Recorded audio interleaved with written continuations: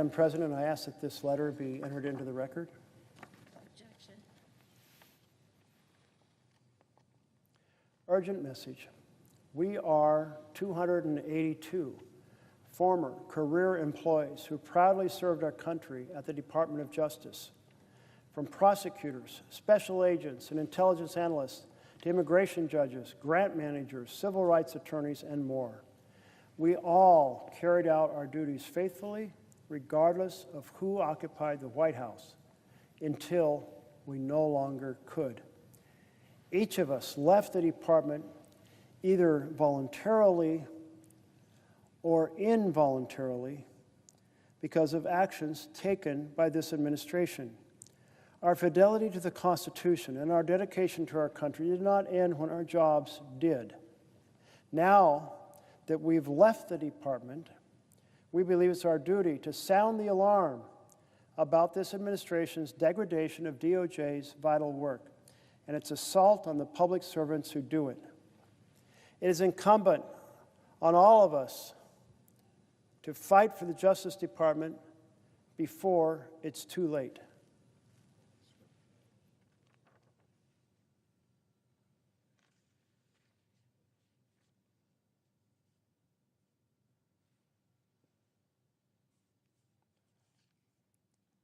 It is incumbent on all of us to fight for the Justice Department before it's too late. The DOJ's mission is to uphold the rule of law, to keep our country safe, to protect civil rights. It's failing on 3 fronts. And I see a colleague has arrived on the floor, and I'm happy to interrupt the reading of this letter.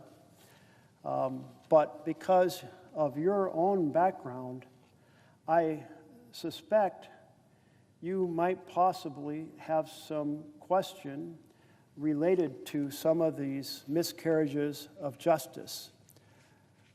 I see my colleague from Minnesota is on the floor, and I would welcome a question if she has one. Will the senator from Oregon yield? I have one question, and it is about just the Justice Department. We just got the shocking news yesterday. It's every single day something happens, that once again the president is treating the Justice Department as his own personal law firm. He has now asked for, and this might have been while the senator from Oregon was speaking, but the president has now requested $230 million back from the taxpayers of this country off of their backs to line his own pockets, or he says now to give to a charity of his choice. And to me, this is just another example of how he keeps considering the Justice Department as it should be, not as the people's lawyer, but as his own lawyers. And in fact, he has installed his own lawyers there. He has done everything from decided to pardon George Santos and pardon his friends, to prosecute his so-called enemies, including firing career prosecutors to allow him to install a White House aide to go after his enemies. And so one of my obsessions with having watched this from the Judiciary Committee is just how that can be justice. And I think it does tie in with everything else that's happening. You know, he is focusing on getting $230 million that he doesn't deserve back into his pocket instead of helping the American people get health care. He's focused on helping his pals and his friends and going after his enemies instead of doing the work for the American people that he was elected to do. So I would just like to have my colleague from Oregon answer a question about how he sees this Justice Department fraud and what's happening over there as related to how the president isn't doing anything for regular people, and instead he's helping his pals. Well, I thank so much my colleague and friend from Minnesota and the expertise you bring on the Justice Department. As a lawyer, you have the background as you serve on the committee that has this jurisdiction. And I, as a non-lawyer, can tell you I am just absolutely shocked and stunned. I have thought that the norms that we have in America are norms that make a great deal of sense because they have a value associated with them. And that value is the fair administration of justice without prejudice, the fair administration without targeting of political enemies. I think, oh, I read about the targeting of political enemies. That happened in some country far away, where a president who didn't share the values that we have here in the United States of America went after their political enemies by falsely pursuing them in a criminal sense. But then I realized that, no, that's happening right here in the United States of America. And you made reference to a situation that I believe I may have heard about and may have this wrong, in which the president is actually suing the government, then instructing his Department of Justice to settle the suit, thereby translating money into the president's pocket out of the government. I mean, are you kidding me? What is the President of the United States? I will file a suit against the government, and then I'll tell the Justice Department to pay it off and put that money in my pocket? I mean, I was just stunned by reading that new version. There is no limit to the self-serving. I must say, in that case, it's money. But when the president has an enemies list, and when the president instructs Pam Bondi, the Attorney General, to go and find something on that person in order to make their life miserable, this is absolutely horrific, because it's not just about targeting that person, which is bad enough. It's about suppressing dissent or enforcing loyalty, suppressing dissent by anyone else and saying to everybody else, you better do exactly what I say. I can issue a pardon if you do what I say and it's illegal, but I can issue a subpoena and prosecute you if you violate, well, if you fail to do exactly what I want. Will the senator from Oregon yield for a question? I would love to yield to another question.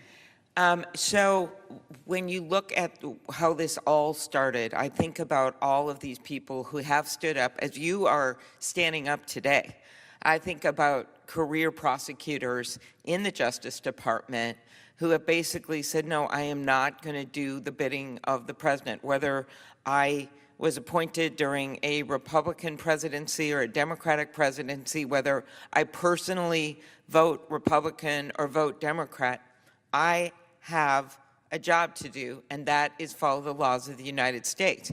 And I think the real first indication of this, where people realized just how off the cliff this was going, was when, in fact, there was pressure put on career prosecutors in New York to dismiss these charges that had been the result of a long investigation involving Mayor Eric Adams.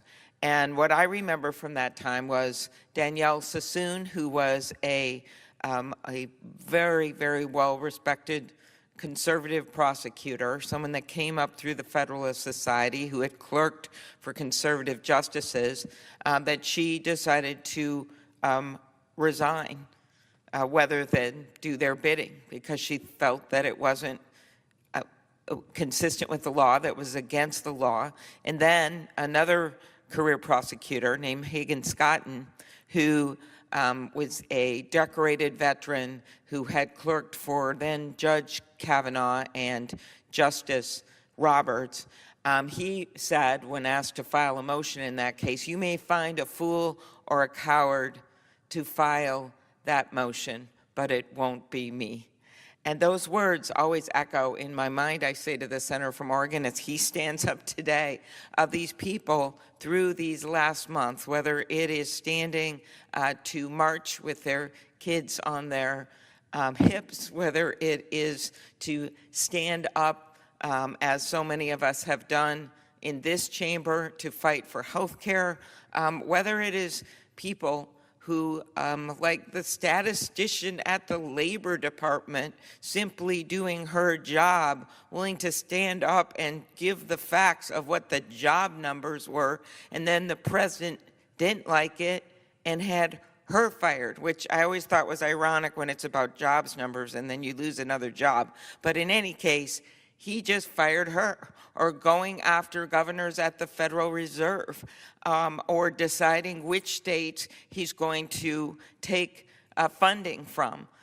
In my home state of Minnesota, as I know you've experienced in Oregon, he cut a bunch of energy projects. And I looked at the list, I thought, wait a minute, these are all grid projects. So many of them were major, major projects with private companies to provide energy in neighboring states like North Dakota and South Dakota. I kind of looked at the list and saw all the funding because the company was based in Minnesota, but all the funding for our surrounding red states. And I just thought, oops, I guess they didn't mean to put this on the list. All of that combines, as you look at what's happening with the Justice Department right now, as a president that is basically decided that there are no norms. And so the only norms left is this body, because the House has decided they're not coming back right now. They're waiting for these Epstein files that they hope will just go away, but it appears they will never go away. They won't even seat a duly elected member of Congress from Arizona because they're so afraid of these Epstein files. So while that's going on, and they're basically decided to just stay home and hang out and not come to work every day, this is the functioning chamber, as close as it can come, that is supposed to be dealing with the matters before the country. And the matter before the country right now is what is happening with our health care system. On November 1st, these premiums are going to be doubling in so many states. You look at some of the states that actually Donald Trump won, like Florida, with millions and millions of people on these plans. You look at Texas, 75% of the people on these plans live in states that Donald Trump won. So while all that is going on, the president goes to his go-to, and his go-to is messing around with the justice system.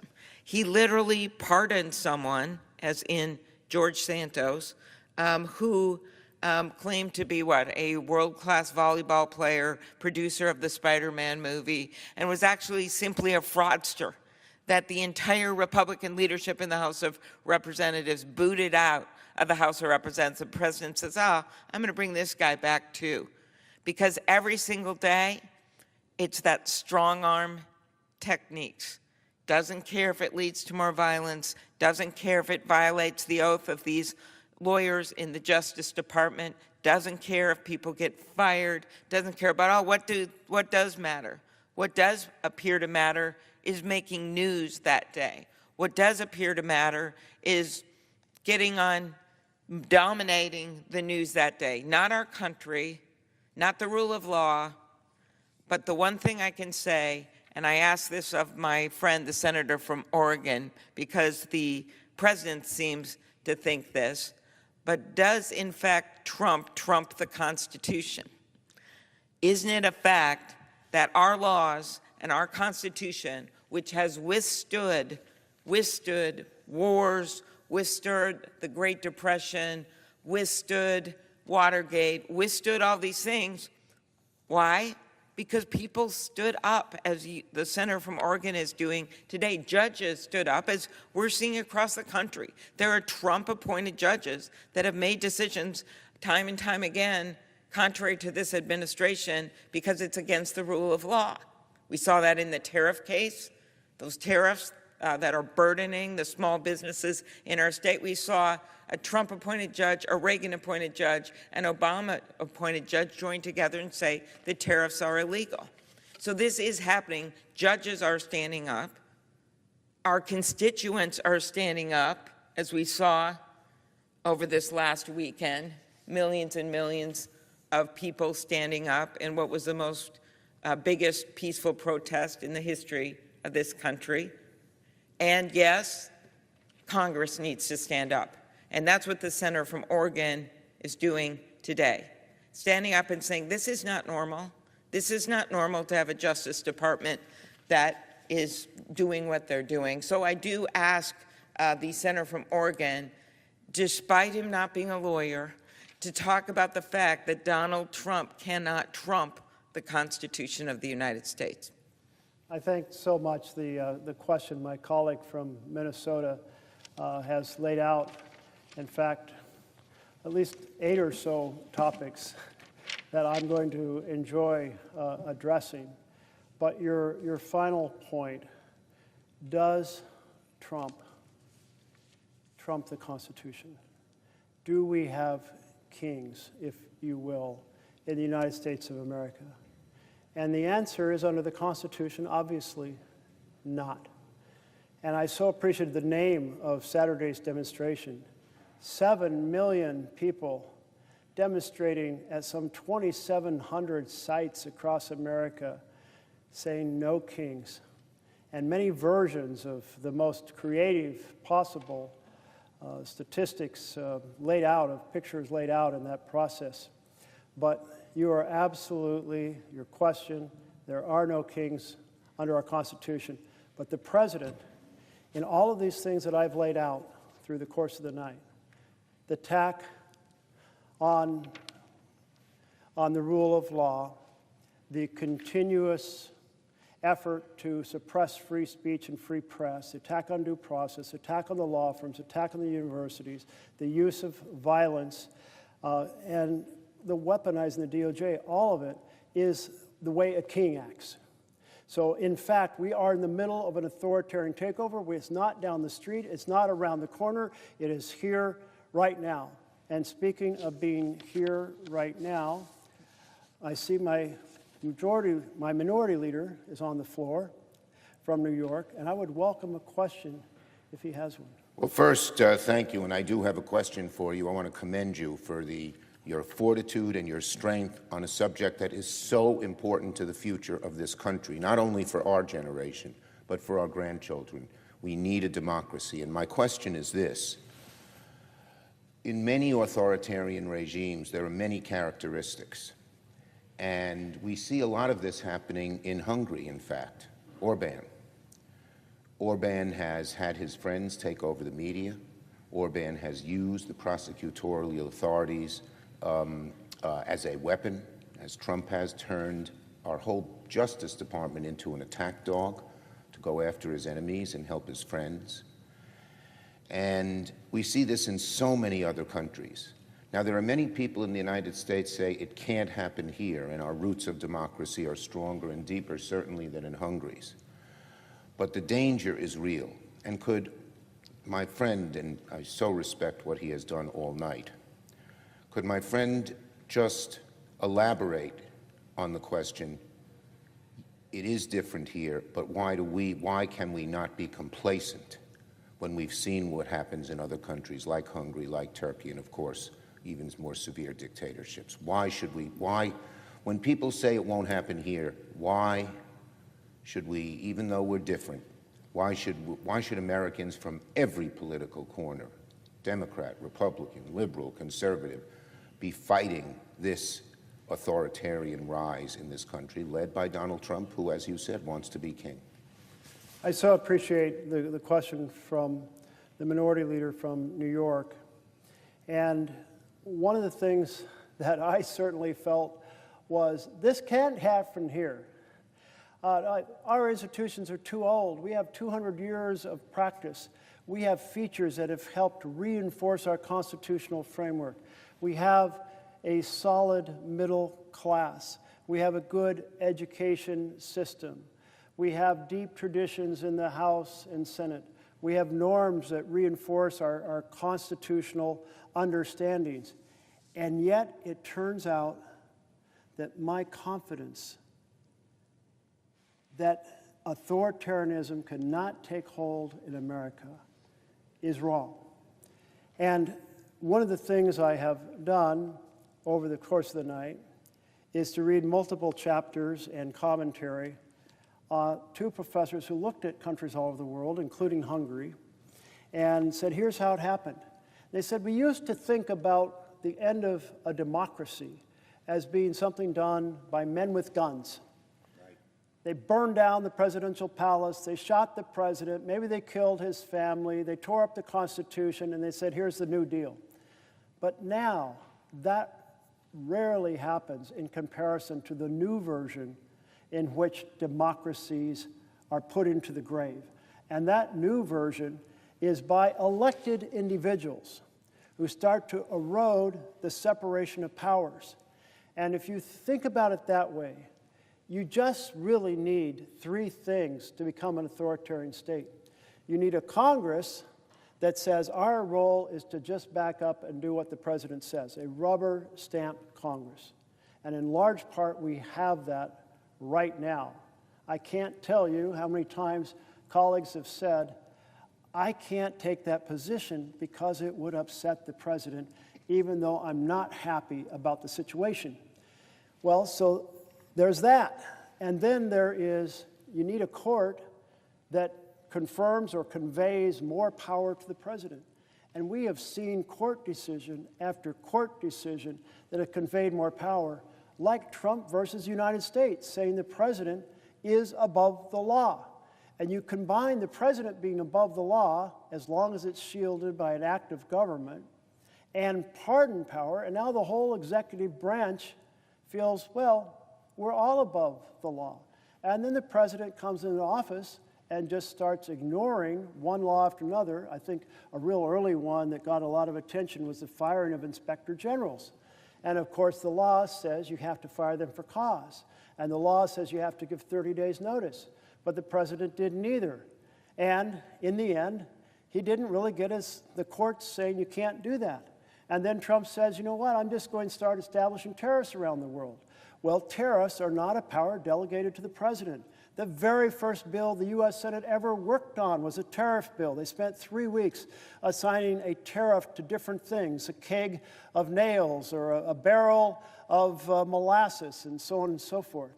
And so this collective factor brings us to the third element that creates the authoritarian state, which is a president who wants to defy the law, create a space in which saying the laws do not apply. So suddenly the checks and balances are gone, and it's not the authoritarianism that we need to fear a year from now. It's here at this very moment. And so this is why we should all, if we had any doubts a year ago, we should all now be going, oh my God, we are not immune from the same strategy that's been pursued with the same authoritarian playbook in country after country after country. Thank my colleague for that really right on the money exposition of this, and I'd just like to ask one more question related to the first, the supine Congress. Our Republican colleagues seem to just do whatever Trump wants, and we hear lots of mumbling and grumbling, we don't like it. But I hear from some of them saying to me, it wouldn't make a difference if I spoke up. Does my colleague from Oregon agree with that it wouldn't make a difference, that if Republicans, whether at the leadership in the House or Senate, or a large number or even a decent number of members spoke up against the kind of authoritarian direction that Trump is taking, does my colleague think it wouldn't make a difference, as they say, or does he think it would? Well, I believe it would make an astounding difference, because when I come to the floor, or any of my Democratic colleagues come to the floor and say, look at this attack on due process, this is just wrong. Look at this effort to tell universities what to teach, this is just wrong. Look at the attack on law firms, and they've been essentially blackmailed into $1 billion of free legal help to groups that Trump wants, that's wrong. Look at the effort to ship people out of this country because of what they say on foreign policy. That's just the violations of free speech and due process. And we say it's just wrong. But in essence, we are speaking within a communication bubble that exists around our urban communities. And there is a different communication bubble that exists around our rural communities. We have driven this into this situation through cable news, where people in my state who live in cities watch one version of the world on cable. They see a different version if they're in rural areas watching a different cable, and then it's reinforced by social media. So when a colleague across the aisle speaks up, now a whole new audience is hearing about what's going on in our country. And it has the act of integrity because it's not coming from across the aisle. It can't be dismissed as a partisan comment. It is clearly a comment of principle. So when you have both a comment that is absolutely principle and a comment that reaches into a different media sphere, now you start to have an enormous impact, and others will have courage to follow. Because I have heard from my colleagues about some of these pieces that they are worried about but are not speaking up on, one person steps forward, maybe takes the hits from some of the right-wing commentators, and maybe actually gains some respect from others who say, you know, that is for sure the truth. And I thank my colleague from Minnesota for her excellent back and forth with the Senator from Oregon. Thank you for doing this. I yield the floor. Thank you very much to my colleague from New York for those two questions. And one of the questions that my colleague from Minnesota asked about was mentioning a $230 million in compensation that Trump is trying to get out of the government. And so I found the story about that and wanted to fill folks in on what that is. President Trump is demanding that the Justice Department pay him about $230 million. That's a lot of money. To folks in my neighborhood, $1 million seems like an unfathomable sum. And here we're talking about $230 million, $250 million in compensation for the federal investigation into him, according to people familiar with the matter. This is an article by Devlin Barrett and Tyler Pager on October 21st, 2025. So hot off the press, if you will. The people familiar with the matter who added that any settlement might ultimately be approved by senior department officials who defended him or those in his orbit. So you have the president suing his own government, and he has the Justice Department, in which there are people who were on his defense team now working, who would be the ones to ultimately approve a settlement. This situation, this article goes on to say, situation has no parallel in American history, as Mr. Trump, a presidential candidate, was pursued by federal law enforcement and eventually won the election, taking over the very government that must now review his claims. It is also the starkest example yet of potential ethical conflicts created by installing the president's former lawyers atop the Justice Department. Lawyers get to play both sides. They were on his team that brought the lawsuits, and now they're on the team for the Justice Department that would agree to pay him. Well, obviously, that's an unacceptable conflict of interest. And in any ordinary world, you would expect anyone associated with this case to say, absolutely not, my integrity will be profoundly compromised if I come anywhere near this. But that type of integrity and that type of clarity about the importance of avoiding conflicts of interest so that fairness is embodied. I mean, I don't think there is a fair way for this to be adjudicated by his own administration, suing the government and then asking them to pay you by the people who work for him. Is there any way to resolve that conflict of interest? I can't imagine it. The only way I can imagine it is to say that this issue will be addressed in the next administration by people in the Department of Justice who did not ever work in the past or in the present for Mr. Trump. He submitted his claims through an administrative claim process that is the precursor to lawsuits. And it goes on to give the details. But essentially, that's the issue of the president suing his own government and then asking the folks who worked for him to settle it and hand him $230 million. Wow. Can you imagine if President Biden had sued the Department of Justice and asked them to settle the case and give him $200 million? I mean, there would be every single senator across the aisle would be down here saying, are you kidding me? That's the clearest ethical compromise ever created in the history of our country. How can that possibly be done? It cannot be done. We must pass a bill. We must condemn this conflict. It's a ripoff of the American people for $230 million. No way, no how. Well, that is exactly what we should hear, regardless of which aisle you sit by, whether you sit to the left of the center aisle or to the right of the center aisle. It is exactly the outrage over gross corruption. And this isn't the only. This is not, by the way, the worst corruption. It may be. No, it's not the worst. The worst was the president asking people after he was in office to buy his crypto coin and saying he's doing a contest, and the roughly 230 people who bought the most of his coins over a set period, those folks would get a special dinner at his golf club, special access to him. And so over a period of several weeks, competition was held, the winners were announced, and then the dinner was held. And President Trump profited personally, fabulously, from that corrupt activity.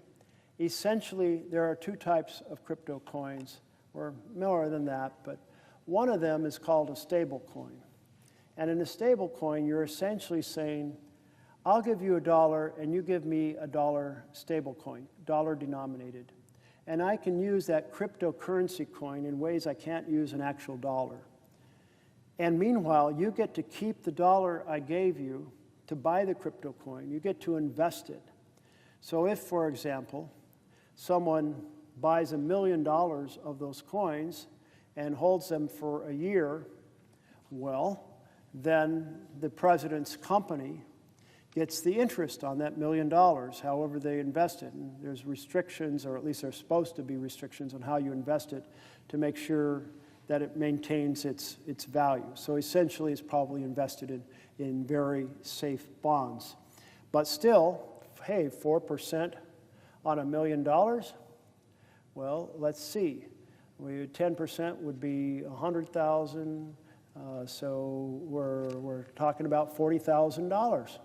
$40,000. Well, what if you buy $1 billion now of those coins? Now we're talking about the president and his company getting not $40,000, but $40 million. I mean, it's a direct sale of access to the president for money in his pocket or his company's pocket. And that is simply outrageous. But then there's another coin that's kind of a token.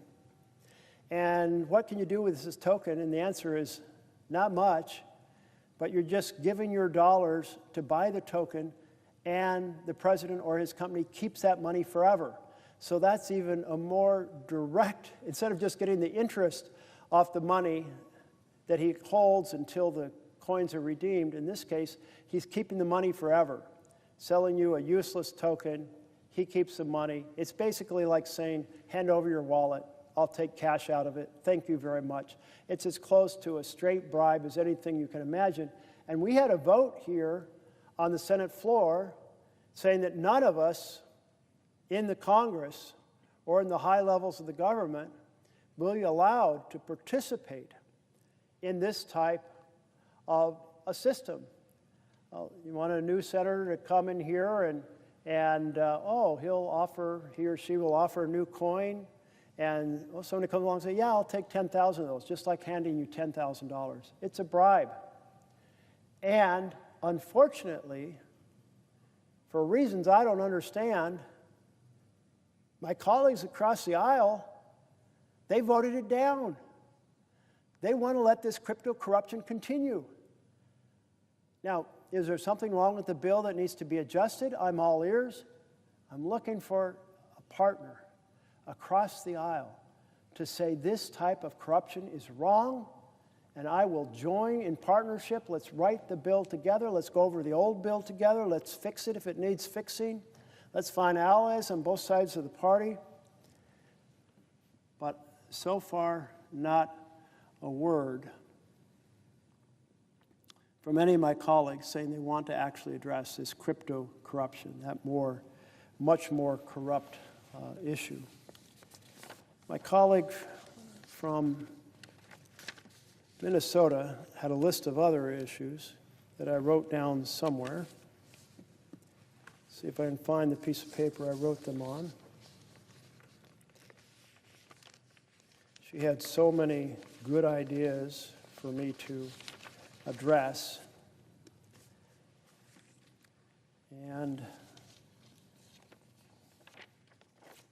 maybe I'll find it, maybe I won't. And given that I'm not finding it right away, oh, here it is.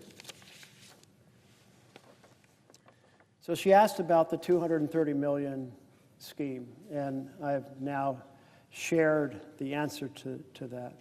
She also noted that isn't it insane to be firing people at random like the head of the Bureau of Labor Statistics because the president didn't like the employment numbers?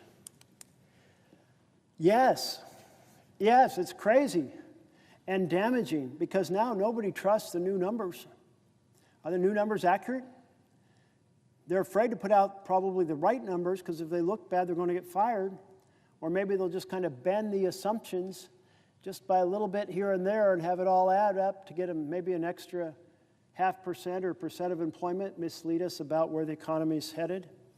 So no, it is deeply damaging, and so many people depend on the many statistics compiled by the Bureau of Labor to understand what's happening on our economy and whether to make investments. And my colleague from Minnesota also mentioned the canceling of energy projects across the country. And those energy projects, I think it was $8 billion in energy projects all across Democratic states. So this is another form of corrupt activity by a president. The president is supposed to be president of the entire nation, not the president of the Republican Party, and therefore striving to have success build in every part of the country, regardless of whether they elect blue or red senators or blue or red members of Congress. But the canceled energy projects were targeted at blue states. Now here's the thing. Those projects produce energy in general at a lower cost than fossils. By doing so, by producing electricity that often is in the realm of 2 cents per kilowatt hour, it lowers the cost of electricity. But what do we see actually happening? What do we see actually happening across the country? We see the utility costs going up. So canceling these projects is driving up the cost of electricity for people in state after state after state. So this is why we often refer to the fact that in his first 10 months, Trump has made the nation sicker and poorer. Sicker because of his attack on health care and some of the not so helpful evaluations coming out of the Health and Human Services Office. But also poor because he's driving up costs. He wants folks to use expensive, dirty energy rather than cheaper, cleaner energy that derives primarily from solar panels or wind. Sure, there's some geothermal in there, maybe there's some hydro in there, but the new energy is primarily in the realm of solar and wind. Both of them hovering around that 2 to 3 cents per kilowatt hour. Now, I'm pretty sure nobody here pays a bill at a utility company as low as 2 to 3 cents. So if lower cost energy can be generated, and I think the retail rate in my utility that serves my house is somewhere around 12 to 14 cents, I'd love them to buy 2-cent energy and lower the cost to me, everyone else. But the president killed these projects, often in mid-stride, meaning putting people out of employment, putting investments at risk, putting our planet at risk because he wants to continue to use carbon energy. Carbon energy, very simply, heats up the atmosphere. Nice little warm blanket around the globe.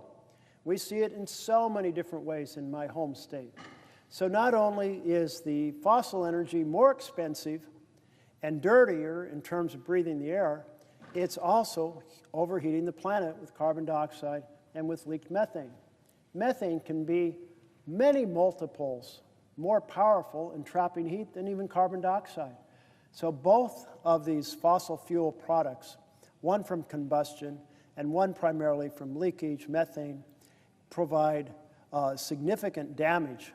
And we see the stronger storms that come down, like the one in Texas.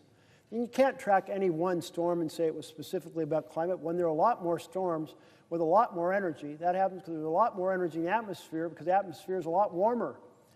And so, in general, the number and ferocity of the storms is tied to our burning of fossil fuels. So here is a president canceling $8 billion of clean, low-cost energy projects in order to force people to keep using more and more carbon, higher cost, higher polluting, and planet-damaging fossil fuels. And I'm particularly struck that this is happening at a time that in the information revolution, you have big new demands on electricity. You have data centers, and counties like them because they're big, expensive, and they provide property taxes. But they consume enormous amounts of energy. And in so doing, that means the local utility has to go buy more energy on the grid, which is more expensive than the energy they already have, driving up the cost for everybody served by the utility.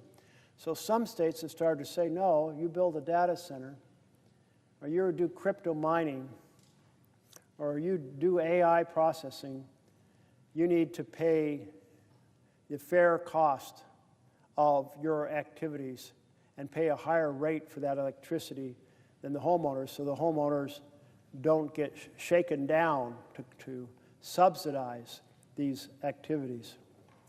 And another point that my colleague from Minnesota made was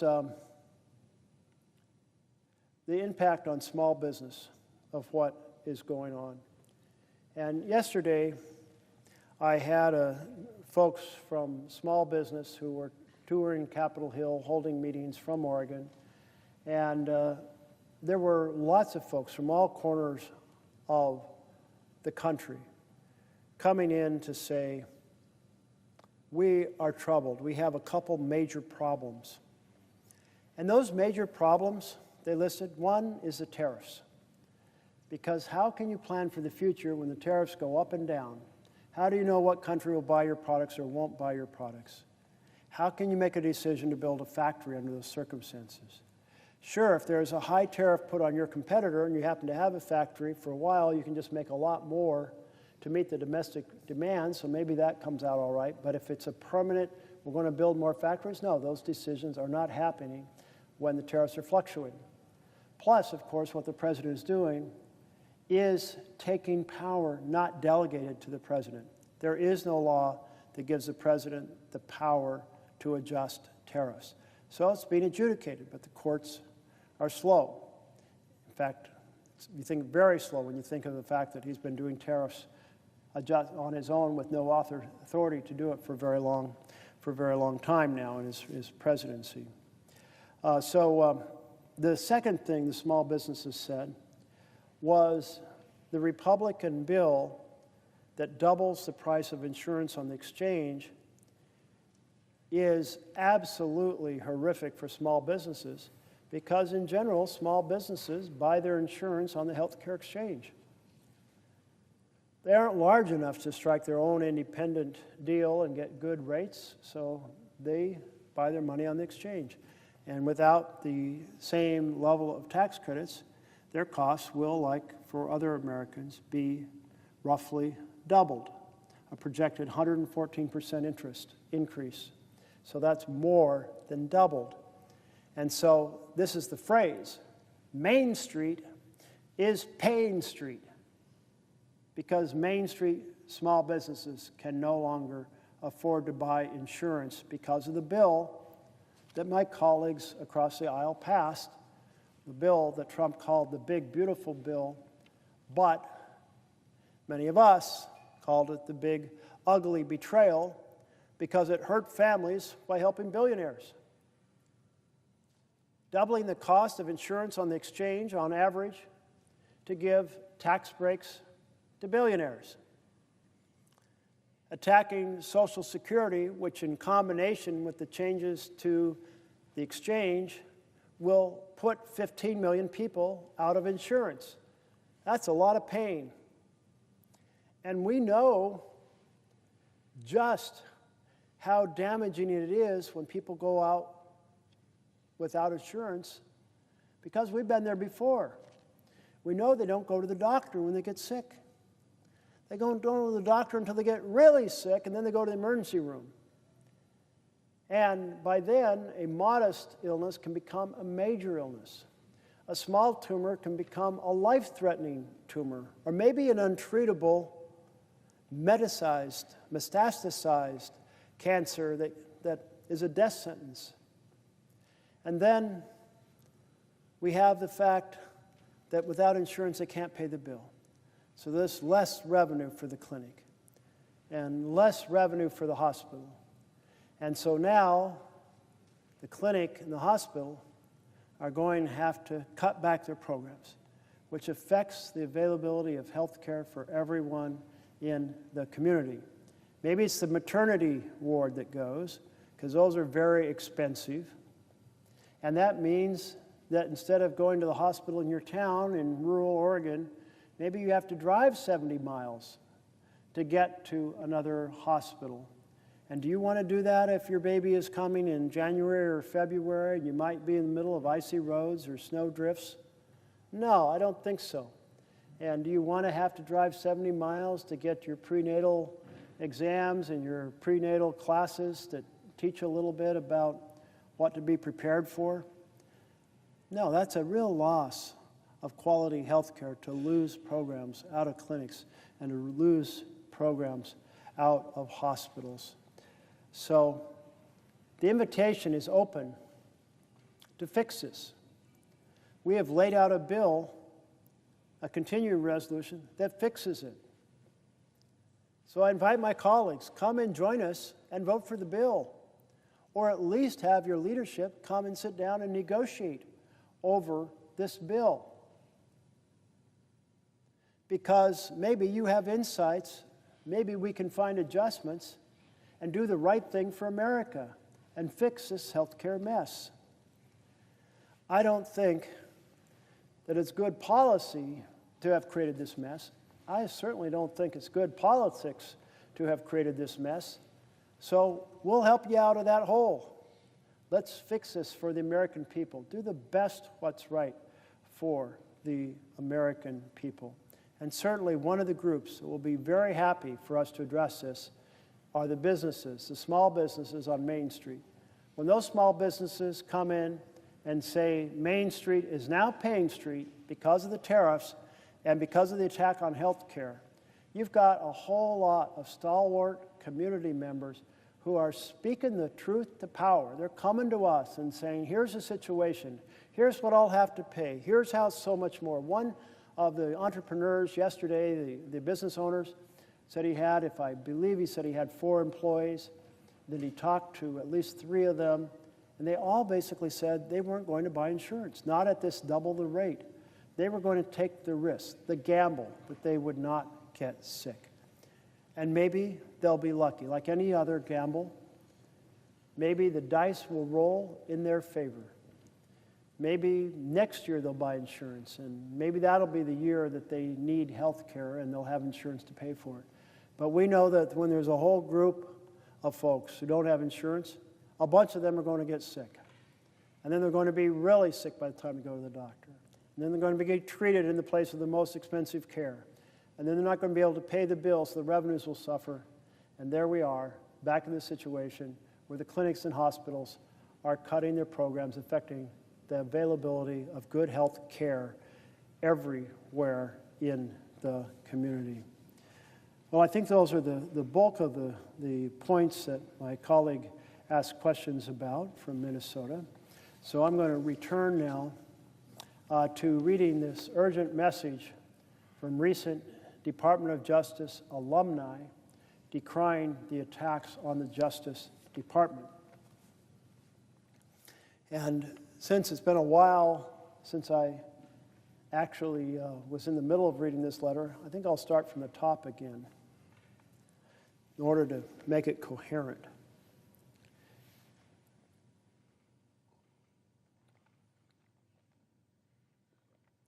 We are 282 former career employees who proudly served our country at the Department of Justice. From prosecutors, special agents, intelligence analysts, to immigration judges, grant managers, civil rights attorneys, and more, we all carried out our duties faithfully, regardless of who occupied the White House, until we no longer could. Each of us left the department either voluntarily or involuntarily because of actions taken by this administration.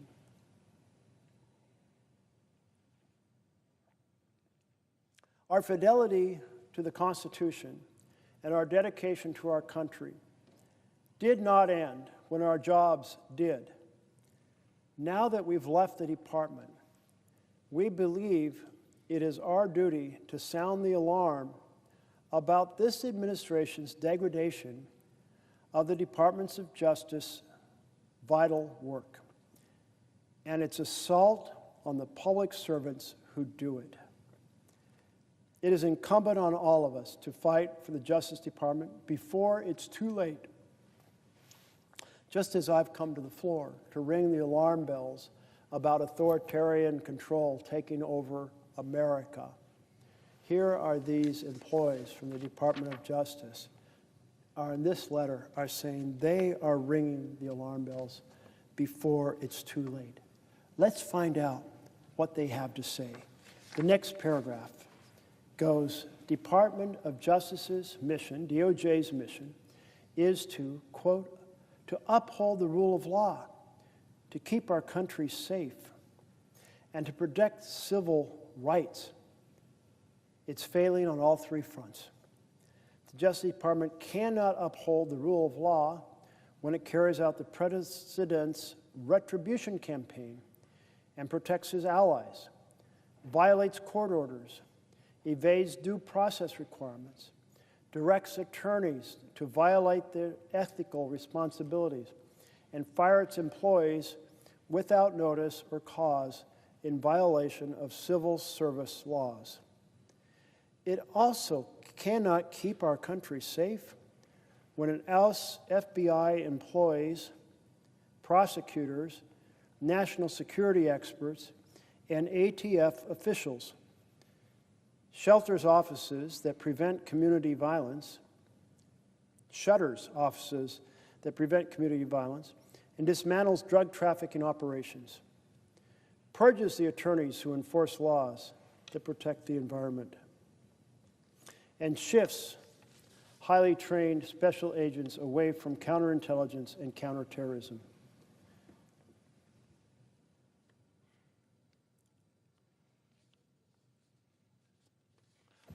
Oh, I see, thank you for the note, I see that my colleague from New Jersey is on the floor, and I would welcome a question if he has one. I appreciate it, and appreciate my colleague pausing for a question.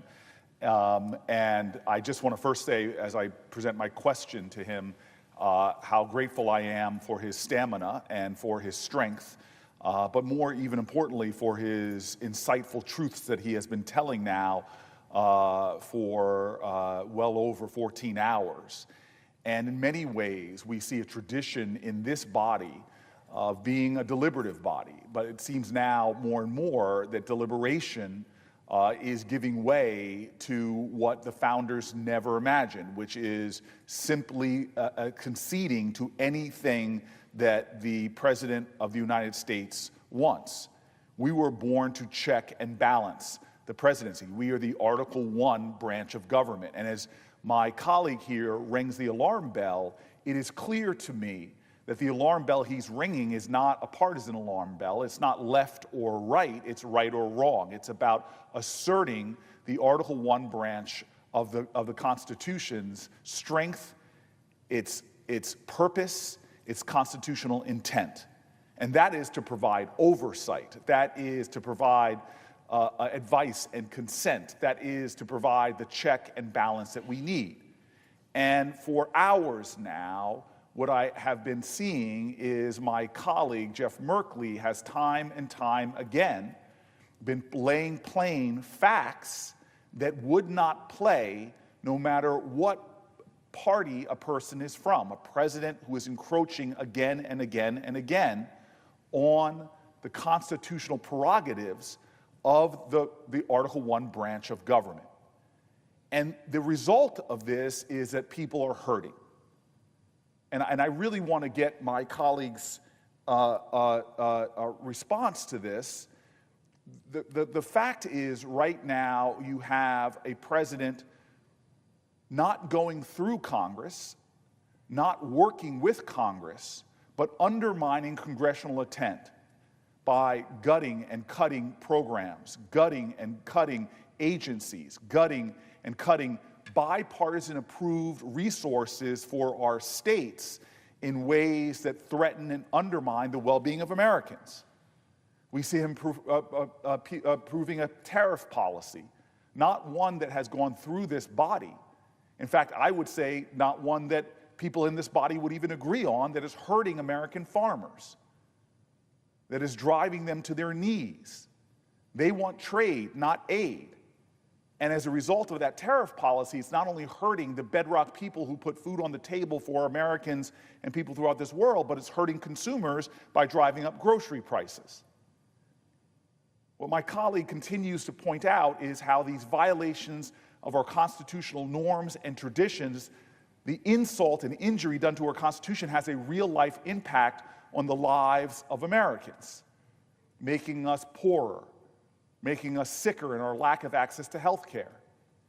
That we are seeing a time now that if we do not ring the alarm bells, more and more Americans will be hurt by a president who is acting more like an authoritarian leader than a democratically elected executive in the Article II branch. And this is not a left or right moment. It is a right or wrong moment. This is a moral moment in America. And I love what Martin Luther King said. He said, the problem today is not the vitriolic words and violent actions of the bad people, it's the appalling silence and inaction of the good people. And so this is a time that my colleague, through doing this extraordinary step here for more than 14 hours, all through the night, standing up and saying, look, democracy has never been a spectator sport. If you love this country, if you love in a deep devotion the ideals of patriotism more than a party, now is the time for all good people to stand up and call it out. And so I want to know from my colleague, this, with the urgency that we have in this moment, with Americans seeing their energy costs go up, with Americans seeing their grocery costs going up, with Americans now seeing the reality of their health care costs going up thousands and thousands of dollars, with marginalized people, with folks who are struggling to provide for their children, for children with disabilities struggling to get the resources they need, with parents not knowing how they're going to meet the rent and pay for medical expenses, how they're going to be able to pay for the basic needs of their families. This is a time that if you believe in the cherished principles of our nation, from patriotism, devotion to our national ideals, if you believe in the ideals of our nation, love thy neighbor, if you believe that we are one nation under God, this must be the time where more people stand up and speak out, because the only thing necessary for the triumph of tyranny is for a free people to remain silent. And so I ask my colleague right now, because there are people saying, what does it matter that a senator is standing up? I ask my colleague right now to maybe say directly to the American people why you are taking this courageous stand tonight, what you hope they will take away, because it's not about you or me, it's not about the 100 people here. We have seen this president back down before, when the American people in a chorus of conviction stand up and say no, no more. As Frederick Douglass says, the limits of tyranny are prescribed by the people who face the oppression.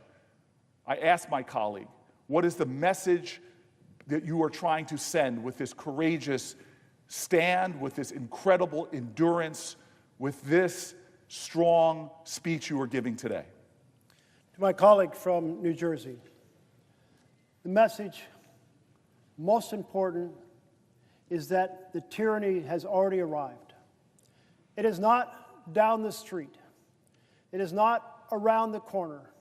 It will not be encountered on the path tomorrow. It is here at this very moment. And that tyranny comes in two forms, so important to our country. The first is the attack on freedom. Freedom is secured by due process. So when an authoritarian president runs over due process, he threatens freedom for all of us.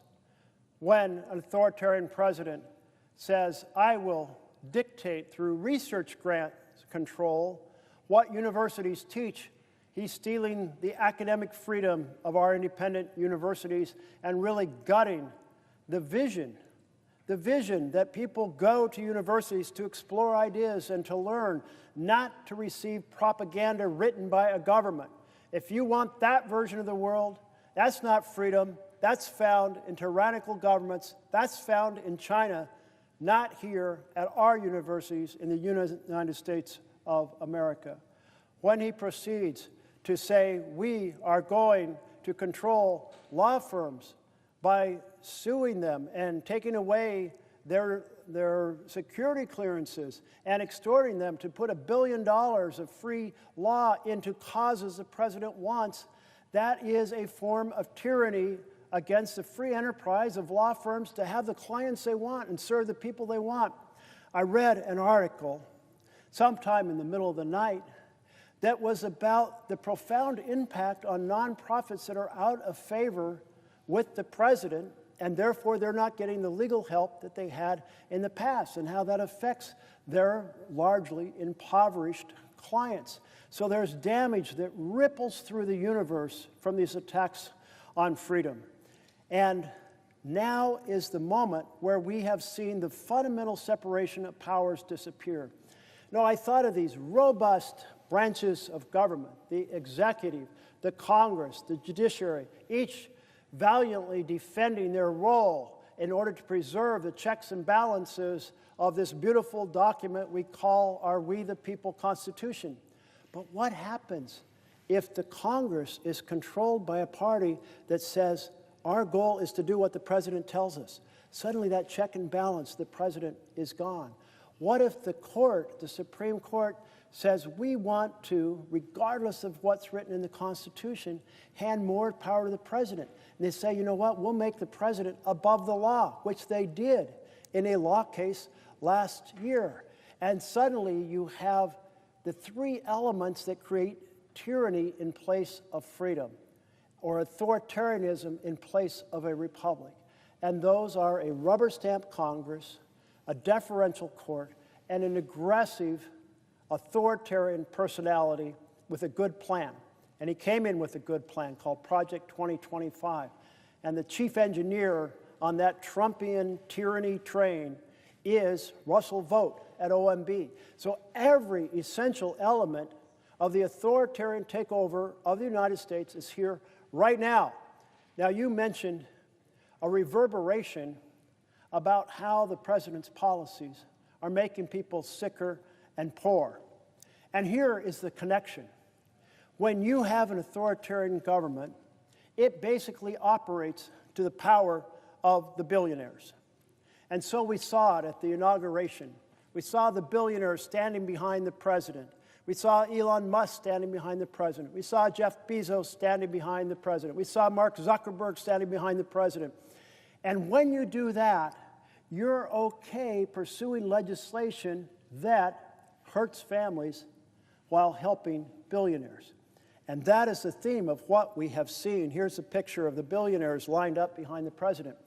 We call sometimes the bill, his major policy bill, the great or the big ugly betrayal, because he campaigned on helping ordinary people. But then on Inauguration Day, there's no ordinary people behind him. There's no champions for health care, no champions for housing, no champions for education, no champions for good-paying jobs and investment in infrastructure. No, those who have already at the very top of the money pyramid in the United States of America are there. So now you have the main bill, and the main bill, what does it do? Well, it savages health care to pay for tax breaks for billionaires. It savages child nutrition to pay for tax breaks for billionaires. So the authoritarian takeover of our government is also linked to this assault on the families. As you said, groceries are going up. The president's employing tariffs that drive up the cost of groceries. If he was looking to help families, he wouldn't choose to do tariffs that drive up the cost of families. And in fact, the president doesn't even have authority under the law to do tariffs to begin with, which he just took it because that's what authoritarians do until the courts stop him. And the courts, moving slowly, have not acted. And you mentioned health care costs going up. Well, I don't know about what the new costs are in your state of New Jersey. In Oregon, the projection was a 68% increase in costs on the exchange. But nationwide, 114% average, meaning Oregon, well, as much as we're shocked by 68% inflation in health care policies, well, nationally, it's more than doubling. So think of all the people who will be unable to acquire insurance. And that's just a piece of the big, ugly betrayal bill, because then you get into the fact that they gutted Medicaid, the Oregon health plan. 70% of the children in rural Oregon are on the Oregon health plan. Think of the devastation when 235,000 Oregonians are projected to lose health care. And what happens when they get sick and they don't go to the hospital because they don't have insurance? So then they get sicker, and when they do go to the hospital, it's the emergency room. And maybe the modest health problem has become a major health problem. Maybe the diabetes that easily controlled has become a foot amputation or an eye problem, an eyesight problem. Maybe the cancer has grown or spread around the body. So not only is an illness more expensive to treat, but the odds of recovery of worse, and it's being treated in the most expensive part of a hospital, the emergency room. And then because there's no insurance to pay for it, the hospital or clinic gets less revenues, and then they have to shut down programs or shut down completely, and then we have less health care for everyone in the community. And then you mentioned utilities, and I was just fielding a question from our colleague from Minnesota, and she said, what about that $8 billion attack on energy projects in blue states? Energy projects that would produce renewable energy that often, at utility scale, is 2 cents per kilowatt hour. My bill in Oregon is fairly cheap compared to the nation. I think it's 12 to 14 cents per kilowatt hour. I'm guessing yours is a lot higher than that. So if that utility can buy energy at 2 cents per kilowatt hour, your bill's going to go down. But I'm pretty sure your bill's going up because of the policies of this administration. So if this administration was worried about families, they wouldn't have passed the big, ugly betrayal that does so much damage to families in order to fund tax breaks for billionaires, wouldn't be using tariffs in this manner, wouldn't be cutting low-cost utility projects that will lower the cost of energy. And thus, here we are, 10 months of making Americans sicker and poorer. And if my colleague would ask the wrong question, because you're making such a great point, and I really hope America hears this, that these policies, these constitutional principles that we're defending here are not just arcane, idealistic things. They have a direct impact on our nation. My colleague is laying it plain. This is what should be animating everybody, is that when you attack the health care of millions of Americans, it doesn't mean you're curing disease and they're not going to have a demand for health care. The demand is still going to be there. And if they're not getting their health care reimbursed, if they're not getting preventative care, if they're not getting regular checkups, they're going to put more demand on our hospitals, which are going to make our hospitals have longer wait times in the emergency rooms, that are going to have our hospitals have less reimbursed care, and our hospitals are going to strain and buckle under that, thus driving up the costs for everyone. You make it plain, and people should hear this. When the president lies to the American people and says he's about all of the above energy costs, he's not. He's about advantaging certain energy over other energy, and it's actually the lower cost energy that he's attacking. Those projects are actually going to lower people's bills. So here he is raising the healthcare costs for everyone, hurting the hospitals that we all rely on, and driving up energy costs for everyone, and giving an advantage to our competitors like the Chinese, who are racing on energy projects in the renewable energy space. But it's even more than that, as my colleague knows. When you have boneheaded attacks on our Constitution, as opposed to going through Congress where there's deliberation and debate, you are actually raising costs in other ways too. As my colleague knows, Americans right now are seeing the investments that we make that return for the taxpayer significant returns in science and research. We are a nation that has exploded industries that the rest of the world is trying to catch up to us. We are the nation that invented so many great things by funding research, basic research and technology. And so attacks on universities, where they are now reporting less postdoc programs, less PhD programs, less research going on in America, you are ceding the pathway to human endeavor. You're closing it off.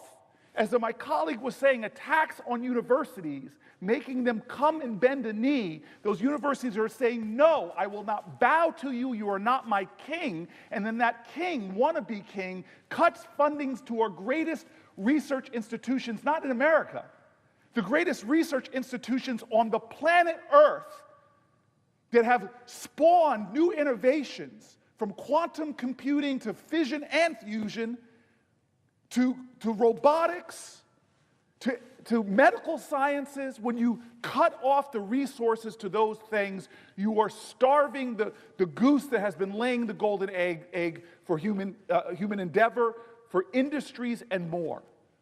It has a cost when a president goes rogue and does what he wants to do. It has a cost, not just to our liberty, when you make universities, when you make businesses, when you make law firms bow before you or be punished by you. It has a cost to our liberty, but it also has, as you are saying so plainly, what most Americans are saying over and over again, is it has a cost financially to American families who are right now struggling. As you have said time and time again over these last dozen-plus hours, Americans are hurting. Americans are afraid. Americans are worried that they're going to get a diagnosis from a doctor that's going to drive them to bankruptcy. Americans don't know how they could take care of a sick child and pay the rent.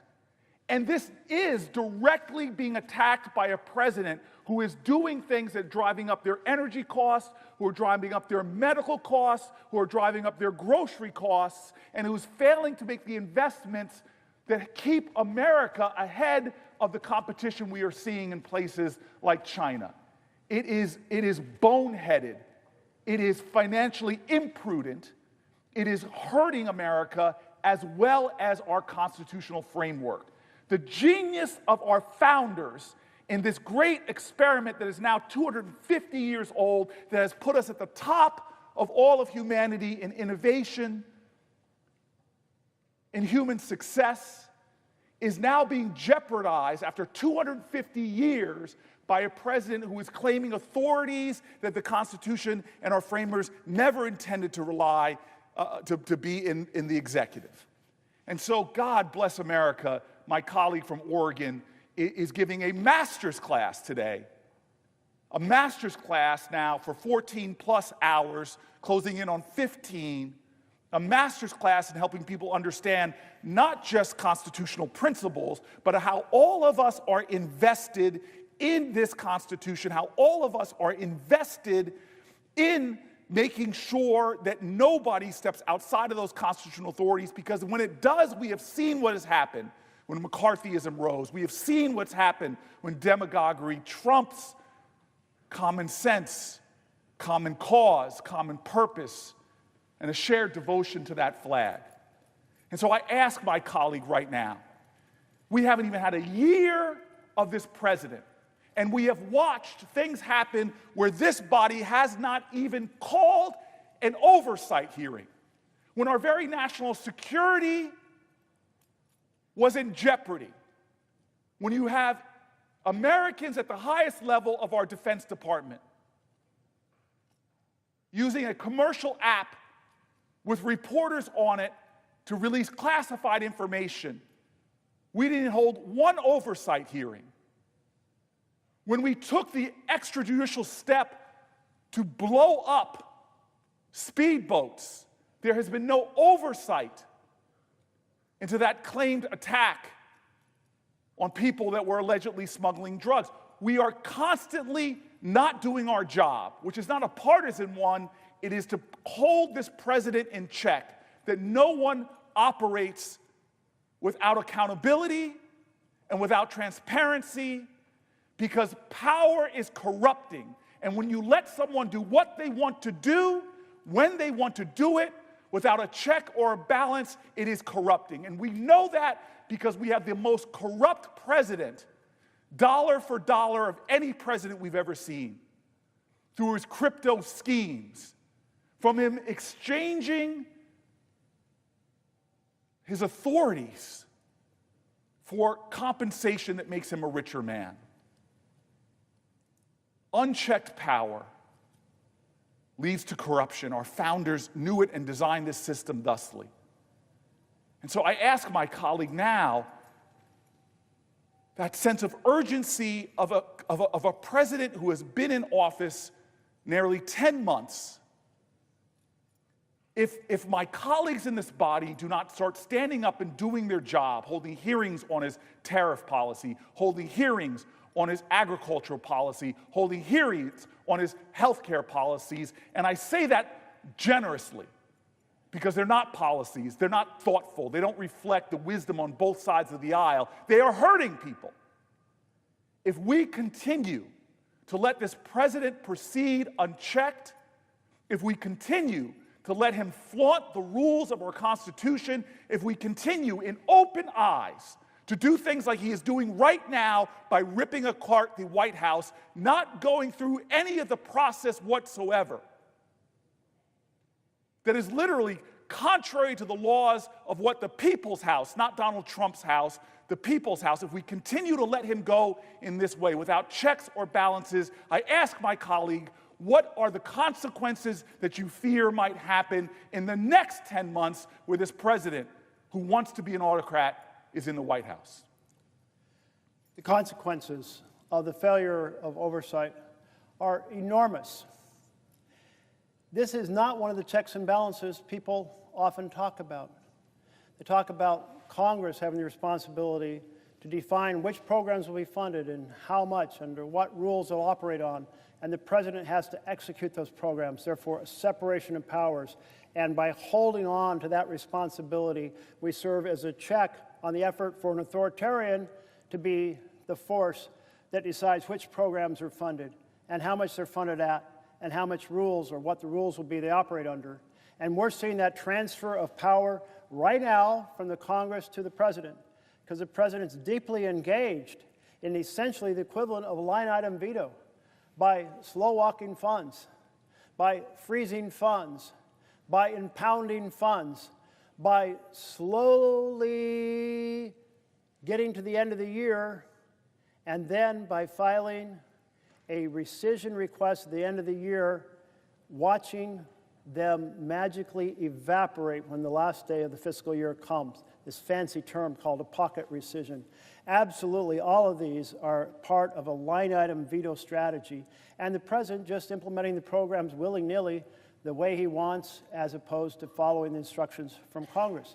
So in 9 months, we have seen not just an attack on the freedoms, we've seen not just an attack on the cost of living through utilities and through food and through health care going up and up and up, but we have also seen this fundamental collapse of oversight that you've pointed to.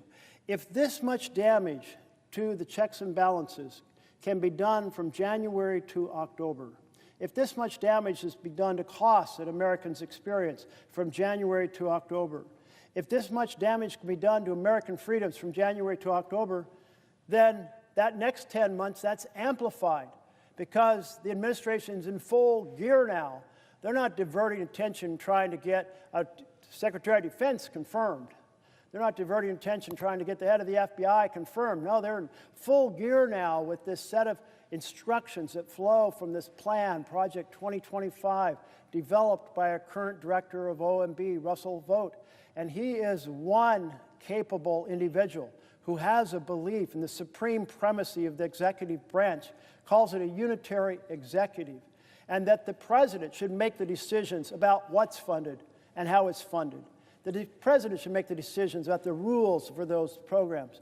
And that means the collective knowledge of these 100 senators, bringing their diverse life experience, their diverse education, their diverse knowledge of different parts of the country. All of that diverse experience is tossed out. The diverse experience from our 400-plus members of the House of Representatives is tossed out because, no, it's the president and his team saying these programs, at this amount of money under these rules, that is what the authoritarian rule is. And one way we can exercise a check on it is through oversight, is by holding those hearings to investigate in public and doing it in partnership, full partnership with our Republican colleagues. I mean, that should be a collective goal of us all together who believe in the vision of the Constitution, of this check and balance. And out of that information flows action items. When you oversee and see what's going on, then you get together and say, what's going wrong? Let's fix it. But you can't get to the point of saying, let's fix it, if you've got your eyes covered up, your hands over your ears, your head in the ground, and saying, I don't want to look at the administration. I know a lot of bad shit is going on over there, but man, that's the president of my party, and if I dig into that, he's going to be very upset. And we have seen how he is personally directing criminal investigations about people who have criticized him. There is concern by some of our colleagues, rightly so, that if they be the ones to speak up and say this is wrong, they will be next on the list, the enemies list. And when you think about the fact that on that enemies list is even our own fellow senator, like this is people who he was unhappy with because they said that the 2020 election wasn't stolen. And so now he's going after them. In one case, he lifted the security clearances, not just for the person who spoke up and said the president, Trump, is wrong about the government, the election being stolen, but they took the security clearance from all of his coworkers. So a collective punishment strategy. This idea of weaponizing the Department of Justice, this intimidation of free speech, that really does affect people in this chamber as well as outside this chamber for fear of being targeted. And indeed, one way they can be targeted is through their own folks back home. So when one of our senators said, this big, beautiful bill is a train wreck for health care, and I'm not voting for it, within hours, that colleague had been threatened with a primary and announced, you can't threaten me with the primary because I won't run for election.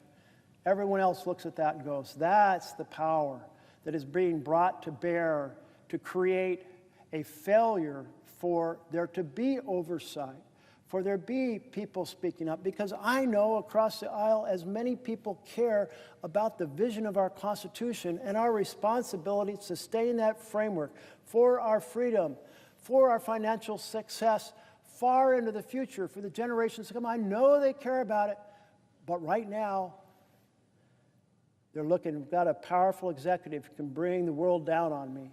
And I'm hoping somehow we will have a few courageous folks to be at the front of the line and say, I'll take the hit. I'll stand up and say what everyone else is saying privately, that this is outrageous, an outrageous attack on freedom, an outrageous attack on the structure of our Constitution, an outrageous increase in the cost for ordinary families, that the vision of families lose and billionaires win is wrong for the people that I represent in my home state, regardless of it being blue or red, that the idea that health care is being slashed for tax breaks for billionaires is wrong, that nutrition programs are being cut for tax breaks for billionaires is wrong. We need our colleagues to join us in this effort so it is not partisan, it is bipartisan, and we're standing up for the core principles on which our country was founded. I thank so much my colleague from New Jersey. And I see my colleague has arrived from Illinois. I want to thank, through the chair, I want to thank the senator from Oregon for his leadership in bringing this issue before us. We have something in common. Both of our states are facing militarization from the federal level of government. Nominally in Chicago, the president argues that the city is unsafe. I watched this last Saturday as 100,000 people gathered for the No Kings rally and parade, a peaceful, nonviolent gathering of Americans expressing their constitutional feelings and right to express themselves in this republic. I know that you're facing the same threat in the state of Oregon, and recent court decisions seem to suggest that there's more time in the courtroom ahead. I would just say to the senator from Oregon, thank you for leading this conversation. There are so many aspects of this presidency that you could address, and I'd like you to address, if you will, this militarization issue. We have carefully crafted in our existing laws prohibition against the use of military force for law enforcement. It makes sense on its face because these men and women, as good as they are in National Guard units around our country, are not trained primarily in law enforcement. Theirs is a much different type of training. And secondly, to overcome state and local sources of law enforcement is a major constitutional step. And yet this president has initiated it in my state of Illinois, in your state of Oregon, and in the state of California. Would you address this aspect of your comments this morning? My colleague from Illinois, I so appreciate the question. And certainly you feel it very personally when the target of the president's militarization or the sending of the military into our states is your own state. And you see it with very clear eyes because you go and visit and witnessed and you understand what's going on. And I know in my state, I went down and I saw these 3 women protesting outside of the ICE building. I think they had a sign, I think it had a flower on it. And since that time, what has developed are a demonstration of joy and whimsy. And what I mean by that is I mean the protesters understood that Trump was trying to start a fight and then a riot and then have that riot be a justification for federalizing the National Guard. And so we had many steps in this process. The first is he said, I'm going to federalize the Oregon National Guard, and Oregon Attorney General appealed it, and the district attorney, not the district attorney, the district circuit judge, district judge, proceeded to say, wow, the administration's description of what's going on is untethered to the facts. This is not a rebellion. There is not an invasion, so no, you can't federalize. That's a test in the law. And a very similar decision, I think, was reached by a district judge in Illinois. And then it went to the circuit court. And the circuit court in Illinois, my understanding, is they backed up the district judge and said, yep, no rebellion, no invasion, you can't federalize. Well, in Oregon, the administration took another tack. They said, well, okay, we can't federalize the Oregon troops, but we will send in troops from Texas, or National Guard troops from Texas and California that have already been federalized. And the district judge in Oregon said, no, I'm sorry. Once federalized, it's not like you can just travel through the countryside doing whatever the hell you want. You have to have a rebellion or you have to have an invasion, and you have neither. So no, you can't come. But here is what really worries me about this. When you have an authoritarian president, they have a playbook. And that playbook was carefully crafted for this president under Project 2025. It involves so many pieces of stealing the power purse from Congress, overriding due process, attacking the power of universities and law firms, attacking the ability of free press, including lawsuits against the Wall Street Journal and pressure created against our networks on what information they can air. And an additional part of this playbook is to be able to use the military to suppress domestic dissent. And to create the path for that, you want court decisions that say it's okay, and you want the military to get accustomed to being deployed, so when you tell them to go and suppress domestic dissent, they'll do it. And so here we have the fact that the president was stopped, but there is now 2 more steps coming that I'm really worried about. One is that in California, the Ninth Circuit, a 3-panel set of judges said, one of them said the district judge was just right. There is no rebellion, there is no invasion. But the other 2 said, well, you know what? Even though the district judge used the definition of rebellion that was considered at the time, basically that there has to be a sizable group that is well organized, that is weaponized, seeking to overturn the government. And we think maybe you should apply a looser definition of rebellion.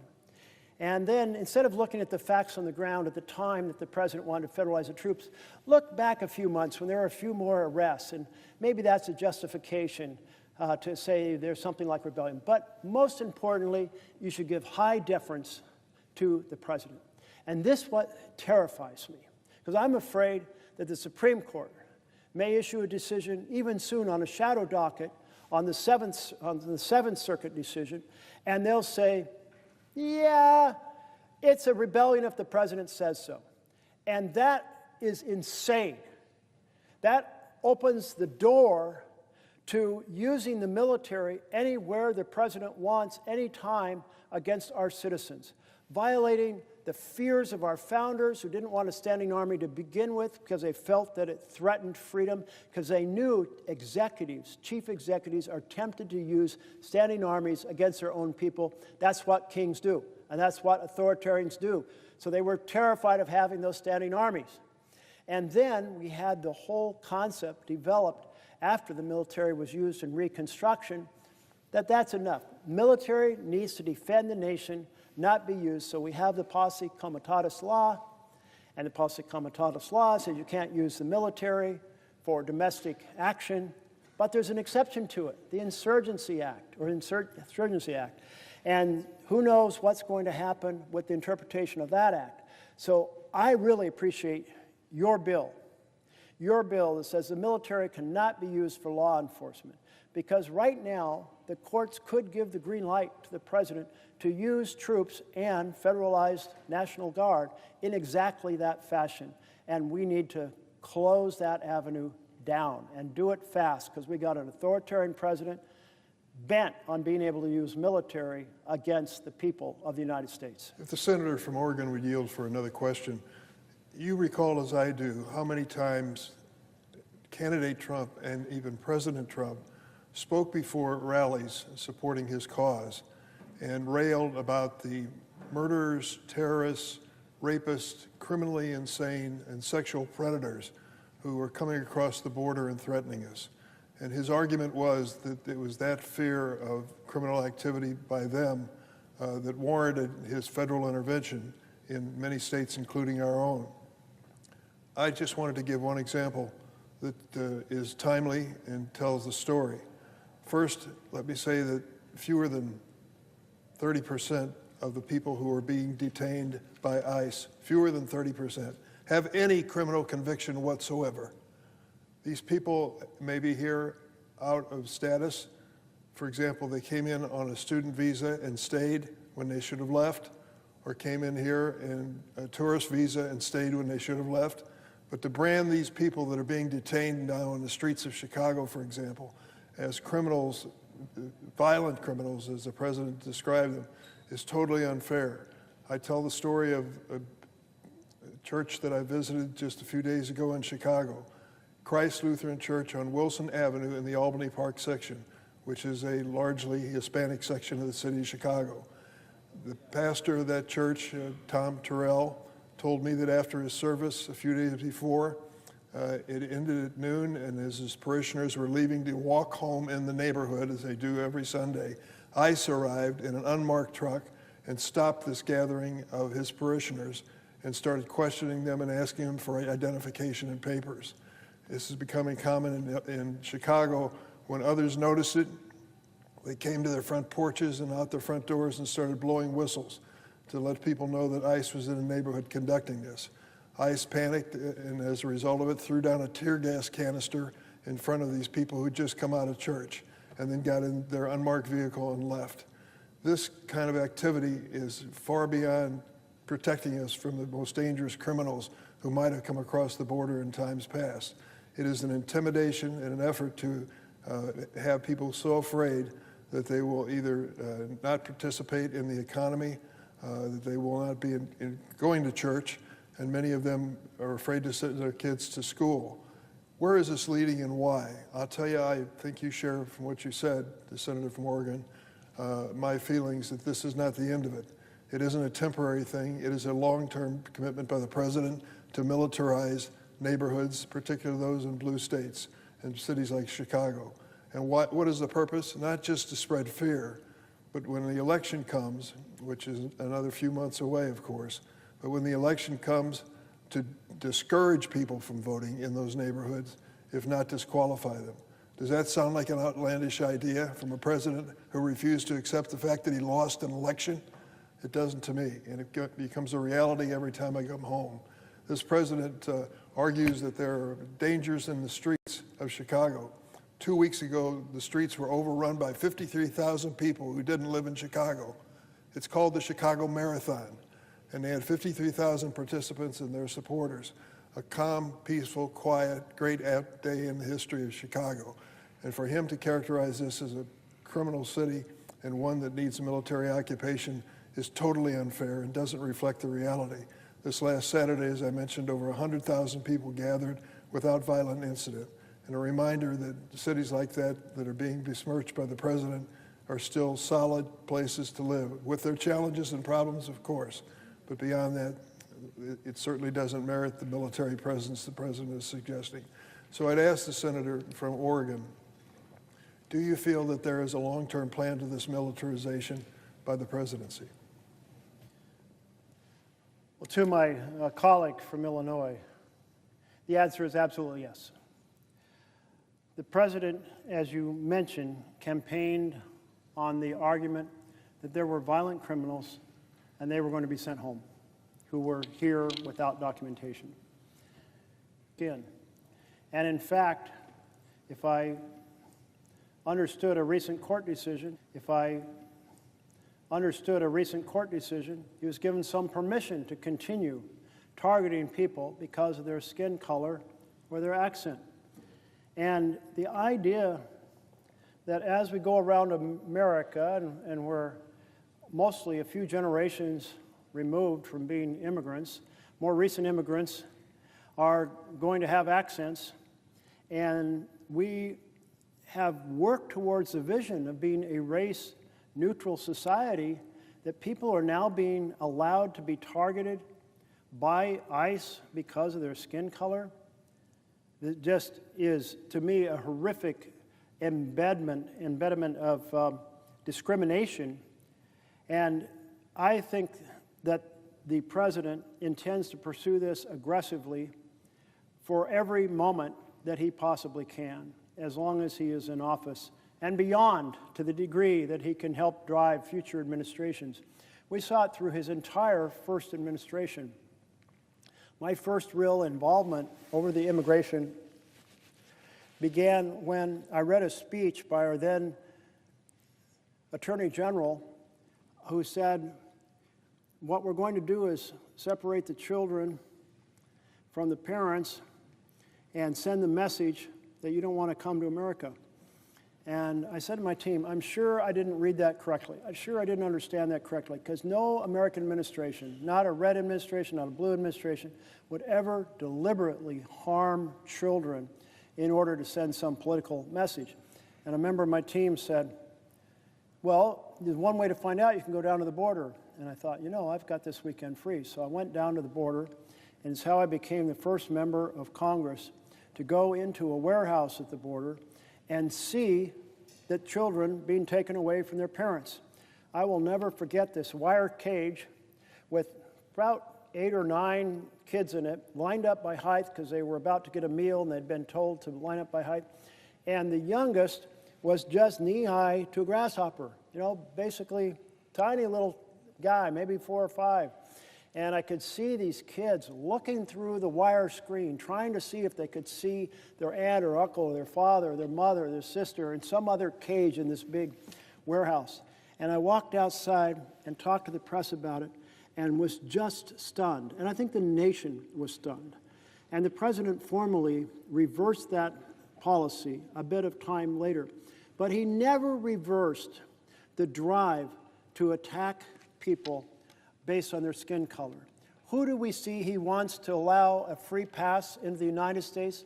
Basically, a wealthy white population from South Africa. And they're some of the most privileged population in the world. But the president says those are the folks. And remember his comments from his first term, where he said he really wanted people from those kind of Scandinavian-style companies. So I do feel that he wants to pursue this aggressively throughout his administration, and we are going to see a lot more terrorized neighborhoods. I thank the senator from Oregon. Thank you. I see that my colleague from Washington State is here. Would she consider, I would welcome a question if you have one. Mr. President, I rise to ask the senator from Oregon a question. I appreciate my Northwest colleague being here to bring attention to these important issues. And so much has transpired in the last few weeks, and so I just appreciate the fact that you are trying to bring part of the awareness. If we made a long list, there'd be many, many things here in this list of authoritarianism that we do not like, and appreciate you bringing specific attention. Although I do find some musings that people find a bicycle protest somewhat threatening, which is just not you know, we're kind of famous for our bicycle events in Northwest, so don't know why somebody finds that threatening when the authoritarianism is really the threat. So, but I have been so involved with my colleague Senator Grassley in making a really important point, and that is the president is abusing his power on tariffs. When you think about the actions of proposing tariffs, this is exactly why people said we don't want kings to have this authority. Why? Because it's such an important constitutional authority given to Congress. It is not something that we think that the President of the United States should have to usher in economic impact in this dramatic way. And the IEEPA tariffs, the lower courts have already said, yes, we don't think that he has this authority. He's been abusing this authority. Now he's going to try to say there's other emergency powers, and hopefully the courts will continue to do their job. But when I think about all of the things he's done, and lots of them are big issues, to me this one to basically wield an economic impact on the cost of affordability for Americans, for housing, for food, for transportation cost, a whole myriad of things, when it's only the authority of Congress to do this. I think of how big this economic stick is that he is wielding. So all we've said here collectively, bipartisan group of senators, is that you should, if you think these things are so great, you should come to the Congress. But the constitutional authority is that only Congress has this authority. So I think it's a very dangerous precedent. I think it, in a global economy with a lot of economic activity to be had, I don't think it's a good idea to have somebody in the office of the presidency acting as if these tariff policies are their domain. And clearly, the cost of this on goods and services, particularly those that are really, really hurting us, like I said, affordable housing and things of that nature, are really the impacts. And I don't know to what degree, sorry to say I didn't stay up with you and watch all night, so I don't know what degree you covered tariffs, but I don't know what you think about this particular point in this debate of yours about the authoritarian power and how much is being abused on tariffs.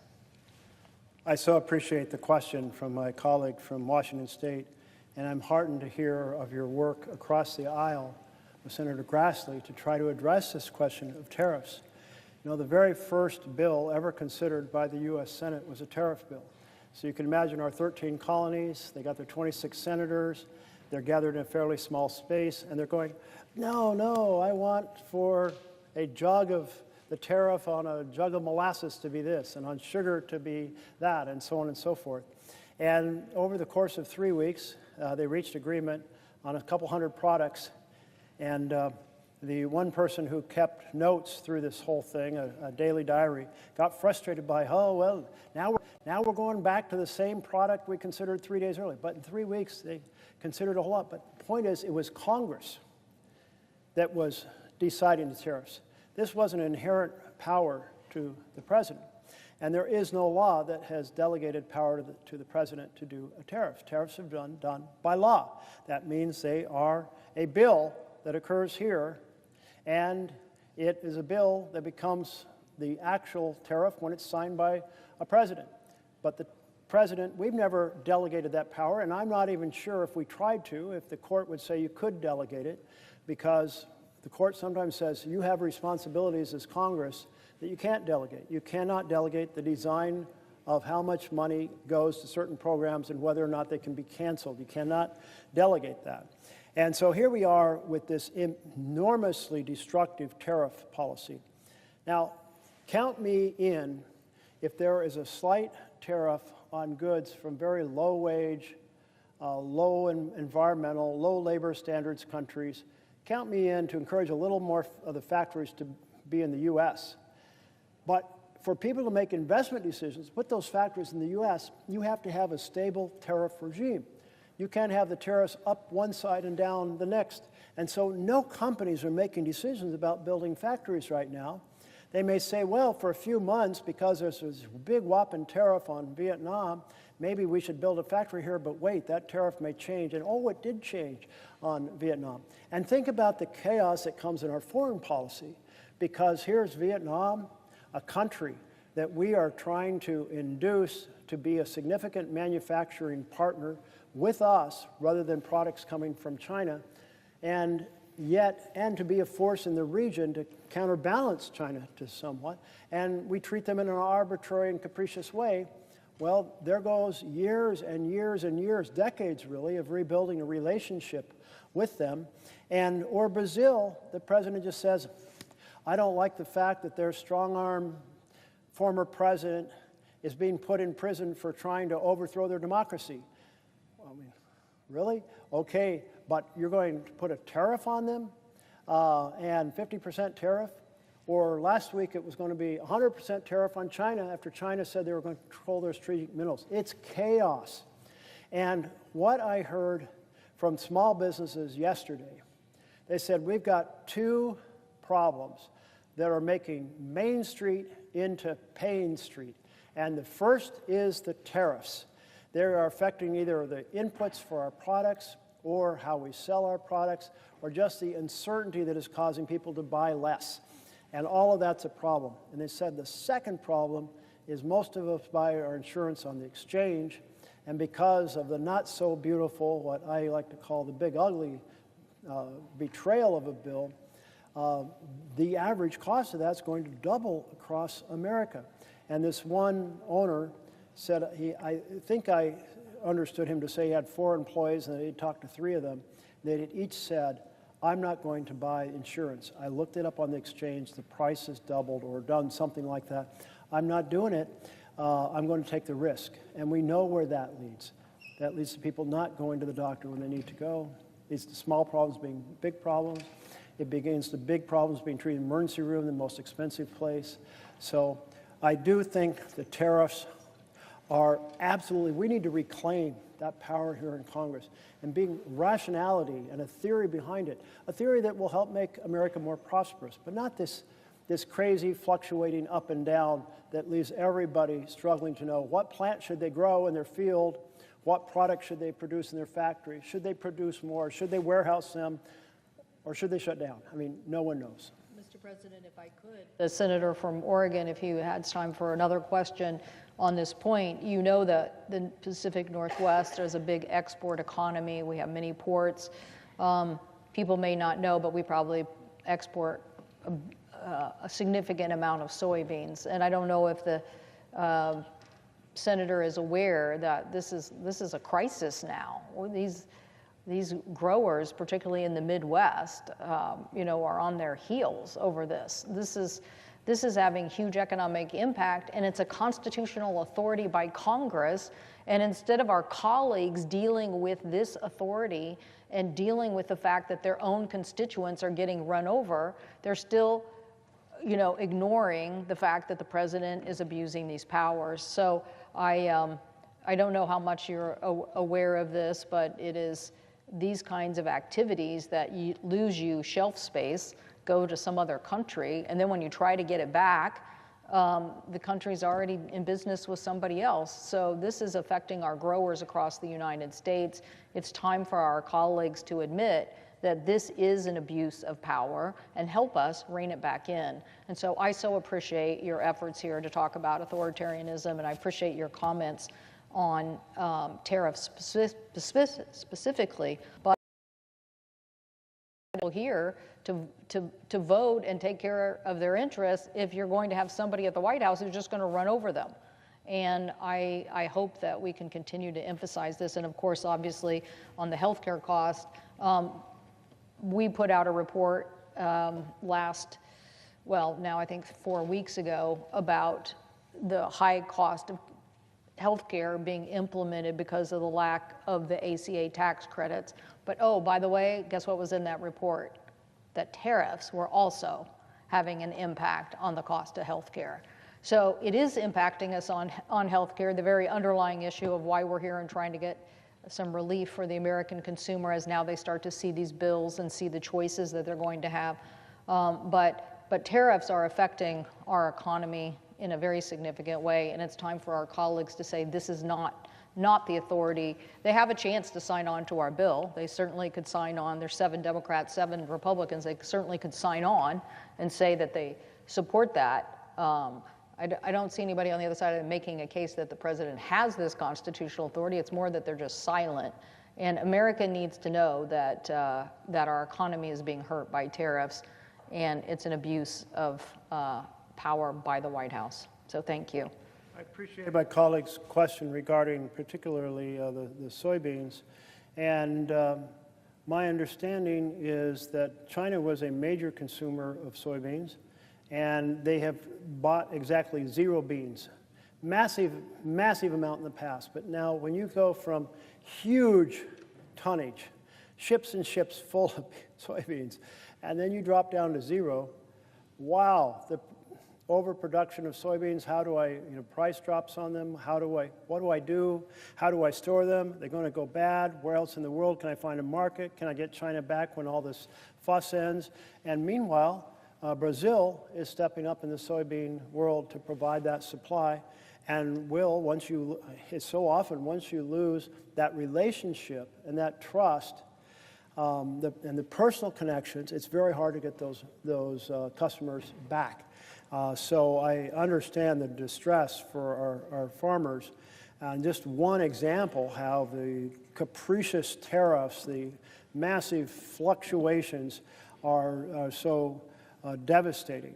And you mentioned in your question that there is also the issue of how tariffs can affect health care. And I have heard that tariffs are being placed on a lot of the ingredients that come in, including from China, to make our medicines, and therefore that drives up the cost of drugs as a factor. That's at least one connection. I suspect there's others, maybe the cost of wheelchairs or medical devices, I'm sure more. So Washington is an extraordinary exporting state, coast on the Pacific Rim, as is Oregon. We're about the same size. We have kind of a friendly, competitive relationship between our two states, but we have the same issues, and it means that we often work together to try to solve those issues for our region of the country. And I thank so much for your leadership.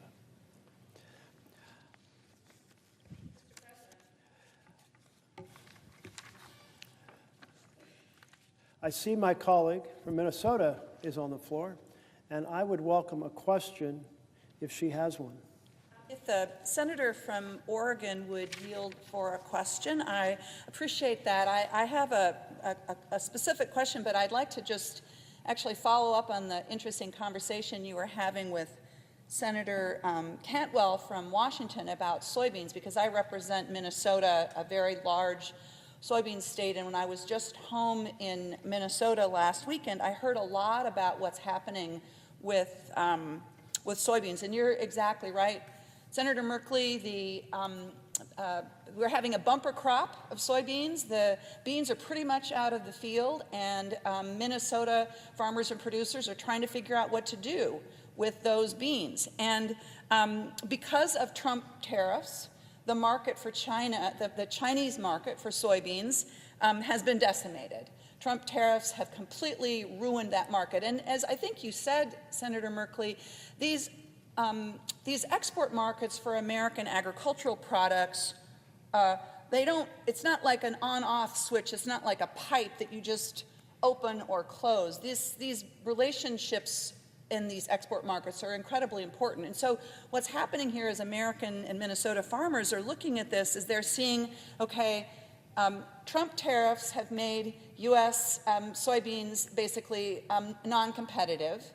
And so China, our biggest export market, is turning to South America, in particular turning to Argentina. And American soybean producers are literally wondering how they are going to pay the bills when their operating loans are coming due right now, and they're looking at the loans that they're going to need to take out, the working capital loans they're going to need to take out for this winter in order to buy fertilizer and seed and all of the things that they need to get crops in the ground in the springtime. And it is so offensive to them that at the same time that they have lost this market in Argentina, the President Trump, is sending billions of dollars to Argentina. So, and I think I've seen, Senator Merkley, that the amount of money that the President is sending to Argentina to bail out the Argentinian debt to resolve this capital crisis in Argentina, there's one group that we know for sure is going to benefit from this bailout, and these are the friends of Donald Trump in the United States of America, the big fund managers, the big private equity firms that made huge investments in Argentinian debt, hoping that it was going to go up, and sure enough it will, because of what the current president is doing. So helping big Wall Street fund managers, hurting American farmers, that's the story of what is happening with Donald Trump and his tariffs right now. Senator Merkley, I was listening last night to what you were talking about, and you gave a really powerful quote or a paraphrase, perhaps, from the book, How Democracies Die. And one of the things that you highlighted, I want to just quote here, you said, there has to be a fierce reaction in the year that the authoritarian starts to dismantle the Constitution. Well, this is the year. And I was reflecting on this as I was thinking about what happened all across the country and what happened in my home state of Minnesota, I'm sure in Oregon as well, with these huge demonstrations that we saw all over the country. I'm going to ask you to reflect a little bit more on what you said last night and what we've seen here with this reaction to the authoritarian activities of the president. But I wanted to just share what I saw in Minnesota was really remarkable. By all accounts, nearly, maybe up to 100,000 people turned out just in Minneapolis, which is, the biggest city in my state. Minneapolis and St. Paul are roughly, 2.5 million people all in. But we had 80 of these events all over the state. And what I saw, and I'm wondering what you saw in the demonstrations in Oregon, what I saw was incredibly patriotic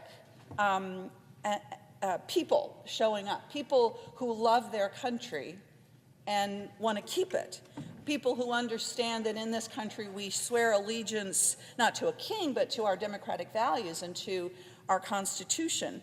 And it was remarkable to me to see that love of country and that patriotism. And I also saw that, and I will love to hear your response to my question and comments. I also saw a lot of people turn out at these big events who don't typically come to these, don't come to political demonstrations. It's just not their thing. But they felt compelled to do this, maybe because of what you were talking about, Senator Merkley, earlier, which is they understand that there needs to be a fierce reaction in the year that an authoritarian starts to dismantle the Constitution, and they were there to demonstrate their allegiance to our Constitution. So maybe I'll pause there, Senator Merkley, and I would love to hear your thoughts on this. Well, I so appreciate the question from my colleague from Minnesota. And the commentary I was giving is more my distillment, my impression of the information in this book, rather than a straight-out quote from it. But that essentially you have in the past the death of democracy came at the hands of men with guns.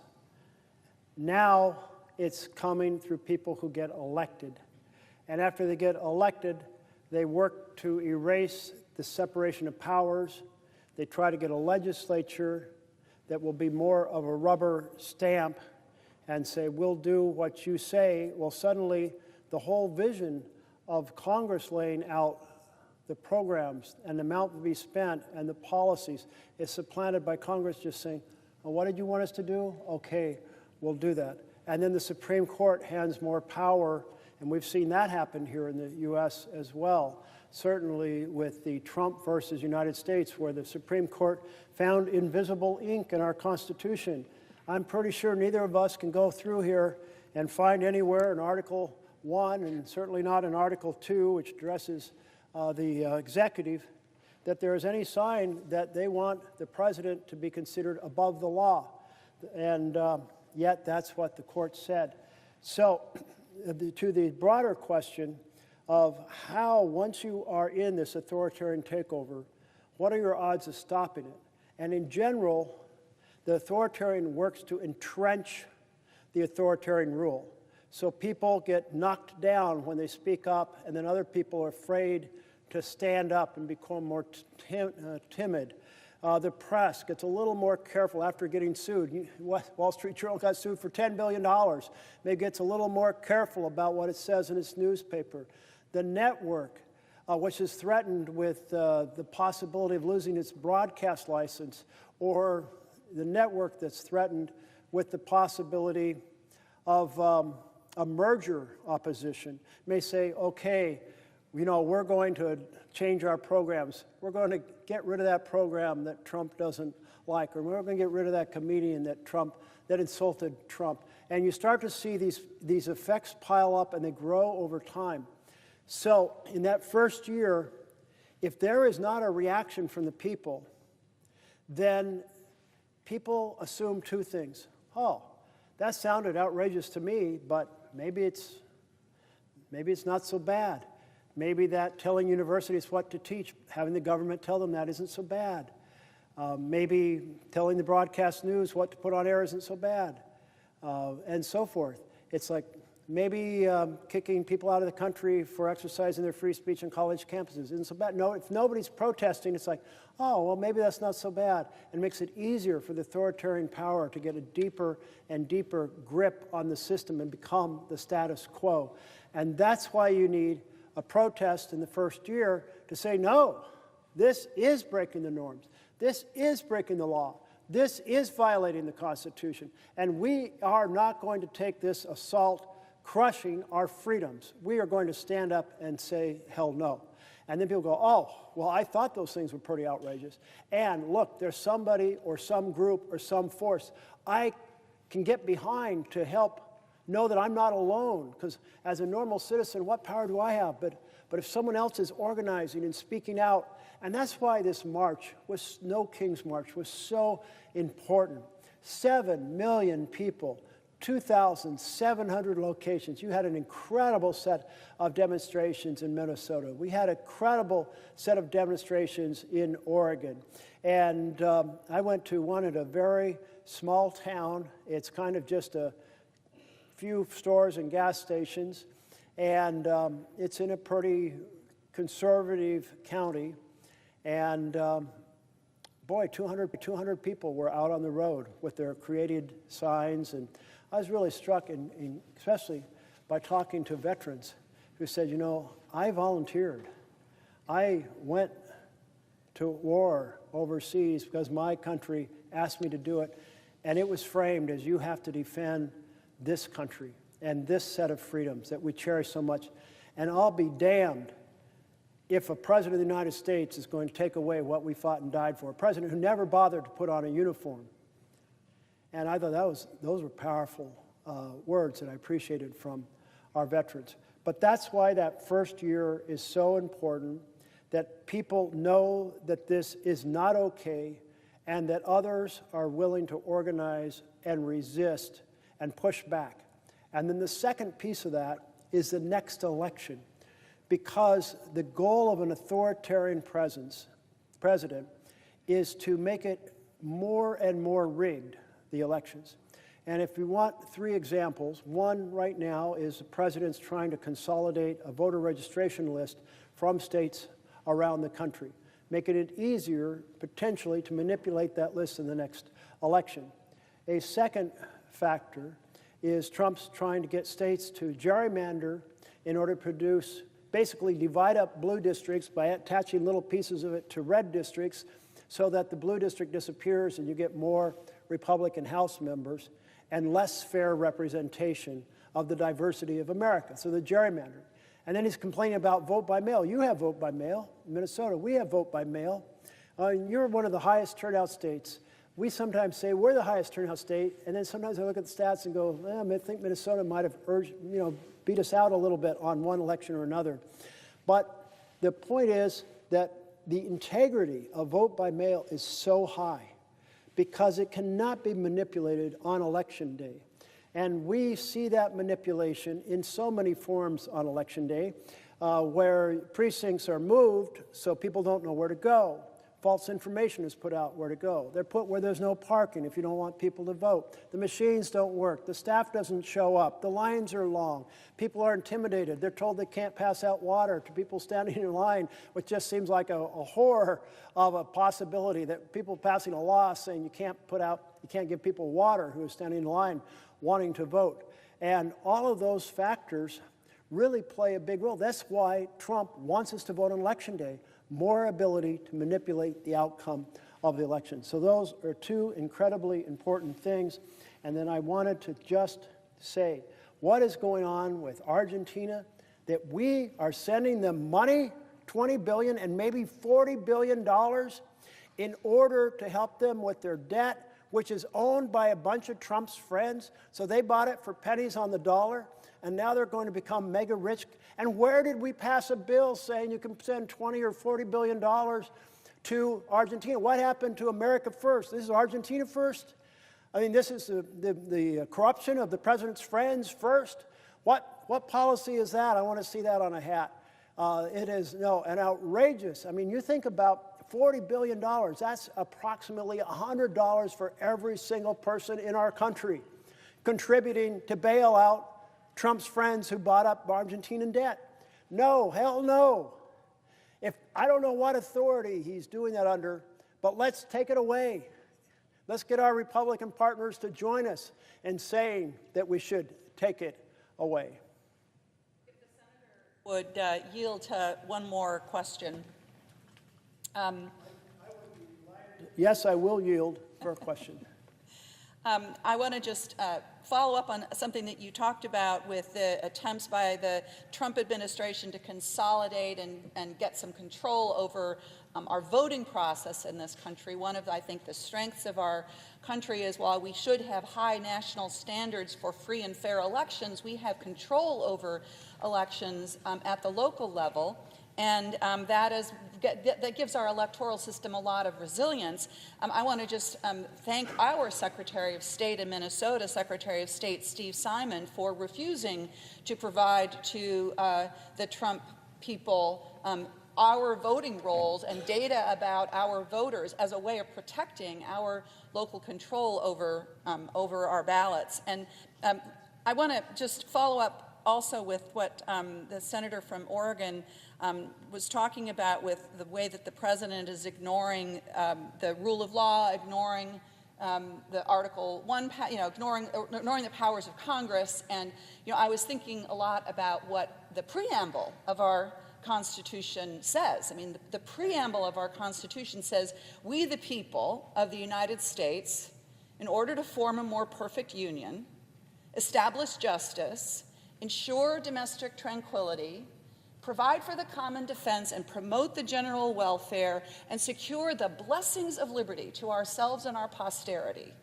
do ordain and establish this Constitution for the United States of America."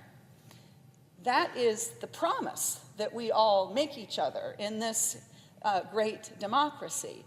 And what I think we see happening, I wonder if the senator would like to comment on this, what I think we see happening is that President Trump is trying to undermine that promise. And he's trying to exhaust us and distract us and make us feel like we actually don't have any power to have much of an impact on what he and Russell Vought and his administration does, and that will cause us to just give up and give in. But of course, Americans are stronger than that. Americans are more resilient than that. Americans care more about their democracy than perhaps Donald Trump believes or expects. And one of the powerful things that I see happening, that I saw happening this weekend and I see happening all over the country, is Americans standing up and saying, basically, we know a bully when we see him. He's not as strong as we think that he is, and he's not as strong as he wants us to believe that he is, and we're going to stand up to it. And that, Senator Merkley, gives me a sense of faith and a sense of hope as I see people put their faith in this democracy into action every single day in the ways that is meaningful for them personally. My colleague from Minnesota, appreciate the question, but I particularly appreciate the recitation of the preamble. And I grabbed my pocket Constitution here that I've been bringing up various points through the night. And the line that I have highlighted here from some previous time was, "and secure the blessings of liberty." Secure the blessings of liberty. You know, psychologists may say there's a hierarchy of needs. You need food, you need water, you need shelter. But we're Americans, and I can tell you liberty is at the top of this list. Like the idea that I can't say what I want, The idea that a private university can't teach what it wants. The idea a private law firm can't provide its contributions to the legal help to the nonprofits it wants to provide help to. It goes on and on of the compression of liberty. People around the world have come here dreaming of liberty. They have seen Lady Liberty with her torch held high, welcoming people from around the world. Where you may be oppressed back home, but you come to this shore and you can say what you want, you can worship as you want, you can have your company operate within the law, making its own decisions without government oppression. And suddenly, all of that is being challenged. And so I do appreciate a lot your emphasis about that this component, which may seem more abstract, if you're a family struggling with health care and your children are hungry, but even for families that are dealing with the challenge of getting onto their feet, the basic challenge, they still have the DNA of American liberty throughout their body, knowing that they may not have all the food they want, but they can say what they want. And they can criticize the President of the United States. And that president damn well better not put them on an enemies list and proceed to tell the Justice Department to go on some kind of a search to get them arrested or charged or tried or in prison. And yet that's happening right now. An enemies list. Let's be blunt about it. The president has been transparent about it. The other things he may not be transparent on. When it comes to an enemies list, he's transparent as hell. He lays it out to the press. These are the folks I'm going after. He does his tweet to Pam Bondi. Why haven't you acted yet? Why haven't you done it yet? I read one of those tweets sometime in the hours past. And it's stunning that the president clearly feels he has full ability to weaponize the Justice Department as his personal revenge factory. And he's all in on it, and we have to stop it. Thank you. And I noticed that my colleague from Massachusetts has arrived, and I would welcome a question if he has one. Well, thank you, and thank you so much for raising all of these issues about the threat to our democracy, authoritarianism run rampant, healthcare, education, our environment, all being threatened in violation of the United States Constitution. And so I would ask if the Senator would yield for a question. I would be delighted to yield for a question. Thank you. So Republicans are shutting down the government to cut Americans' health care. In fact, Donald Trump and the MAGA Republicans have been shutting down our government since day one.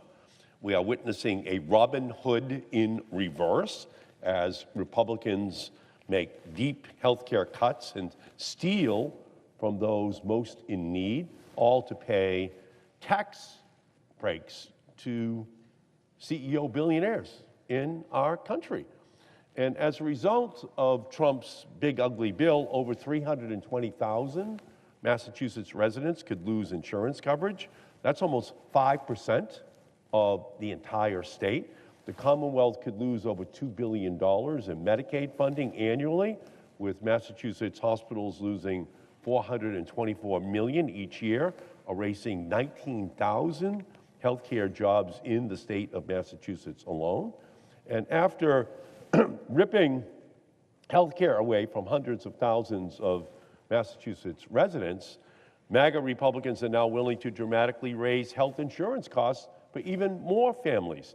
If the premium tax credits from the American Rescue Plan expire at the end of this year, 337,000 additional Massachusetts residents will see their health insurance costs spike.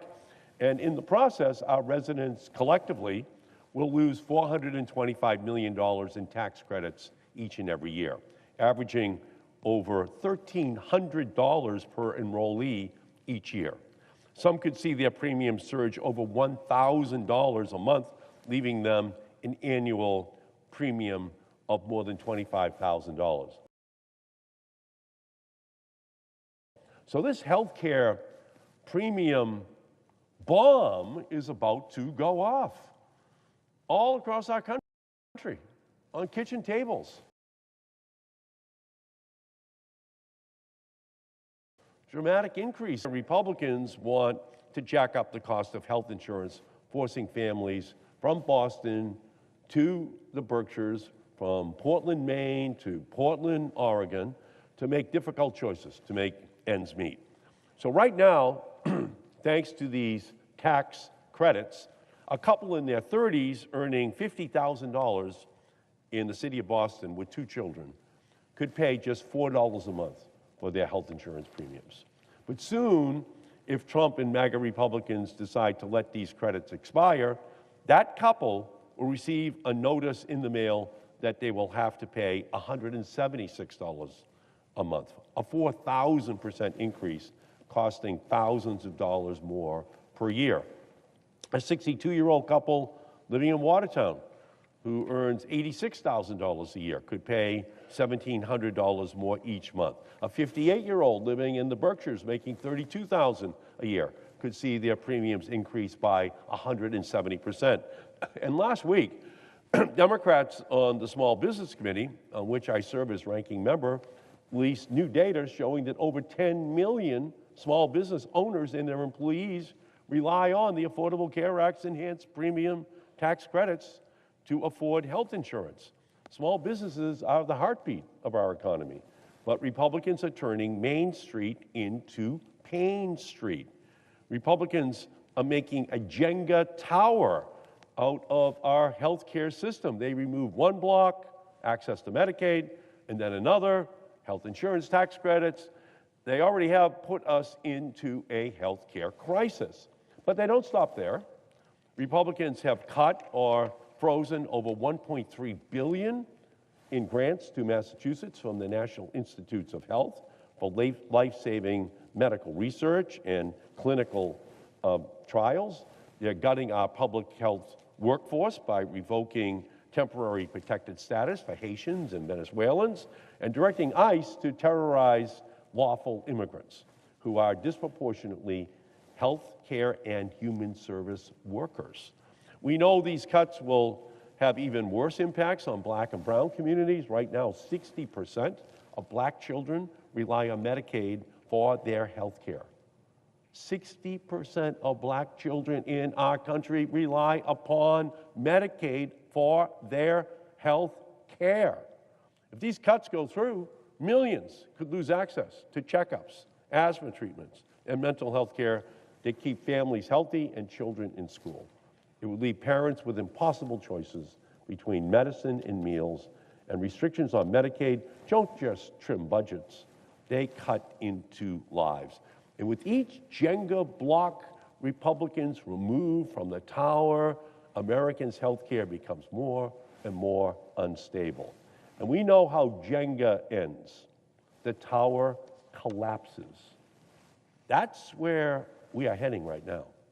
But Democrats are not going to let our health care system collapse. The Republicans want to loot the health care system of tens of billions of dollars and then hand it over in tax breaks to the Republican billionaires who are their supporters. Well, the Democrats are not going to drive the getaway car in the biggest health care financial heist in the history of our country. We are not going to do that. We're fighting to keep the premiums affordable. Republicans call it a government shutdown because they don't want to admit what they and Trump are doing. It's a healthcare shutdown. And Speaker Johnson has Republicans in a political witness protection program right now. They're scattered all over the country. We want them to come here so we can negotiate with them to solve this healthcare problem. We can solve the government shutdown and the healthcare crisis with one vote. One vote on the floor of the House and the Senate. It wouldn't take more than that. They just have to come here. Right now, what we have is a president saying, well, there's nothing to negotiate on the shutdown. And so ultimately, that's going to be the challenge which this country is going to be facing, because the Republicans are refusing to come to negotiate. So we're calling on Donald Trump and Republicans to reverse their cruel cuts, return the funding they looted from our healthcare system, restore access to essential care for all Americans. So I have a question for my colleague. As this ticking healthcare time bomb gets closer to exploding, how will it hurt Americans' wallets and our national economy? Well, I so appreciate the question from my colleague, who certainly laid out a lot of ways that it's going to have a huge impact across the country and in your state of Massachusetts. And I was thinking about several of the points that you were making, which really are parallel for Oregon, but they're parallel for every state. In some cases, the states that are most affected are not even states that are blue states.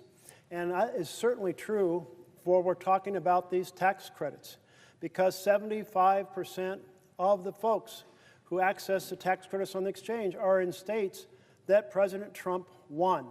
So we're not advocating to restore affordability to health care because it's an issue in our states, although it is certainly an issue. We're advocating because it's the right thing for every American, that health care is a right. It is a foundation for a family to thrive. When I think about the things that enable a family to do well, it's health care. It's a decent home, a decent community, that is housing. It is education, the opportunity for good education, and it is a good paying job that sets your family on its feet. Health care, fundamental foundation. In my state, the projected loss of people because of the slashes to Medicaid is 235,000 people losing their insurance in my state. A projected increase that isn't as high as the rest of the country, and now that we're starting to get numbers directly from the exchange, from the insurers, maybe we'll find out it is as high. But the projection across the country was a more than doubling, 114% increase. And why is that? Because the premiums go up and the tax credit comes down.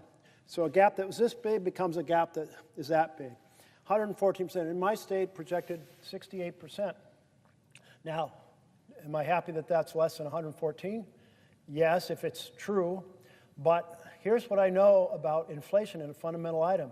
People get pretty nervous when they have 5% inflation. They get really upset when they have 10% inflation. When they have 68% or 70% or 100% or more inflation, they're not going to buy the health care policies. And you mentioned Main Street is Pain Street.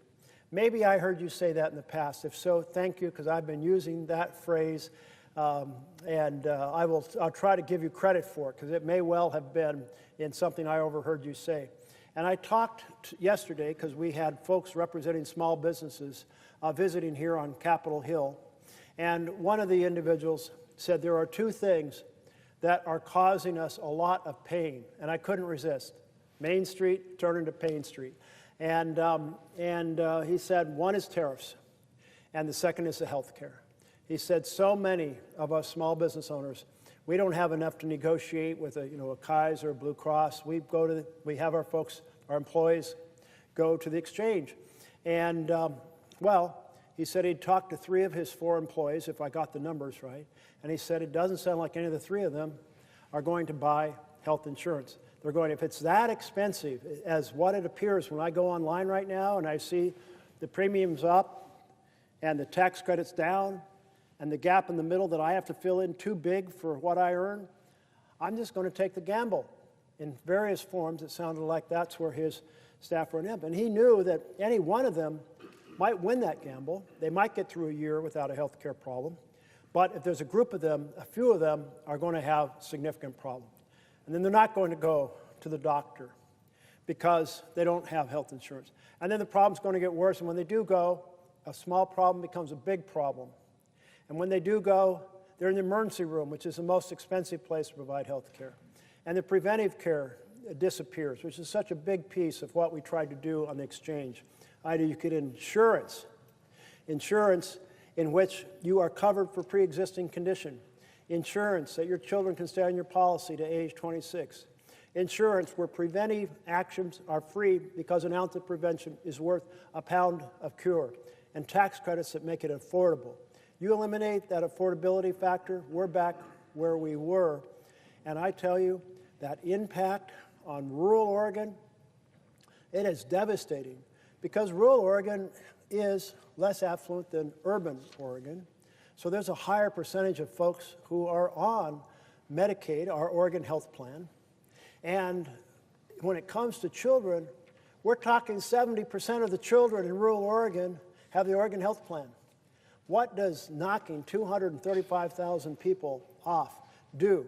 And what does it do to the revenue of the clinics and the hospitals that have to shut down projects?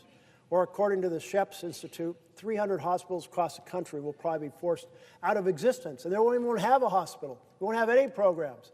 Where are you going to go 70 miles down the road to find your next hospital in rural America? So it is a very big deal indeed. I'm so glad you raised it, and there is a tie-in to the authoritarian structure that I just want to emphasize. And that is, when you have an authoritarian who starts their year with a speech backed up by billionaires, and then does a bill that's about savaging programs for families to fund tax breaks for billionaires, well, those two things are connected because an authoritarian doesn't feel like the need to pursue government by and for the people. If you're pursuing government by and for billionaires, then savage the programs for the people and fund the billionaires. They're your friends all around you, including friends who bought up Argentina debt that we're going to ship $20 billion or $40 billion off to. Outrageous. Would the Senator yield for a question? I would be delighted to yield. Thank you. I'd just like you to follow up a little bit on that University of North Carolina Shep Center study. I requested them to do that study, and it came back, and it was a blistering, scalding indictment of the Republican support for these dramatic cuts to our healthcare system. And it concluded, as you said, that over 330 hospitals, rural hospitals in our country would close. That was 30 in Kentucky, 30 in Louisiana, disproportionately rural America. And so could you talk about that maybe a little bit more, especially in terms of your home state of Oregon, but what that portends for the rest of the country in terms of the provision of healthcare services and then the flooding of the other hospitals' emergency rooms, the increase in the premiums for those who can afford health insurance, but the costs are just going to skyrocket. And just elaborate, if you could, just a little bit more on that looming crisis. On to your question, I want to repeat my main mission statement for being here through the night, and that's to ring the alarm bells of alarm at this authoritarian takeover and at this strategy of doing authoritarian bills in which families lose and billionaires win. Families lose their health care or their nutrition benefits or their Medicaid in order to fund tax breaks for billionaires. But I am so glad you requested that study from the Sheps Institute at University of North Carolina. They're highly accredited, highly capable, great place to go to for this sort of information. And I think back to a couple years ago where we had a hospital in Baker City, Oregon, and they announced very suddenly they were having to shut down their maternal care unit. Now, it's quite a ways down the highway to the next hospital. And depending on the roads you take, can you even get down those roads in winter when there's ice or there's snow if you're having to go 40 to 70 miles depending on your undertaking? And boy, the idea that when you're trying to get prenatal care, you got to go that far, round trip, the idea that maybe it'll be harder to get classes that you're supposed to take to help you prepare for being a good parent. The idea that when you go into labor, you only got a limited time, and are you going to make it to the hospital? Anyway, it's a big deal to this medium-sized town to lose their maternal unit. But why'd they lose it? Well, that is inherently an expensive program. So what happens when hospitals are looking at increasing costs, and they've got significant personnel costs? They may now have increasing costs from the tariffs, because the tariffs affect some of the drug prices, and they're going, well, we're not balancing. We gotta, where are we losing the most? And so they cut a program like that. Or maybe they cut their drug addiction program, and folks who needed drug addiction just have nowhere to go. Or maybe they cut their mental health program. But the point is, sometimes they are so close to the line, they're like, we cannot make it anymore. We have to consolidate into a single hospital further down the road, or we have to partner with someone else, and we got to shut the whole thing down. And so that's where I think this 300, the possibility of using 300 or more hospitals comes in, particularly in rural Oregon. You have a whole bunch, or rural America, you have a whole bunch of families that don't have insurance. They're going to the hospital for care, they're going to get care, but then they can't pay the bill, and suddenly the crunch is too big. 235,000 people in Oregon that lose health insurance through Oregon Health Plan and can't pay their bills. Maybe additional group, significant group, loses the ability to get health care through the exchange. That's a lot of uncompensated care, and maybe that hospital just can't make it. That's what's happening. We've been losing hospitals in rural America for that reason. They're already at the edge. And so this type of blow, which in the Republican bill was placed for January 2027. Now that may have seemed like a long time from now, but that is basically 15 months from now, we're going to be seeing the implementation of this dramatic assault on health care. So that's why I see is it seems legitimate to me that we can see that sort of damage to health care across the country with hospitals in rural America shutting down. I appreciate so much my colleague having joined us.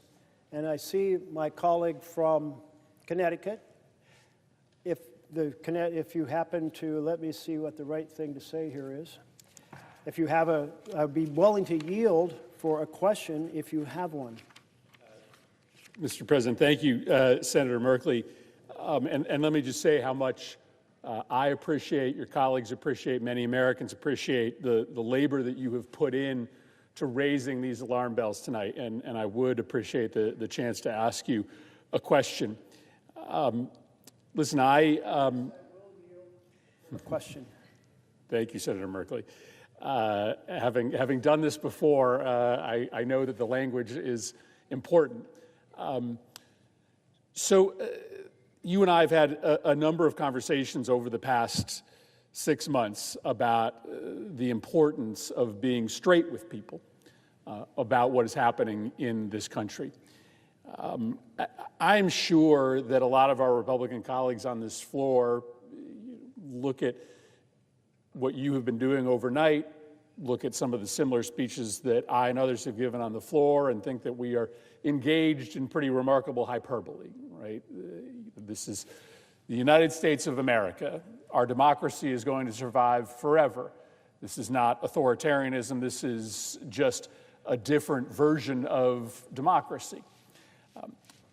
But I think it's important to talk for a moment, and this will be the foundation of my question, as to how you know when you've lost your democracy, how you know when you are on the wrong side of a transition to authoritarianism. There are a lot of folks who will say, well, listen, we're still going to have elections in a couple weeks. We're probably still going to have elections in November of next year. Well, there are troops in Washington, D.C. right now. They aren't inside the Capitol building. We are still operating. Well, many of Trump's critics have been taken down off the air, like Jimmy Kimmel temporarily and Stephen Colbert soon to be permanently. There are still plenty of people who oppose the president's policies who are on television and are talking openly about their disdain for his policies online. And so I understand many of my colleagues say, well, this still looks like a democracy maybe different than it was a few months ago, but it's not authoritarianism. And I guess what concerns me is that there's not going to be this day when democracy turns off. There's not likely going to be a cancellation of elections because President Trump is following a playbook that many other would-be autocrats have used successfully to transform democracies into either autocracies or deeply illiberal democracies in which the opposition party never wins. That's what happens in a place like Hungary or a place like Turkey. They still have elections. There are still critics of the regime. In fact, the opposition party can still win a mayoral race or a local election. But the rules are rigged such that the opposition party never has enough oxygen, never has enough support, never has enough ability to air their case that they ever win at the national level. And you can see, as you have articulated overnight in this heroic effort, you can see this very detailed plan to constrict the space that the opposition, which is from an organizational standpoint, the Democratic Party has to operate. And it is a plan that Donald Trump didn't create himself. It is a plan that has been midwifed in other nations that he is copying. It's first and foremost about punishing dissent,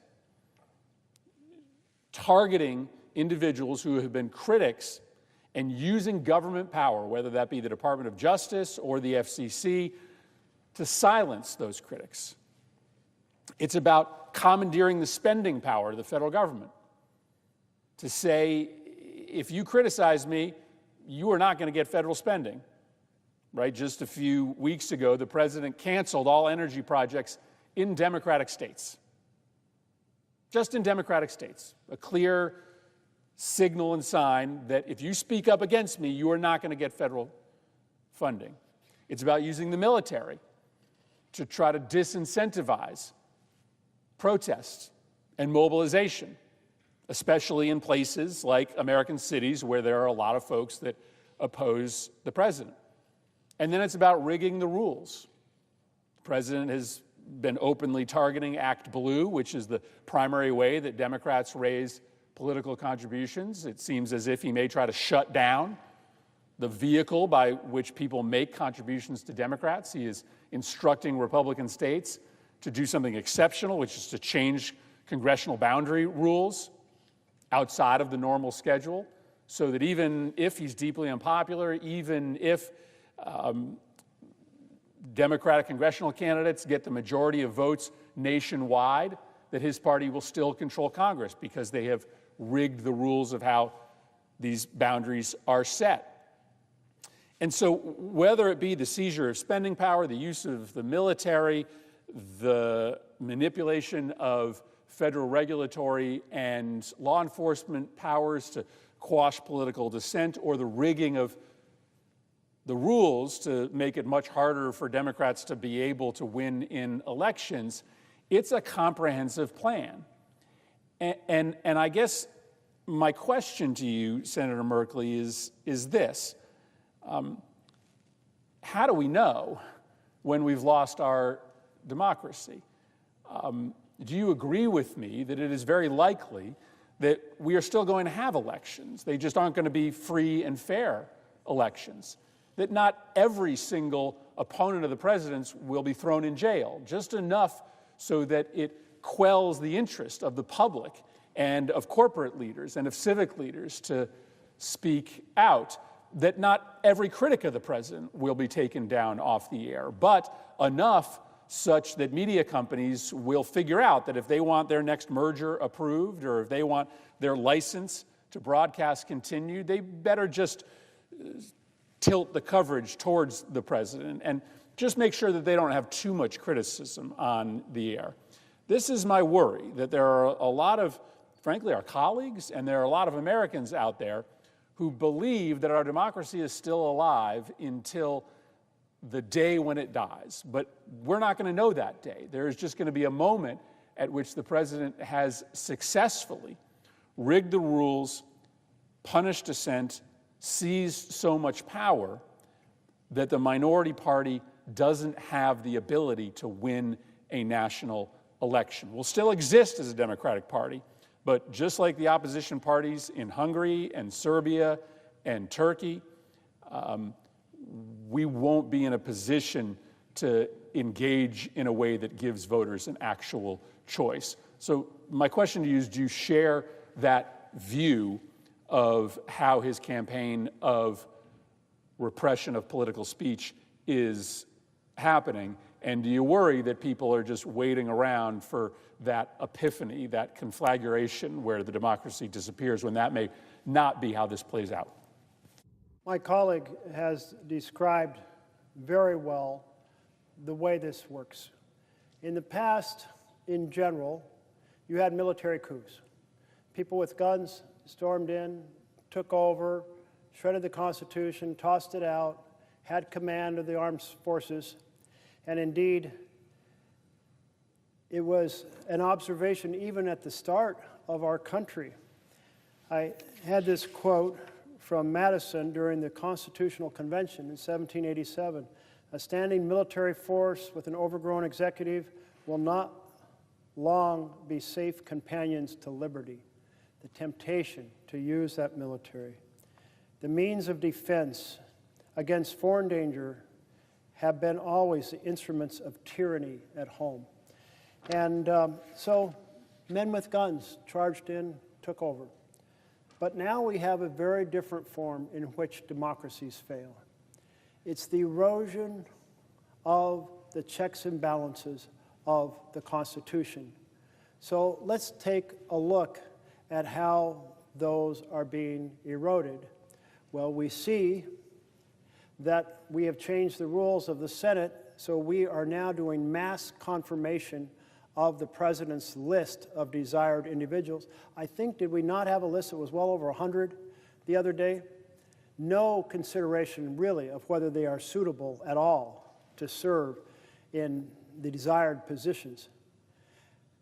Well, that's an erosion. Then we have the power of the purse.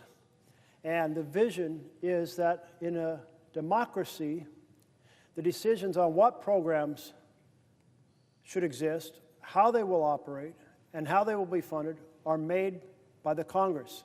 The president executes. So you deliberately fence off those decisions from the president. But what do we have right now?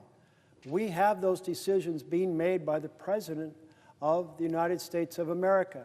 The programs he doesn't like, he's exercising a version of a line item veto by slow walking the funding disbursements, by canceling grants, by impounding funds, by waiting till the end of the fiscal year and filing a request to have funds reversed, funding authority reversed, and then during that waiting period, the end of the fiscal year comes and poof, the funds authority evaporates. All of these are strategies to put the power with the presidency that belongs in a democracy here, right here and down the hall in the House of Representatives. And let's take a look at the Supreme Court, whether they are continuing to defend the separation of powers. No, hell no, they're not. They made a decision, and the decision is called Trump versus the United States, where they said the president is above the law. There is no clause in our beautiful Constitution, our We the People Constitution, no clause at all that says the president is above the law. No one ever thought the president was above the law until Trump versus the United States case goes to the Supreme Court, and originalists who know the founders were terrified of a president trying to become a king suddenly give him the power to violate the laws at will, no accountability. And with pardon power, meaning the whole executive branch is above the law. That's another erosion. The liberal use, the use of the pardon power to essentially give a free pass to hundreds of people who stormed this Capitol while you and I were sitting here in this chamber and were calling for the execution of the vice president. Those are all erosions. And then we can look at the freedoms. Are the freedoms deteriorating. Well, one freedom is to criticize the president without the power of the state coming after you, and yet the power of the state is now coming after the people on Trump's enemies list, and he's telling in public tweets his attorney general to go get them. Go get them fast. Now I want action. They couldn't have gotten off. Let's get them. Well, that's the tone of those tweets. And we have one of the people who's high on that enemies list is a fellow senator. If you have the whole power of the executive branch coming after you, targeting you, not because you've done something wrong, but because they want to take you down, that's an authoritarian state, and it's happening right now here in the United States of America. When you have a president who is telling the universities, we will cancel your research contracts, millions or even billions of dollars, if you do not teach the way and operate the programs the way we want, well, that is tyranny. If you proceed to have a president say to the networks, if you want that merger or you want that broadcast license to be sustained, you better get that program off the air or that comedian off the air who insulted the president. That is tyranny. When you have folks being shipped out of this country because they express an opinion on policy in the Middle East, and it's being done with no due process, that is tyranny. So I would say yes, authoritarianism is here now. Let's ring the alarm bells. Would the gentleman yield for one additional question? Yes, I would. Thank you. I wanted to ask you about, and I'm sure you've talked about this many times already, but what is happening, what has been happening in your city, what is happening in Chicago. I wrote a book a couple of years ago about the story of violence in America, and in it I talked about the founders' worry about a standing army. And I did that because, while I actually believe there's a common law right to private gun ownership in this country, I do think that's guaranteed in the United States of America. I know the real history of the construction of the Second Amendment. The Second Amendment actually was written to make sure that this country could muster a militia, given the fact that our founding fathers were very specific about their desire for there not to be a standing army. Now, of course, a lot has changed since the founding of this country. We now have the biggest standing army in the world. But you've spoken a lot about the conversation our founders had, having watched the experience, having lived the experience of British monarchical rule. And they did not want a standing army, specifically because they had seen how that army had been used against them and had been used throughout Europe to try to destroy the ability of people to dissent. That it was used sometimes in foreign action to defend the country and the nation or to conquer, but it was often used domestically to try to control speech and control political opposition.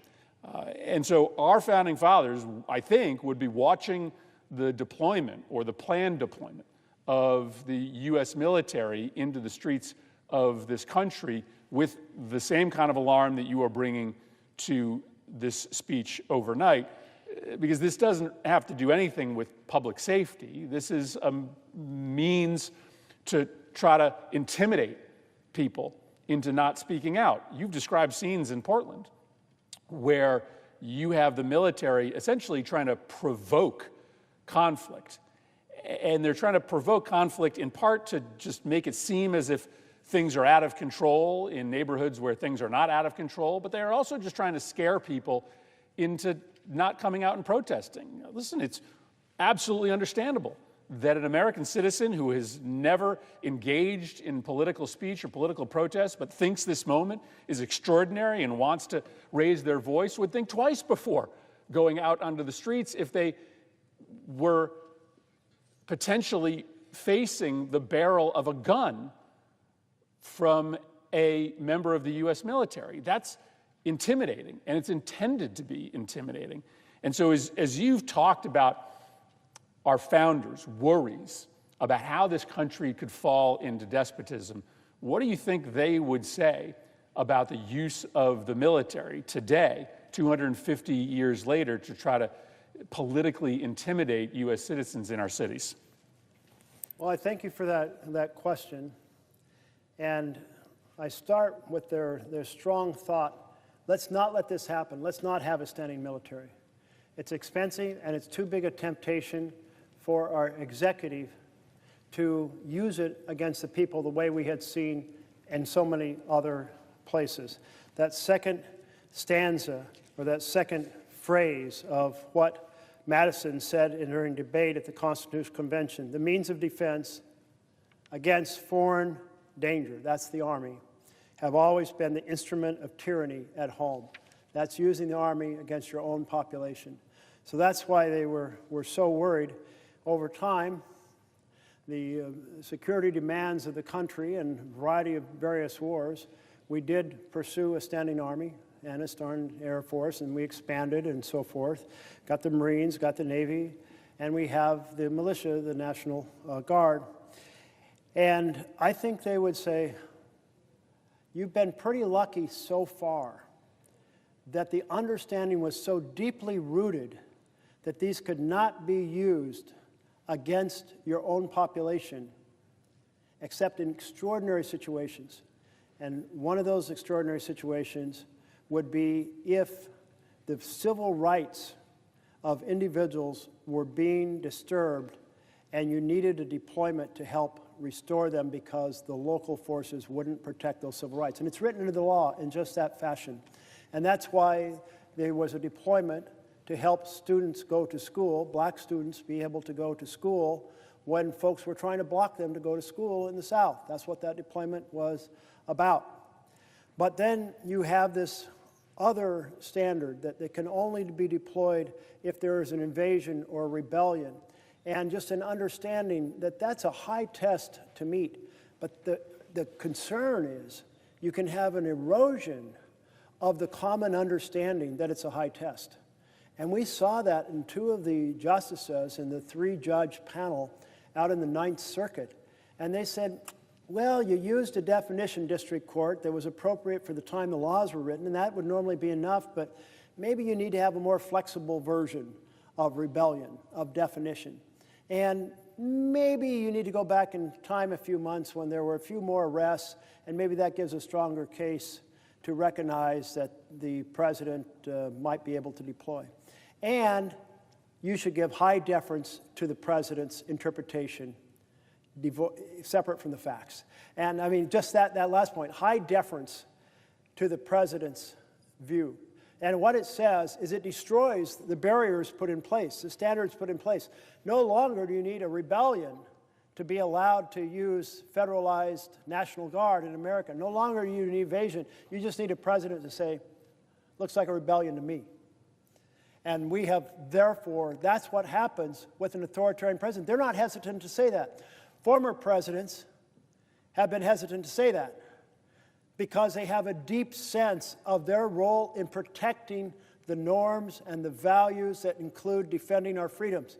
But an authoritarian president, we have right now, does not have that compulsion to protect the norms, violating the norms, violating the law, violating the Constitution in action after action after action, and maybe stopping when the courts tell him to stop. But even then, we had a 9-0 decision saying facilitate the return of Abrego Garcia from El Salvador.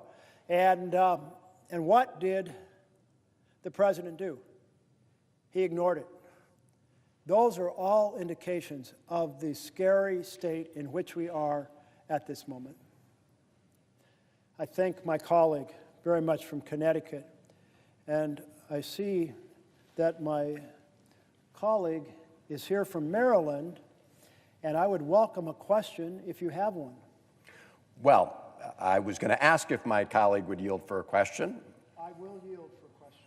Well, I want to start my question by saluting the Senator from Oregon, Senator Merkley, for standing strong and long in defense of our democracy and our Constitution, and ringing the alarm bells. Authoritarianism is here, and it is here right now. We are facing a lawless president who, when he was asked whether he had to comply with the Constitution of the United States, said, "I don't know." And a president who every day is attacking the foundations of our democracy and of the rule of law. And I know my colleague from Oregon joined 7 million Americans last Saturday to say no kings in America. I was very heartened to see thousands of people come out across the state of Maryland, joining their fellow patriots from around the country in saying, in America, we have no kings. And you've been highlighting all night the way the President of the United States, Donald Trump, is assaulting the foundations of that democracy and our Constitution. And on No King's Day, we reminded one another, all fellow Americans were out there saying that we're not going to go back to the days of King George III. We fought an American Revolution to secure the blessings of liberty. And it was out of that experience that our founders developed the Constitution of the United States and then the Bill of Rights. So I want to zero in on a couple of those things and then ask you a question about one of those pillars that is being attacked right now by Donald Trump. You just mentioned the attack on due process. And we did witness that in the case of Abrego Garcia, Comar Abrego Garcia, who was abducted off the streets of Maryland, ended up locked up in a gulag in El Salvador. And the Supreme Court of the United States, by 9-0, said that his rights had been violated. A Fourth Circuit judge who had been appointed by Ronald Reagan said that what happened to Abrego Garcia was a textbook case of violation of due process. And despite that overwhelming evidence, for a period of time, the Trump administration took the position that they would never allow him to set foot back in the United States. We prevailed, and ultimately, he is now back here before the courts of the United States. And in fact, the federal district court judge down in Tennessee recently indicated there was strong evidence to indicate that the Trump administration had brought this other claim against him purely for malicious reasons, and that it was a vindictive prosecution, in other words, a political prosecution, that they were prosecuting him simply because he had exercised his due process rights.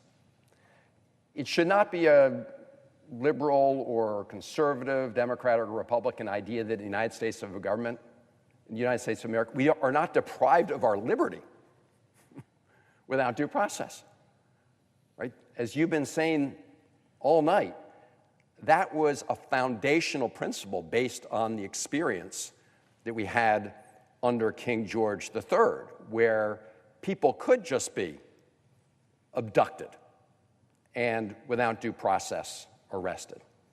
You've spoken about the assaults on the First Amendment. We saw very early in the Trump administration the crackdown on students who were expressing their views on college campuses. The administration didn't like the views they expressed about what happened in Gaza, and so they literally locked them up. Now, again, fortunately, the courts have intervened, and most of them have been released from prison. Their cases are still pending, but the judges have made clear that what these students experienced was a gross violation of the First Amendment in the United States. And of course, we saw that continuing, as you've indicated, with the weaponization of the federal government, whether it's the FCC or other instruments of the federal government, to try to deter, crack down, stop speech that the President of the United States doesn't like. We saw the whole Jimmy Kimmel case, where for a period of time, ABC did take him off the air. And I want to thank all people across the United States who rose up and said, that is wrong, that is unconstitutional. Many people canceled their Disney subscriptions. And this is a moment where all of us as Americans need to stand up and recognize, as you are this evening, that we are right now living under an authoritarian president. We've seen, and you've experienced it firsthand in your state of Portland, the president trying to implement the statement he made, the outrageous statement he made, that we are going to use American cities as training grounds for our military. I mean, regardless of someone's political views, they should recognize how un-American that is. And the list goes on, but another major assault by the President of the United States on our Constitution is one that you've been speaking about. And as the ranking Democrat on the Budget Committee and senior Democrat on the Budget Committee have been really leading the way on, is this direct assault on Article 1, this direct assault on the power of the purse. Because there were very good reasons that the framers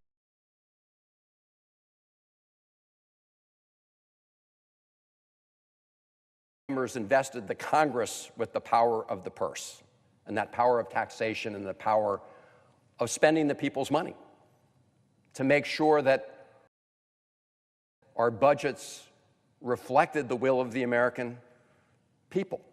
And as you pointed out, it is simply illegal for the President of the United States to look at that budget and say he's going to cherry pick the parts he likes and implement those and discard the parts he doesn't like. That's not how it works, and you've talked about the Nixon line item veto and how the Supreme Court shot that down. But this president is trying to do that, is doing it right now as we speak. And as part of the proposal that Democrats have put forward to reopen the government, and we want to reopen the government, we also would like to establish some guardrails to ensure that the President of the United States cannot engage in that illegal activity. And I call it illegal, and I'm on strong grounds to say so. The GAO, which is the independent watchdog, has reached that conclusion that the president has illegally impounded funds. That's the technical term, and they have found that the so-called pocket rescission is illegal. And I do want to also just quote from Senator Susan Collins, the chair of the Appropriations Committee, which we both serve on.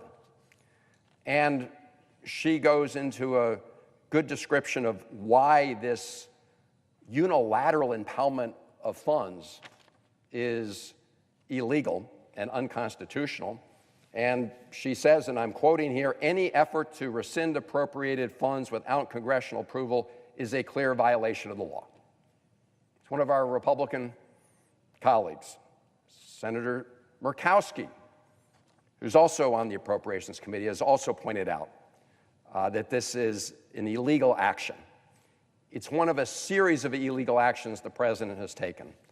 And I want you, if you could, to talk about measures that we need to take to put up some guardrails and protections about it. You've done that through an amendment, the Merkley Amendment, with regard to the other part of the rescissions process.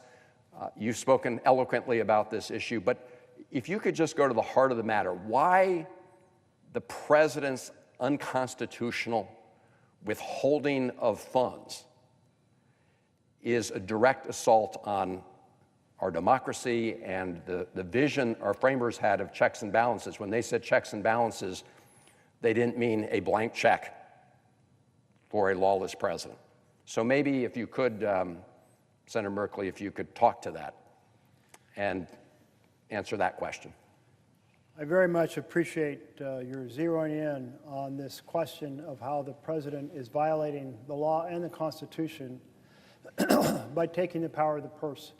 But before I address that, I want to thank you for going to El Salvador to visit Abrego Garcia in prison, because if you'd not taken that initiative to highlight it, I don't know that he would ever have gotten out of there. The phrase used for that prison is there's a one-way door going in and only coffins come out. That's the type of horrific situation. He may have easily been killed.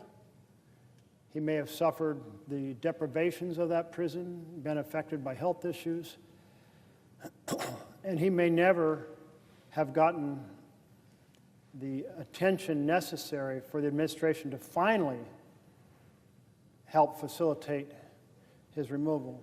By elevating that issue, you did two things. One is you helped that man return to his family, which is a huge victory. And I know he has more battles to come because of his being targeted. But second of all, you brought in an American recognition that due process matters, that court decisions matter, and that we're paying attention and we're going to keep making as much good trouble as we can when we see violations of fundamental rights for Americans, for the benefit of the individuals involved and for the benefit of everyone else, where we will hopefully dissuade the administration from violating the rights in the first place. So thank you so much for that trip and that undertaking. And in regard to the difference between a democracy and an authoritarian state, it often comes down to who controls the money. You control the money, you make the decision about what the programs are and how the programs are implemented and how much they're going to get. And in a democracy, you have a whole collection of voices from different parts of the country coming together to share their collective knowledge, the difference of their economies, their personal life experiences that give them insights on needs that are relevant, the needs that have been expressed that they have heard in their conversations with citizens, and that collected knowledge is placed into a plan for how we spend our resources in order to build a better America. And the values of our country are deeply embedded in those spending and program decisions.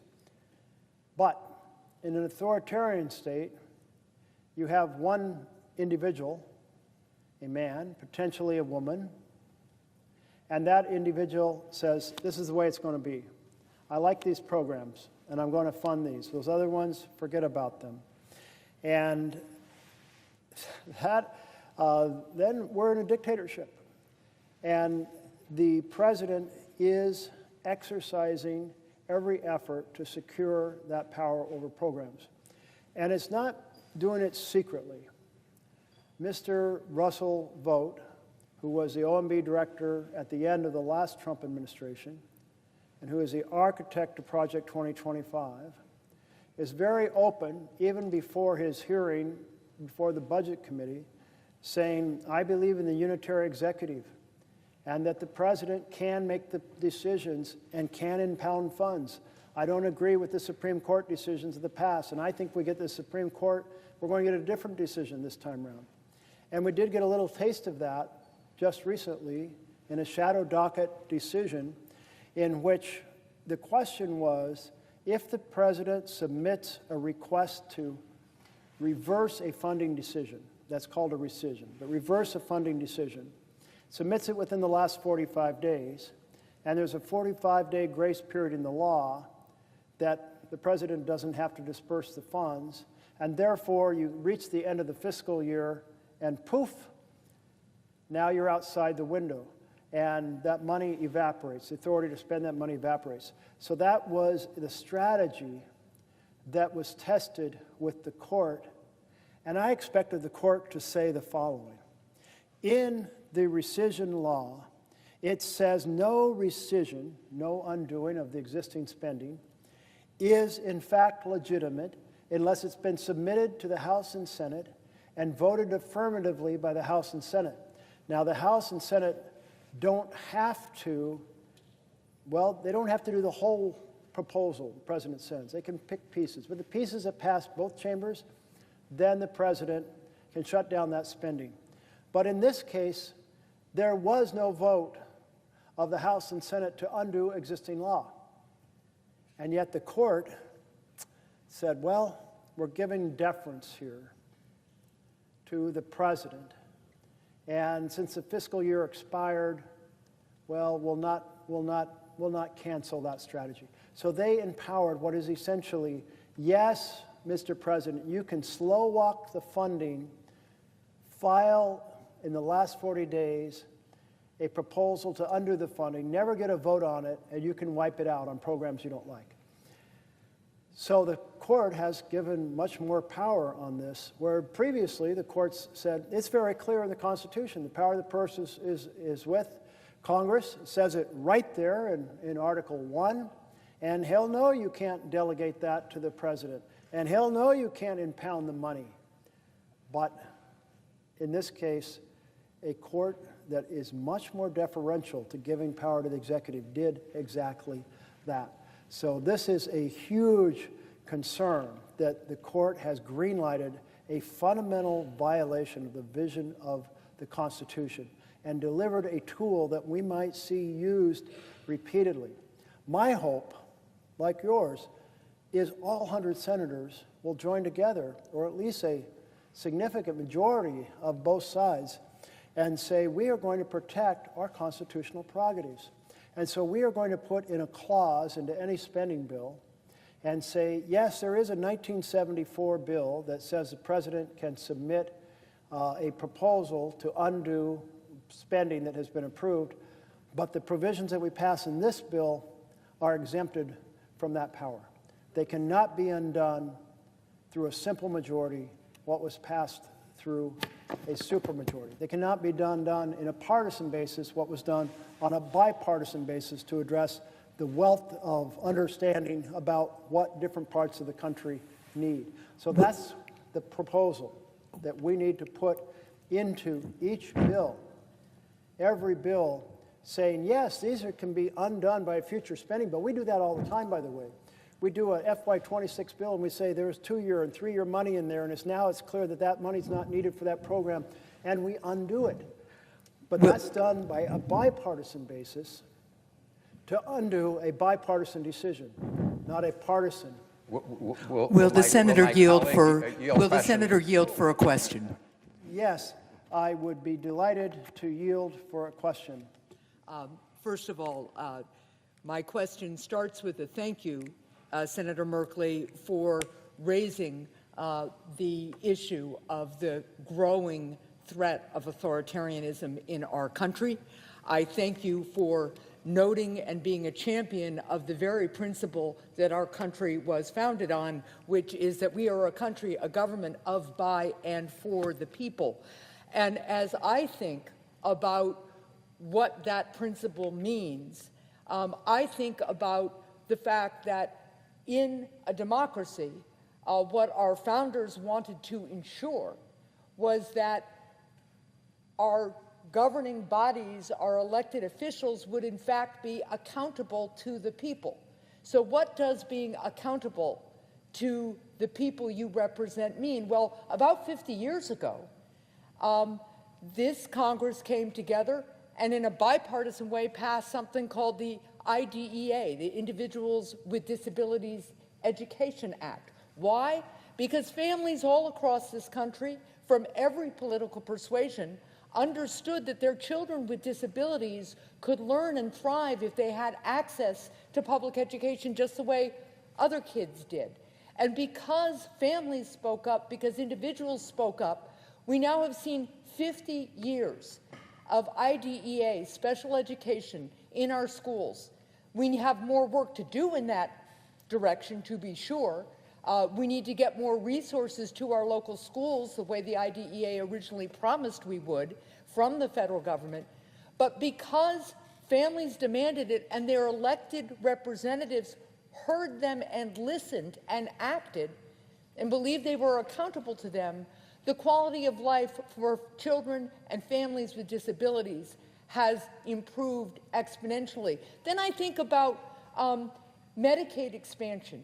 When I was governor of New Hampshire and the Affordable Care Act passed, One of the things that states had the opportunity to do was adopt expanded Medicaid so that people who had mental illness, for instance, or substance use disorder, addiction, could get care under Medicaid, or people who were working part-time and had chronic illnesses could actually get health care. And at first, in a divided legislature, a legislature that was one chamber Democratic and one chamber Republican, the Republicans blocked Medicaid expansion. But gradually, the people in my state of New Hampshire, the live free or die state, spoke up, spoke out, and said, this is really important to our families. And as a result, we found bipartisan agreement to expand Medicaid, provide health insurance coverage so that people could get better and could get fully employed and could then go on to private insurance, something critically important. Again, this happened because the people in my state, the elected leaders in my state, believed they were accountable to their constituents. Now, I think a lot about authoritarian regimes and their lack of accountability, because authoritarians don't believe that they are accountable to the people. They believe that the people are their subjects and are accountable to them. And that, of course, is what we are seeing from Donald Trump right now. I think about the fact that in 2022, we passed in this body the PACT Act, and it was signed into law. That is the law that provides health care to our veterans who have been made ill by toxic exposure during their service. These are our brave heroes that we owe everything to, we owe our very freedoms to, and this body came together because veterans all across this country and their families and their supporters came forward and said, we have been made ill in our service, we need health care, and we came together and on a bipartisan basis because we believe and know that in a democracy we are accountable to the people, that we then delivered something that the people, the veterans, our heroes, the people we owe the most to, we owe our way of life to, could get the health care they needed. That is the difference that having elected leaders in a democracy makes. And so, as I think about this administration taking health care away from millions of Americans right now, one of the challenges we're facing is that people's health insurance premiums who get their health insurance on healthcare.gov, those premiums are due to at least double on November 1st. In my home state, that means that a 60-year-old couple earning $85,000 a year is likely to see their health insurance go up by $14,000 a year at a time when a recent report says that if you are a family of four in New Hampshire and earn $100,000 a year, you cannot make ends meet because of the cost of housing and groceries and energy, daycare, health care. So we now have an administration led by a president whose authoritarian tendencies you have laid out so well, who is standing idly by while this health care calamity is facing us. Because, of course, it's not just people who get their health insurance on healthcare.gov who are going to see their costs skyrocket. It's going to be the entire health insurance premium marketplace that is going to see increases. So we are looking at a president who is busy building ballrooms, buying vanity airplanes for his Secretary of Homeland Security, doing all these things to satisfy himself and the people around him, but who doesn't seem to believe he's actually accountable to the people. I always thought that in the United States of America, we weren't subjects to be ruled, we were citizens to be heard. So, Senator Merkley, can you speak a bit to how this administration's attacks on our democracy have real impacts on the day-to-day lives of Americans? I appreciate so much this passionate question from my colleague from New Hampshire.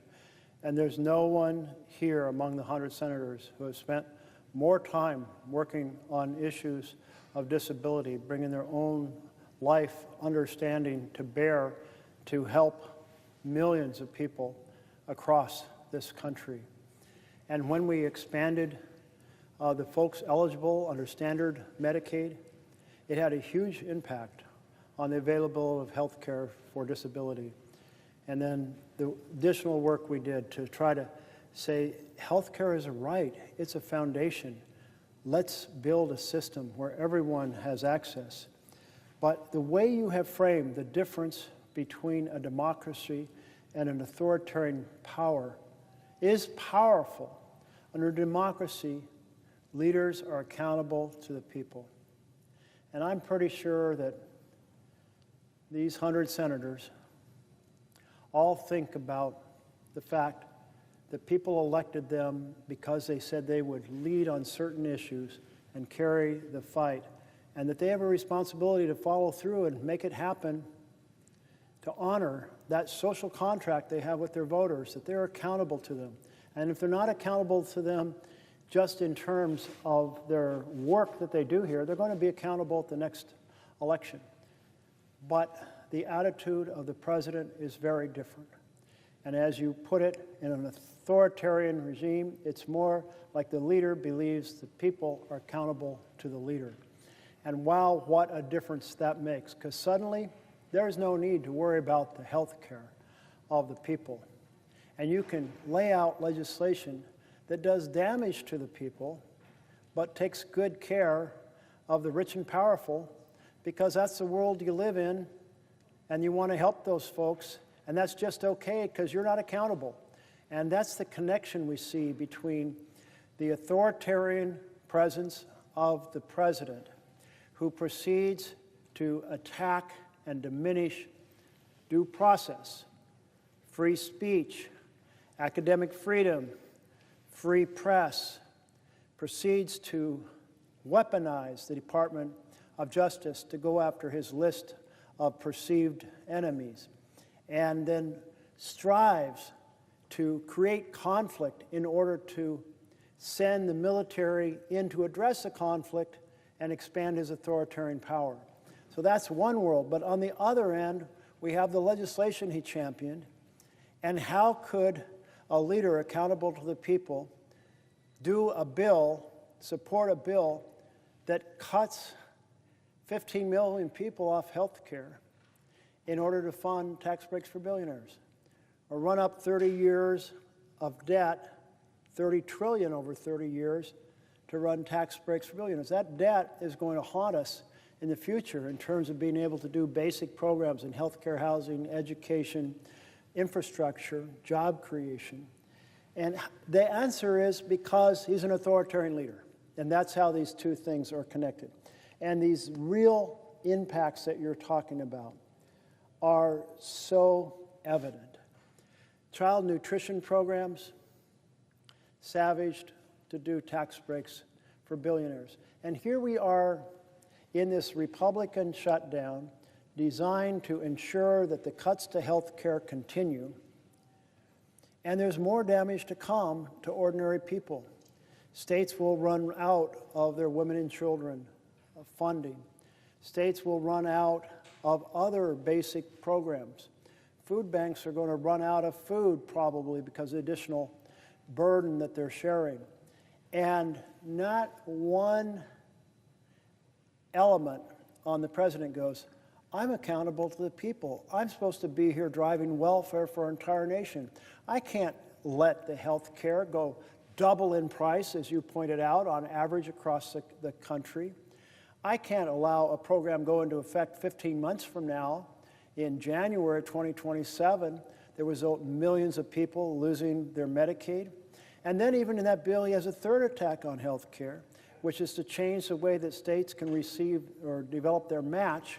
And if states can't raise enough money to do the match, they've got to really shrink the programs. And that's like a 2028 impact. So it's like impact, savage, the health care in multiple layers. And this is the connection between the authoritarian mentality and the real effects that devastate families in our country. Well, would you yield for another question, Senator? I would love to yield for another question. Because as you were talking and as I have been thinking about the various ways in which a true democracy delivers results for its people, I mentioned in my prior question the fact that we passed in 2022 the PACT Act. And, you know, I was with a group of veterans right after we passed the PACT Act, and I thanked them for all the advocacy that they had done to get it over the finish line.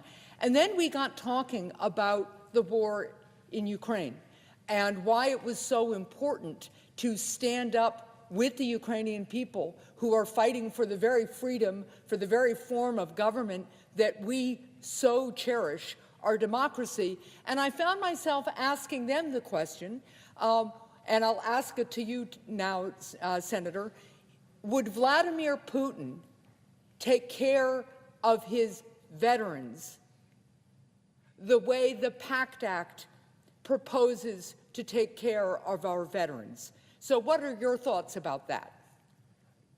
Thank you for posing this question, which has not come up in the many hours that I've been standing here, but is very relevant to the question of what happens under authoritarian control. And worst, recognize that Russia retained some trappings of democracy, but it's clearly a dictatorship. And that's the danger. When you have that authoritarian presence, certainly Putin is that personality. And he did get the Duma basically to become the rubber stamp. And he did get the courts under his control. And everything that flows out from his authoritarian presence. And when it comes to how he views the Russians that he's sending to war, he sends them expendable pawns. I mean, they were sent on unbelievably unsupported missions to be shredded. And over time, certainly the Russian military has gotten much better. But in those phases where he just wanted to pour people into the front and enormous numbers were dying, I still think actually the number is pretty high per day, it was like, again, he's not accountable to the people.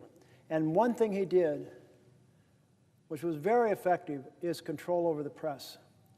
Because I expected the mothers of all those folks being sent in to be shredded to become a massive force, that resistible force that would shake the foundations of Russia. But they didn't, in part because the information was so dramatically controlled.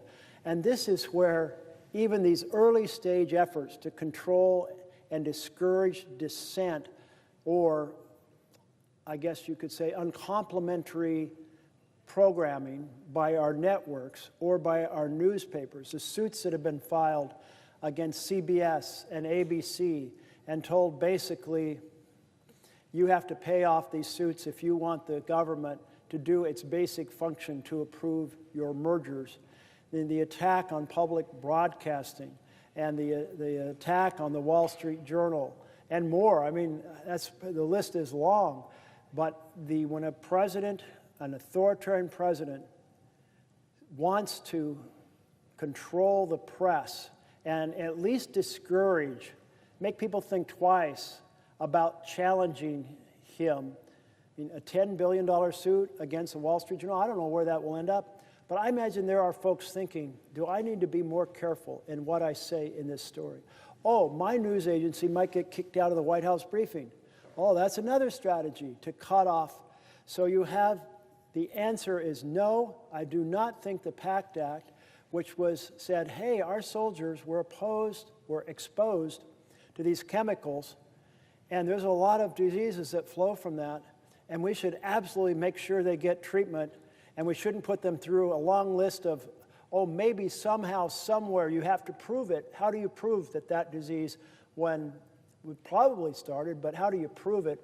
PACT Act, great act. And on Ukraine, I mean, here is a country that threw out a president who was trying to put them under a thumb of Putin.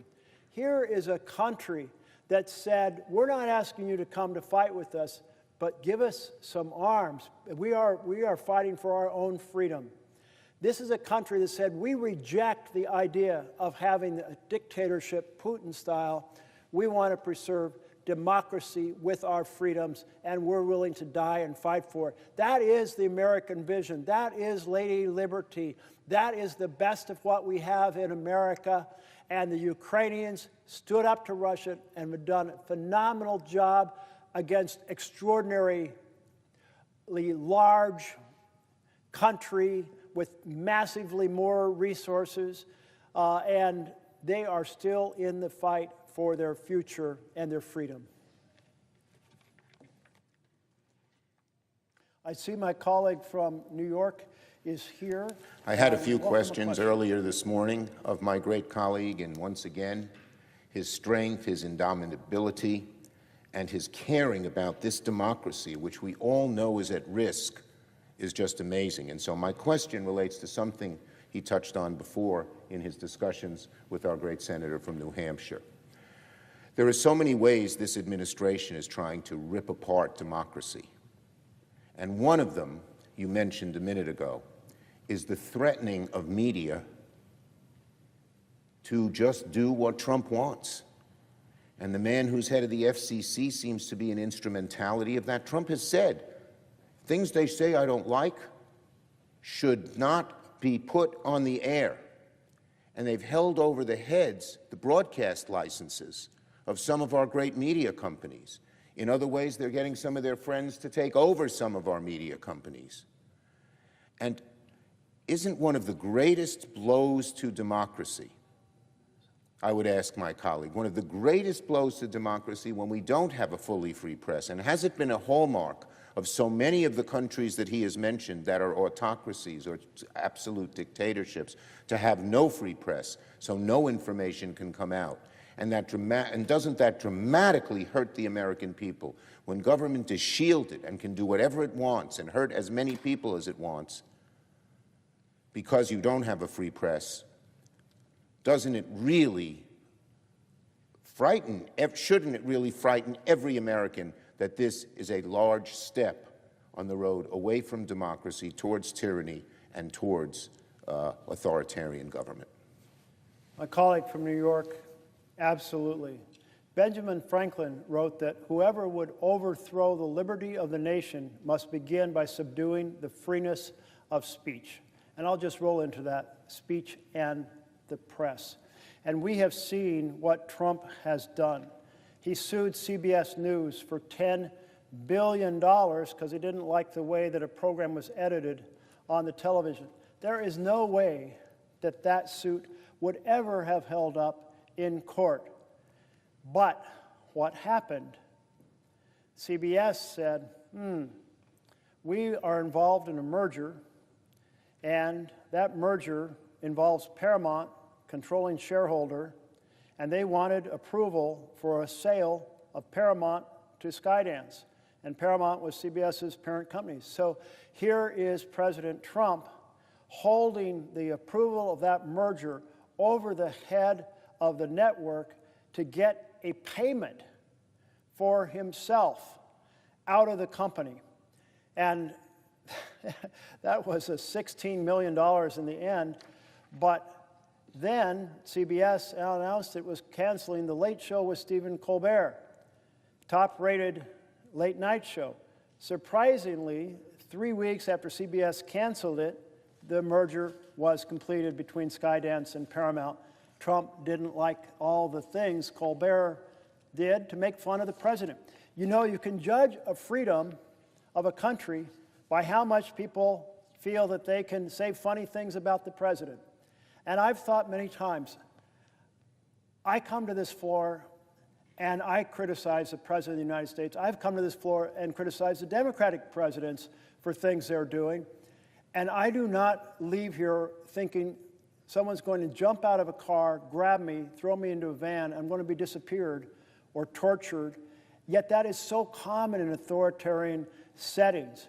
And it's so actually disturbing to me, is one reason that I constantly raise the fact that I hate that we are seeing forces deployed across the United States that do not have an individual identifier, because that makes me think about when people jump out and grab people, and they did this at the protests in 2020 in Portland, no label, threw them into vans, unmarked vans. You didn't know what the hell was going on. But ABC, well, ABC had their own challenge with Jimmy Kimmel. And there was a situation where Nexstar and Sinclair, they own dozens of ABC affiliates. So let me just say that the list is long, including excluding companies or broadcast writers, reporters from the White House briefings. And now, most recently, telling all the reporters at the Pentagon that they have to not ask any questions in the Pentagon or they're going to lose their access to be reporters on the Department of Defense. I thank my colleague for, once again, a great answer. The freedom of the press is at risk, and if the freedom of the press is at risk, so is our entire democracy. I see that my colleague from Massachusetts has come, and I know she will have some excellent, thoughtful, and perceptive questions. So I will yield back to my friend from... I'm so glad that you emphasized the issue of freedom of the press, and amazingly how it's under attack in all these different ways. Here in the United States of America, it's unbelievable. And it's why I'm ringing the alarm bells. The authoritarianism is here now. Thank you, Mr. Leader. And I see that my colleague from Massachusetts is here. And I would welcome a question if you have one. I do, Mr. President. I'm seeking recognition. Senator from Massachusetts. Thank you very much. My friend Senator Jeff Merkley is ringing the alarm bell. He is carrying the momentum of millions of peaceful protesters at No King's Day directly onto the floor of the United States Senate for all of the spineless Republicans in Congress to see. I want to be clear here. Peaceful protest is patriotic. Holding the floor to protest the Trump administration's lawlessness is patriotic. Standing up for what is right, that's patriotic. And I am proud to join my friend Jeff Merkley in saying this part out loud. Donald Trump is not a king, he will never be a king, and America does not bow down to kings. So thank you, Jeff, for reinvigorating that energy and bringing it to the floor of the Senate today and every day. You are a true patriot. So let's talk for just a minute about what's going on here. New reporting from the Wall Street Journal this morning says that the average cost of a family health insurance plan is now $27,000 a year. That's a stunner. $27,000. And that's after years of rising costs. The cost of health care is rising faster than inflation. Health care is too expensive, and families are barely hanging on. So what do we have to do? We have to protect Americans' health care and lower costs for families. Seems pretty obvious, right? Not to Donald Trump. In fact, Donald Trump and Republicans are doing the exact opposite. Their genius plan was to pass legislation that will rip away health care from 15 million Americans, jack up premiums for millions more, force rural hospitals and community health centers to close down, and shut down the entire government instead of coming to the table to save health care and lower costs. Now, Republicans just keep to have lost their spines, go to the doctor and get a spine transplant. But instead, they are willing to make it more expensive for everyone else to go to the doctor. Make no mistake, our healthcare system is already broken, but Donald Trump and the Republicans are making the problem so much worse. Families in Massachusetts are now starting to get notices this week telling them that their healthcare premiums are going up next year. We are taking hundreds of dollars a month. Some families are seeing their premiums more than double. Others will get priced out of their plans completely, leaving them with no coverage at all. And it's not just Massachusetts. Americans across the country are counting on us to lower health care costs. And I want to share some of their stories right now. From a family who gets their health care through the health care exchange, quote, "If our premium doubles, we will simply not be able to afford it. Either my husband or I will have to scramble to find a job with benefits in a saturated market, or we will be going without insurance for the time being." So that is the story of a family who could get kicked off their insurance altogether because their costs will go through the roof. More uninsured people means more costs for everyone else, and that is a lose-lose for the American people. Here's another one from a teacher. "My healthcare costs are going up by 39%. How do I even live?" Families across this country are asking themselves exactly the same question. Democrats are here right now fighting for every single one of those families. Here's a story from someone else. Quote, "If my premiums go up, I'd have to cancel my insurance because my check would be gone and I have an autoimmune disease. It would be over for me. How could I raise my 2 boys and care for my parents? I'm the stronghold of the family." You know, that is the reminder that this kind of increase that the Republicans are imposing on American families, this increase in health insurance, it has echo effects. It's not only the person who can't afford insurance for themselves, it's what happens to her 2 children, what happens to her older parents that she's taking care of. Families hanging on by their fingernails cannot afford insurance premiums jumping by hundreds of dollars a month. Those are the families that Democrats are fighting for right this minute. And Republicans won't even come to the table. Republicans are off on vacation. Here's another story I received from a type 1 diabetic. "I have an ACA plan that makes my insulin affordable. Without it, my insulin would be $1,000 a month. Please don't give up this fight, and please continue to stand for people just like me. We will not stop fighting for you." Here's another one. "Ours will go from $1,300 monthly to $3,600 monthly. It is harrowing." Look, $1,300 monthly, $1,300 a month for health care is already too much. But this family will now have to pay nearly triple. For families already struggling with the rising cost of everything, they cannot afford to shell out an extra thousands of dollars every month for health care.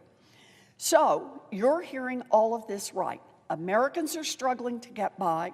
Republicans won't come to the table to fix it and end the government shutdown. And instead of working to lower health care costs for Americans right now, Trump is bending over backwards to dig up $40 billion to bail out his political buddy in Argentina and to help out Wall Street hedge fund investors. $40 billion. So, what could $40 billion do for us at home for a whole year instead? Well, $40 billion could stop health insurance premiums from doubling. It could restore food assistance for families that will be hurt by Trump's cuts. It would cancel a chunk of student loan debt for nearly 4 million borrowers.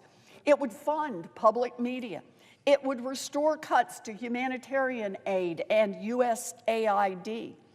And to put it even more perspective, that $40 billion that Donald Trump is sending off to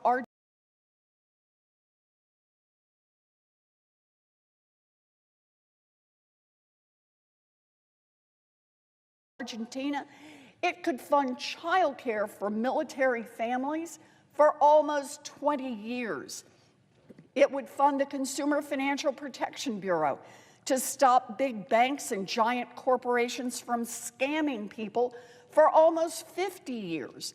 And it could pay for 100 Qatari jets meaning one for every governor of all 50 states and a backup plane for each and every one of them. So there you have it. Remember Trump's promise to lower costs for Americans on day one? Well, pursuant to the order of 4 February 29, 1960, the work of, what is that word? The hour of 12 noon having arrived, the Senate has, having been in continuous session since yesterday, the Senate will suspend for a prayer by the Senate chaplain.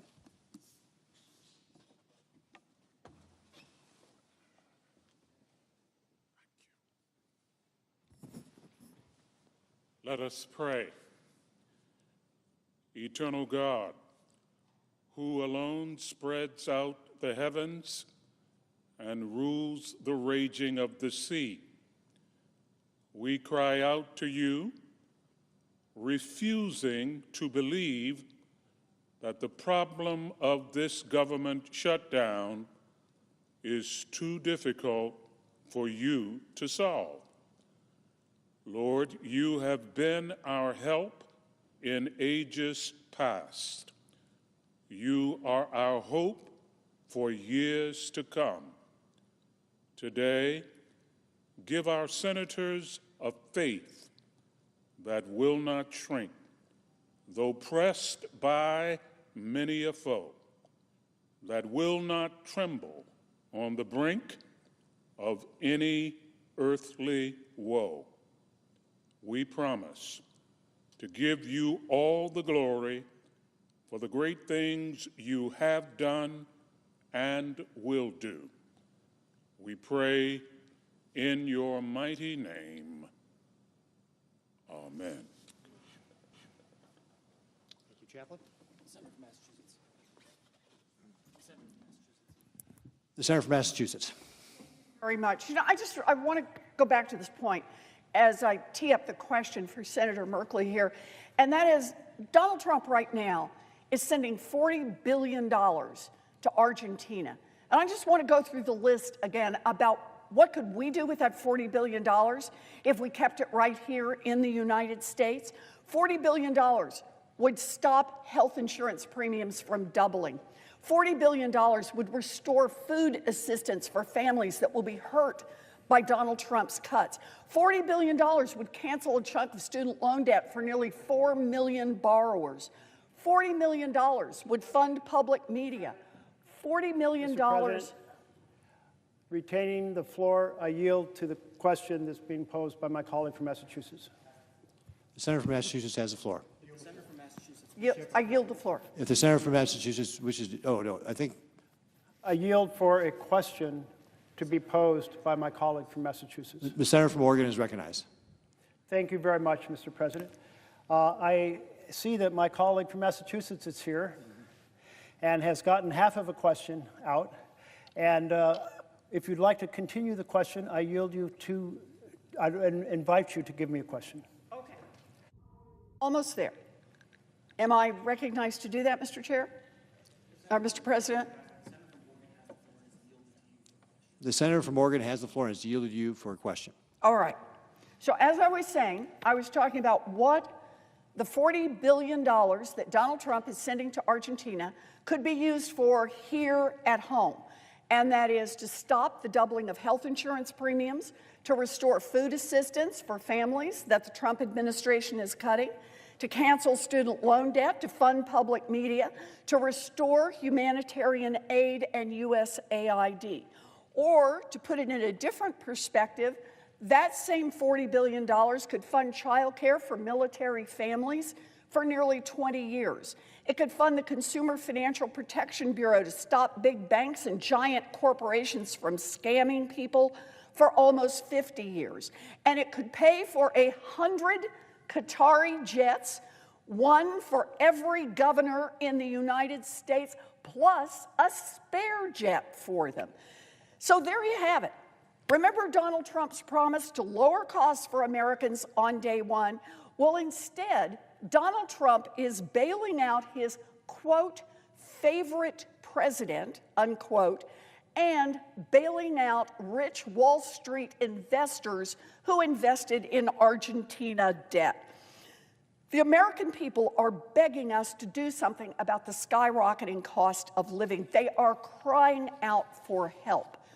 But Donald Trump can't hear them over the sound of the bulldozers that are demolishing a chunk of the White House to build his brand new ballroom. A $250 million ballroom, a monument to Donald Trump himself, paid for by big corporations that are trying to suck up to the administration for special favors. The American people told Donald Trump to cut the cost of living. Instead, he's cutting off part of the White House for his new billionaire's ballroom. Families are missing car payments, but Donald Trump is too busy building his ballroom to notice. The price of coffee is up nearly 30%, but at least Donald Trump will have a fancy new ballroom in the White House. The price of coffee is up nearly 30%, but at least Donald Trump will have a fancy new ballroom where the White House is supposed to be. Farmers are going bankrupt, but Trump is too worried about the construction of the ballroom to help. The cost of baby strollers, or as Donald Trump, are not in normal times. All of us need to stand up, speak out, and push back. My question for you, Senator Merkley, is how is the fight to lower costs for families all around this country linked to the fight against Donald Trump's authoritarianism? I thank so much my colleague from Massachusetts for the question of how the price of goods around the country is linked to Trump's authoritarian undertakings. And it kind of boils down to this. And a colleague came to the floor and used this term a little while ago, a colleague from New Hampshire. And she said, in an authoritarian structure, the authoritarian believes that the people are accountable to the authoritarian. And in a democracy, the leader believes that the leader is accountable to the people. That's the difference. And so if you are in a situation where you have an authoritarian for the president, first thing they do is try to erode the checks and balances of the constitutions, to concentrate more and more power in the executive. Of course, we see that in all kinds of ways we've been discussing this morning. Then they proceed to try to change the rules for elections so that they can rig the next elections. And then they start to attack any form of dissent, suppress freedom of assembly and freedom of press and freedom of speech and due process. And we see that. And then they say, now we want to free the military. But in all of that is this sense that the people are simply pawns for the authoritarian president. And then in that setting, it becomes just fine to do a bill that savages health care for the people to fund tax breaks for billionaires. It becomes just fine to do a bill that savages child nutrition, to do tax breaks for billionaires. It becomes just fine to run up debt over the next 30 years, $30 trillion, to fund tax breaks for billionaires. That's the way that the authoritarian personality is connected to the policies that emerge from bills that authoritarian champions. They're not bills by and for the people, they're bills by and for the powerful. I see that my colleague from Connecticut has come to the floor, and I would be happy to yield if you have a question. I am very grateful for the opportunity to ask a question and for the senator from Oregon yielding to me. And first of all, I want to thank him for his leadership, his fortitude and determination exhibited so eloquently over these last 24 hours. He's really providing a model for all of us in standing up and speaking out. Let me say, after listening to the eloquent words of my colleague from Massachusetts, that the destruction that Donald Trump is doing to the White House is emblematic of the wrecking ball he is taking to our democracy. Put aside the waste of money that could be used to improve our education system, solve food insecurity, guarantee the election integrity of this nation. The damage that he's doing to this iconic symbol of America is so costly to our image and esteem around the world. The White House is a symbol of America, and he is destroying a part of it. What he intends to build as a replacement to the East Wing is a gargantuan insult to America. And it is, unfortunately, emblematic of a lot of the other destruction that he is doing in so many other areas as we watch the norms and laws that protect our great experiment in democracy erode under his destructive actions. In some ways, it's a little bit like the frog in the pot. The water begins to heat without our noticing it. The acts seem benign when taken individually, but cumulatively, they will boil and destroy our democracy. The president has turned the Oval Office into an auction house. He has put a for sale sign on the White House lawn. Influence and power are the way to a quick profit, whether it's crypto or pardons or many of the other perks of office. He is using it for his own personal ends and weaponizing the Department of Justice against his personal opponents, his political adversaries, a violation of basic norms of the Department of Justice and of our democracy.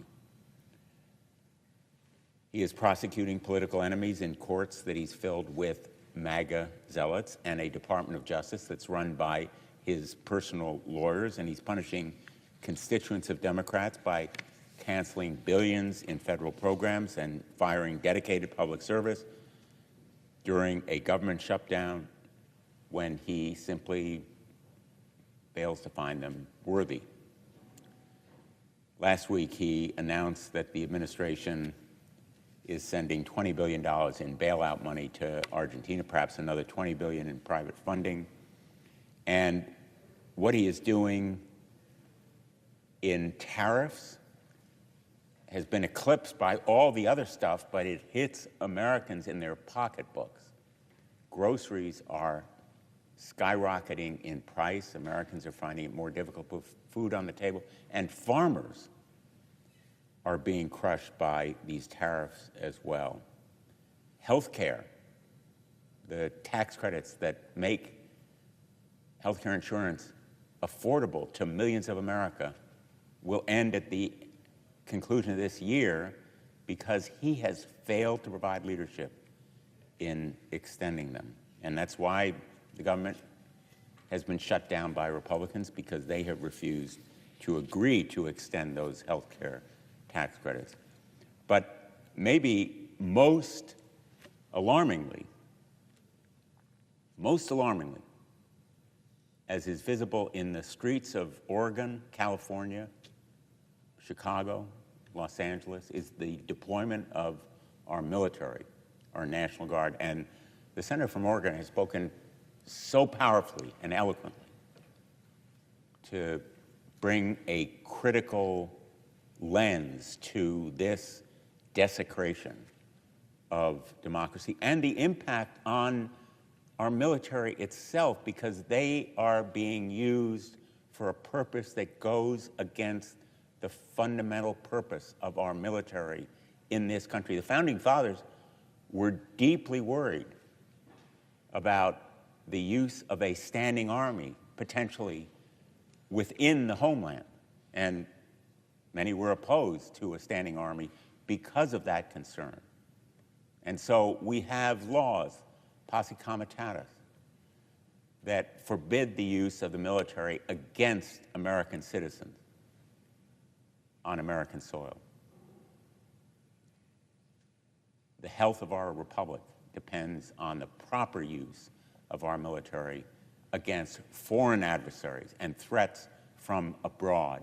But the President of the United States, in effect, has decided that he will use our National Guard as a police force, supplanting local and state police. And the damage is done not only to institutions, which should be supported, and we should be providing more resources to local and state police, more training and equipment to them, so they can do the job of keeping order and maintaining our democracy, but also to the military itself, which is demoralized and potentially degraded by the misuse of these resources that are designed to support them in countering adversaries abroad. And of course, to the faith and trust of Americans in the military as they see it misused. And so I want to ask my colleague from Oregon about perhaps his personal experience as he watches this deployment of the National Guard in his state. How are the people of Oregon reacting to the misuse of our National Guard? Is their faith and trust in the military affected by the President's deployment of the National Guard in a circumstance that a federal judge has found is unnecessary because whatever protests have happened in the past weeks and months have been peaceful and without the necessity for this kind of military intervention? Well, I really appreciate the question from my colleague. And we're at an interesting moment right now, because unless there's a decision that has been made while I've been speaking, and that's certainly possible, given the amount of time and the shift, there has not yet been a decision by the district judge to dissolve the second temporary restraining order, and so the National Guard has not been federalized and able to deploy. But it was going to depend upon what happened at midnight last night, in which the judge had said, the district judge had said, I want to see if the circuit court decides to do an en banc panel. And that's a fancy way of saying that instead of 3 judges evaluating the situation, a panel of 12 judges, the Chief Justice and 11 other justices from the Ninth Circuit, selected randomly, would examine the issue. And if that was on the verge of happening, my impression was she was going to hold off. The other thing that was unfolding was that the Seventh Circuit, including Illinois, and of course Chicago's been really affected by this, the Seventh Circuit made a decision in support of the district court there, but that looked like it was going to the Supreme Court, and they might do a shadow docket decision very soon, any moment, which could affect also what happens. So my guess is soon. If none of those happens, my guess is that soon, in fact, the second temporary restraining order will be dissolved, and that will give the ability of the National Guard to be in their mission. And I think there has been a lot of effort put into saying, these are our Oregonians.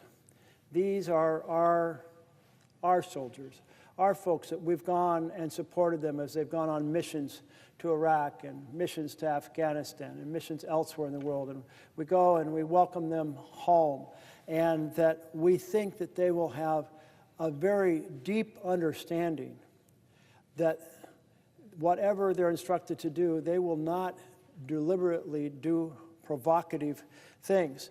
The thing that would really sour the situation, and I'm putting up a little picture here that I know you can't see, but it's a picture of one of the federal agents, not the Oregon National Guard, walking up and just spraying a protester straight in the face. She had gotten out of the way as she was requested. She was, giving a, saying she was sharing her opinion in a vocal manner, but not doing it, not in the way of anything had moved as requested. And when people see that, or other things where agents start assaulting peaceful protesters, that's when things get dicey. And so far, the Portlanders have said, this is what Trump wants. He's almost instructed people, these other federal agents, to come and provoke a riot. In fact, they even staged a fake riot last week, which was an extraordinary thing that should trouble every American. They asked the protesters to back up several hundred yards, and they did without conflict. So there was no tussle, there was no breaking the line, there was no throwing things. They backed up. But behind the line of the federal agents, probably Federal Protective Services, were videographers. And the goal was to tape a fake riot. So after they had been backed up, on command, the Federal Protective Services threw down flashbangs, which sound like gunfire. They threw down tear gas, which big pluming smoke, and of course very irritating. And they fired pepper balls at the crowd. Well, that net result of that is the protesters scattered by being videographed so that they could look, the Trump's team could say, look, there was a riot. And I just can't believe that our government would stage a fake riot like that. But it was carefully observed and reported on by Oregon Public Broadcasting. So I have confidence in what I'm saying about what happened. I don't think anything like that will ever happen with the Oregon National Guard. I think they will be extraordinarily careful to execute their mission in a professional fashion. If they're asked to provide a little bit of encouragement for the protesters, get out of the way of the car, I think they'll do that. That's my belief, that our own Oregon National Guard. Now, there's also Oregon National Guard from California. The president said he was going to send some from Texas. That could still be possible. I just hope that they all are well trained. That is red line, you never attack a peaceful protester. That so far, the Portland protesters have decided to engage in joy and whimsy. And they have just frustrated the hell out of the Trump team because they want riots. And no, there's the pastries and pajama team, and there's the puppy dogs for peace team, and there's the wedding taking place, and there's the unipiper doing the bagpipes on his unicycle, and there's the folks putting down candles on the ground and flowers in the air, and just basically and doing the cha-cha slide. And I have no idea how to do that, but maybe I'll learn down the road here. But this type of joy and whimsy has been terrific way to respond to Trump trying to provoke violence and failing to do so. And I think the Oregon National Guard will be extremely professional. If my colleague would yield for one more quick question. Yes, I'll yield for a question. And I think he is absolutely right to call attention to the extraordinary professionalism of the National Guard, which hopefully will avoid the provoked violence that President Trump, unfortunately, would welcome, apparently, here. But we know that the President has said that if the courts deny him the opportunity to deploy the National Guard, he will consider using the military under the Insurrection Act. And yesterday, I came to the floor in support of reforms that I have proposed to the Insurrection Act that would reduce the unbridled and unchecked powers that he has right now. The Insurrection Act makes modifications to the posse comitatus law in ways that potentially provide him with unbridled authority. And so my reform bill would require accountability, would enable use of the military in the event of a claimed rebellion or insurrection for a limited amount of time, require the president then to come to Congress and make the case and Congress to approve a set of reforms that would protect the American people against misuse of the military in the event that he could not deploy the National Guard in this way. And so I want to ask my friend from Oregon, and I believe I know the answer because he has supported reforms in the past, whether these kinds of reforms to the Insurrection Act are important and necessary to protect the American people and the military itself against the kinds of misuse of powers that could occur. The reforms that my colleague speaks of are incredibly important because we have a standard under Title 10. Under Title 10, which is the federalization of the National Guard, the standard is there has to be a rebellion or there has to be an invasion. A rebellion, a sizable group, well-organized, well-armed, seeking to overthrow the government. An invasion, a significant military force coming across to attack us. They're well-understood terms. Even with that Title 10, I am very nervous because even though the law does not say give deference to the president in Title 10, two judges said you should give deference to the president, which I find absurd because what it means is these standards that were crafted in legislation here, I'm sure broadly and intensely debated and said, no, it has to be a rebellion or it has to be on the verge of a rebellion. And the understanding what that would look like. And to say it's a rebellion just if the president says there's one when there's nothing, like that type of deference, that's just throwing open the gates to say an authoritarian president can roll out the military under Title 10. That's scary as hell. But the Insurrection Act, in a way, is even scarier because it does have an explicit deference to the executive. And so while it has a standard, it says in interpreting that standard, there should be deference. And I have read a number of analyses that say there is no way that the Supreme Court's not going to essentially say if the president interprets what's happening, given the language that exists there. I mean, that was written with the belief we would always have a capable, responsible defender of the Constitution in the Oval Office, and we don't. So reforming that act and closing that loophole, absolutely incredibly important to save our republic. I thank the senator from Oregon, and I yield back now to my other colleague from Oregon. I note that my colleague from Oregon, following proper protocol here, has arrived on the floor, and I would be happy to answer a question should you have one. I thank my colleague very much. So I just want to make sure from a parliamentary standpoint, would the senator from Oregon yield for my question? I would be happy to yield for a question. Mr. President and colleagues, I want to start by commending my partner from Oregon, who has now been on the floor for close to 18 hours. What he is doing in ringing the alarm bells about authoritarianism in America is an important public service. Let me begin by saying the Wyden family certainly knows a thing or two about watching a democracy slide towards authoritarian rule.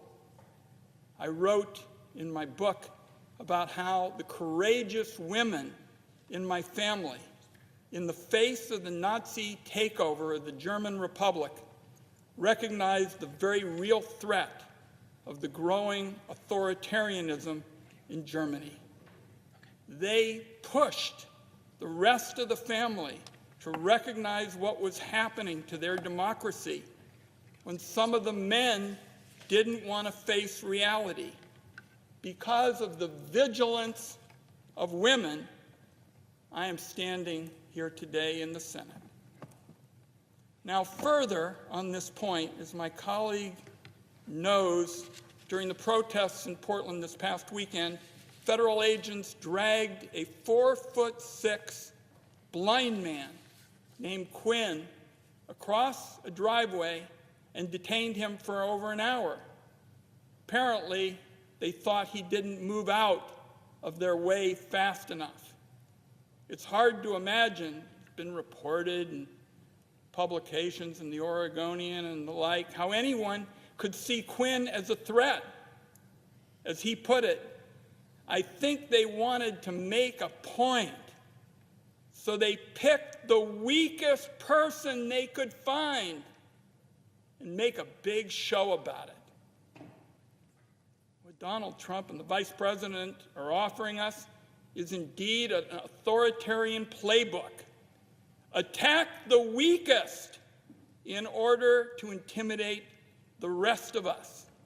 And that is why it is the obligation of all Americans to pay attention to all of the discussions on this topic and to speak out and not yield.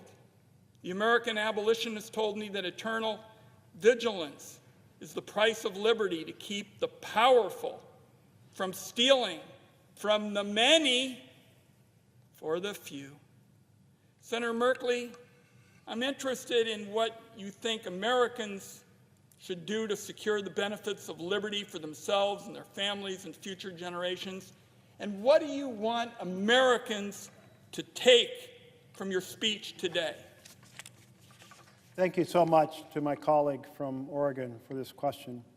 And it's very powerful to think about how fast the menace grew to the Jewish community in Germany, and how if one did not recognize that threat, and if I understood right, the women in your family were the ones that said, we have to get out of here. That's correct. And saved their future and therefore your future.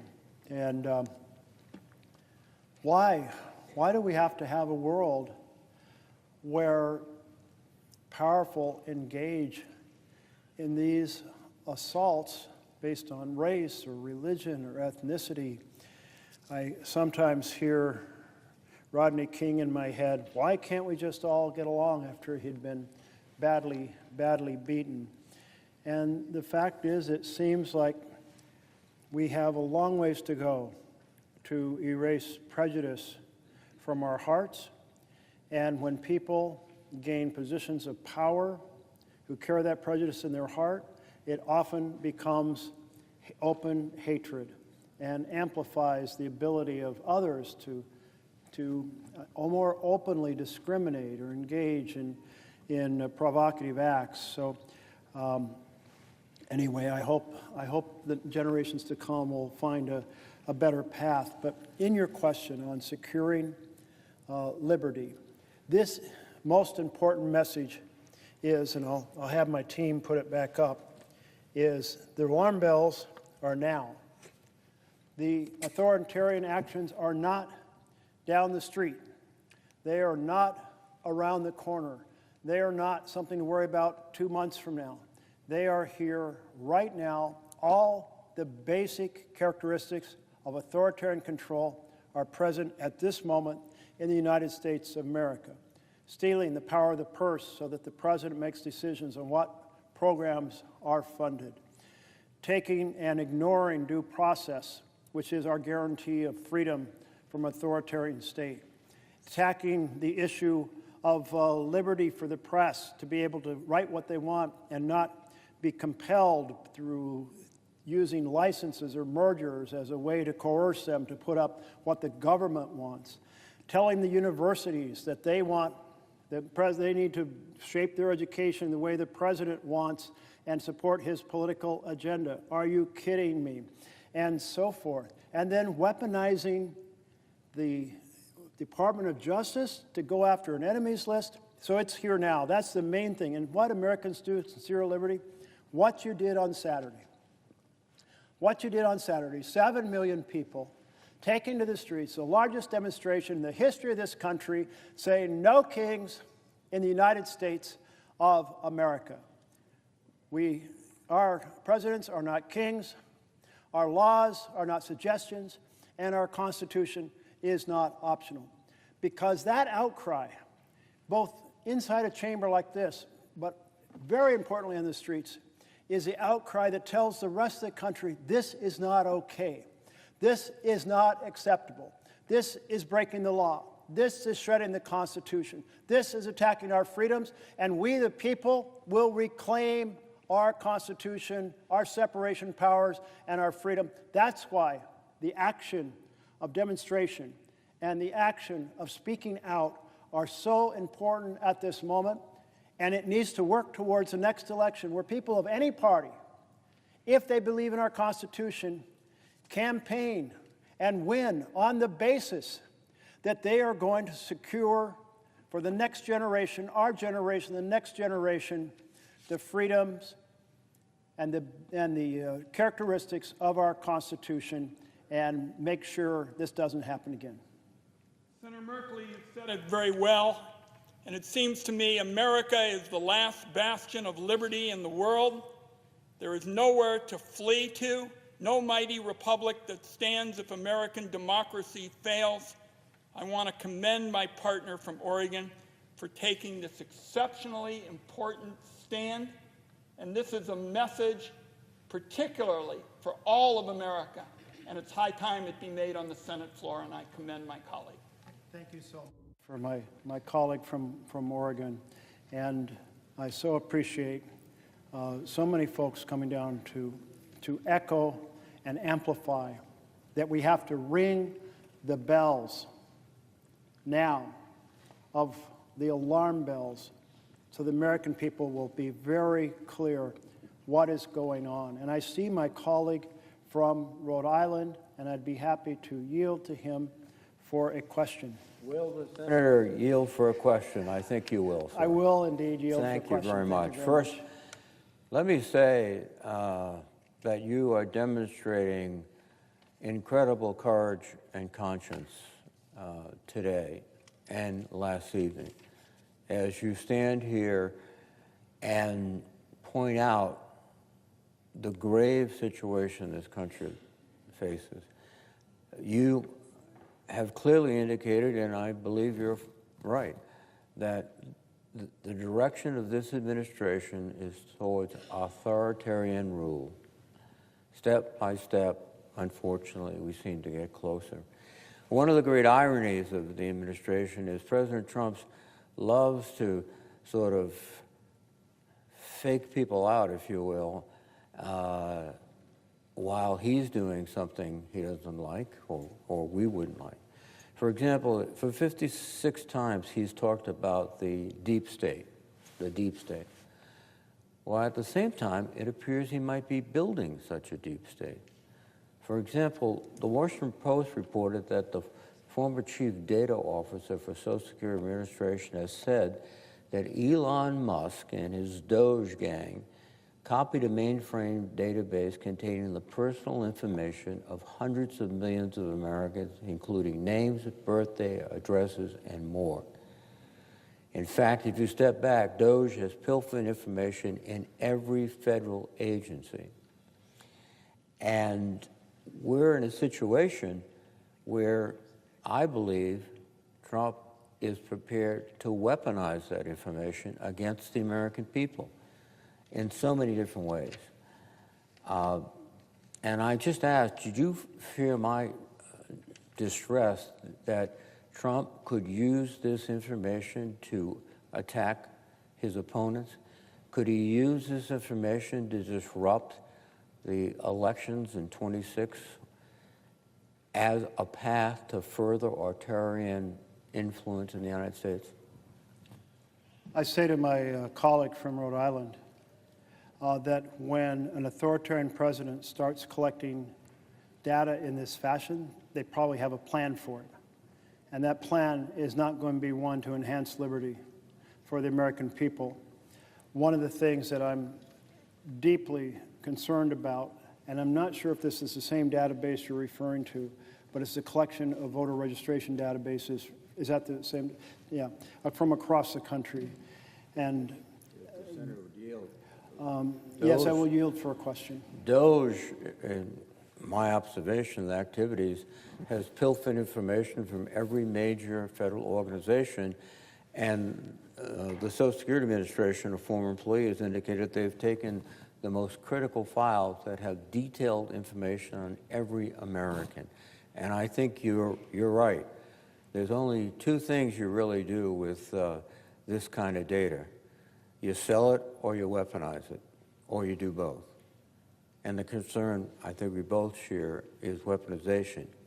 In addition, I believe that the administration has sought from secretaries of state throughout the United States information about their voting rolls, which is specifically directed perhaps at electoral interference. But I shall wheel back. That clarification of the question.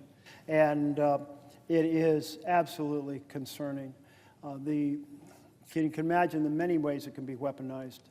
Like any hostile agent from outside the United States can use that data in all kinds of ways. What happens if suddenly your Social Security benefits aren't there, or the files regarding your disability benefits, or your age and birth records, or who knows what all could disappear or be modified, or banking records possibly included if you've had banking transactions in paying your taxes, or it could be incredible amounts of stuff. And we have had fairly protective practices of these databases, which is why when DOJ went in with laptops, there was a lot of resistance, and some people who provided that resistance, got moved aside physically to enable DOJ to access. And then there's this other database effort, which is the voting registration database effort. And the idea of collecting that, and they've been pushing the Secretary of States. Many states have said no, they're going to court, they're resisting. Well, thank goodness they are, because a national registration voter database can be used just like a state could purge names from it, which several states have done, saying, oh, these names look the same. Maybe it's like you got two Jack Ryans, or more commonly, it's done to Hispanic names. Or said, well, hey, there's the same name in Georgia as there is in Mississippi, so we'll purge this name. I mean, hostile purging that people don't know that they're no longer registered until they go to the poll to vote, and it's often too late. So I'm very, very concerned. I want our states to maintain their own independent voting registration databases, because that would be a phenomenal way to manipulate the next election. I used to, and I say used, like February, when people in my town hall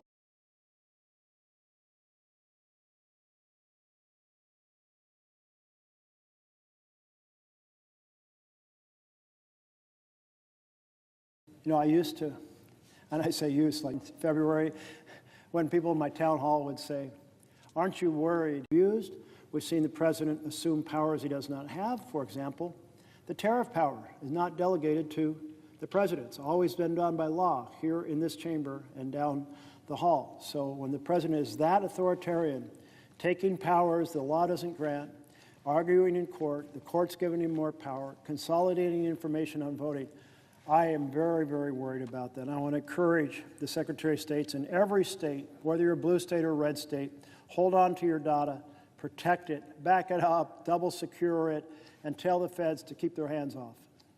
Well, I concur. If I may raise one very brief question, that is... Yes, I yield for additional question. You see firsthand what's happening in Portland. It is outrageous. The situation has been completely distorted by the president to suggest that there is major civil upheaval, and that's not the case at all from the reports I've heard.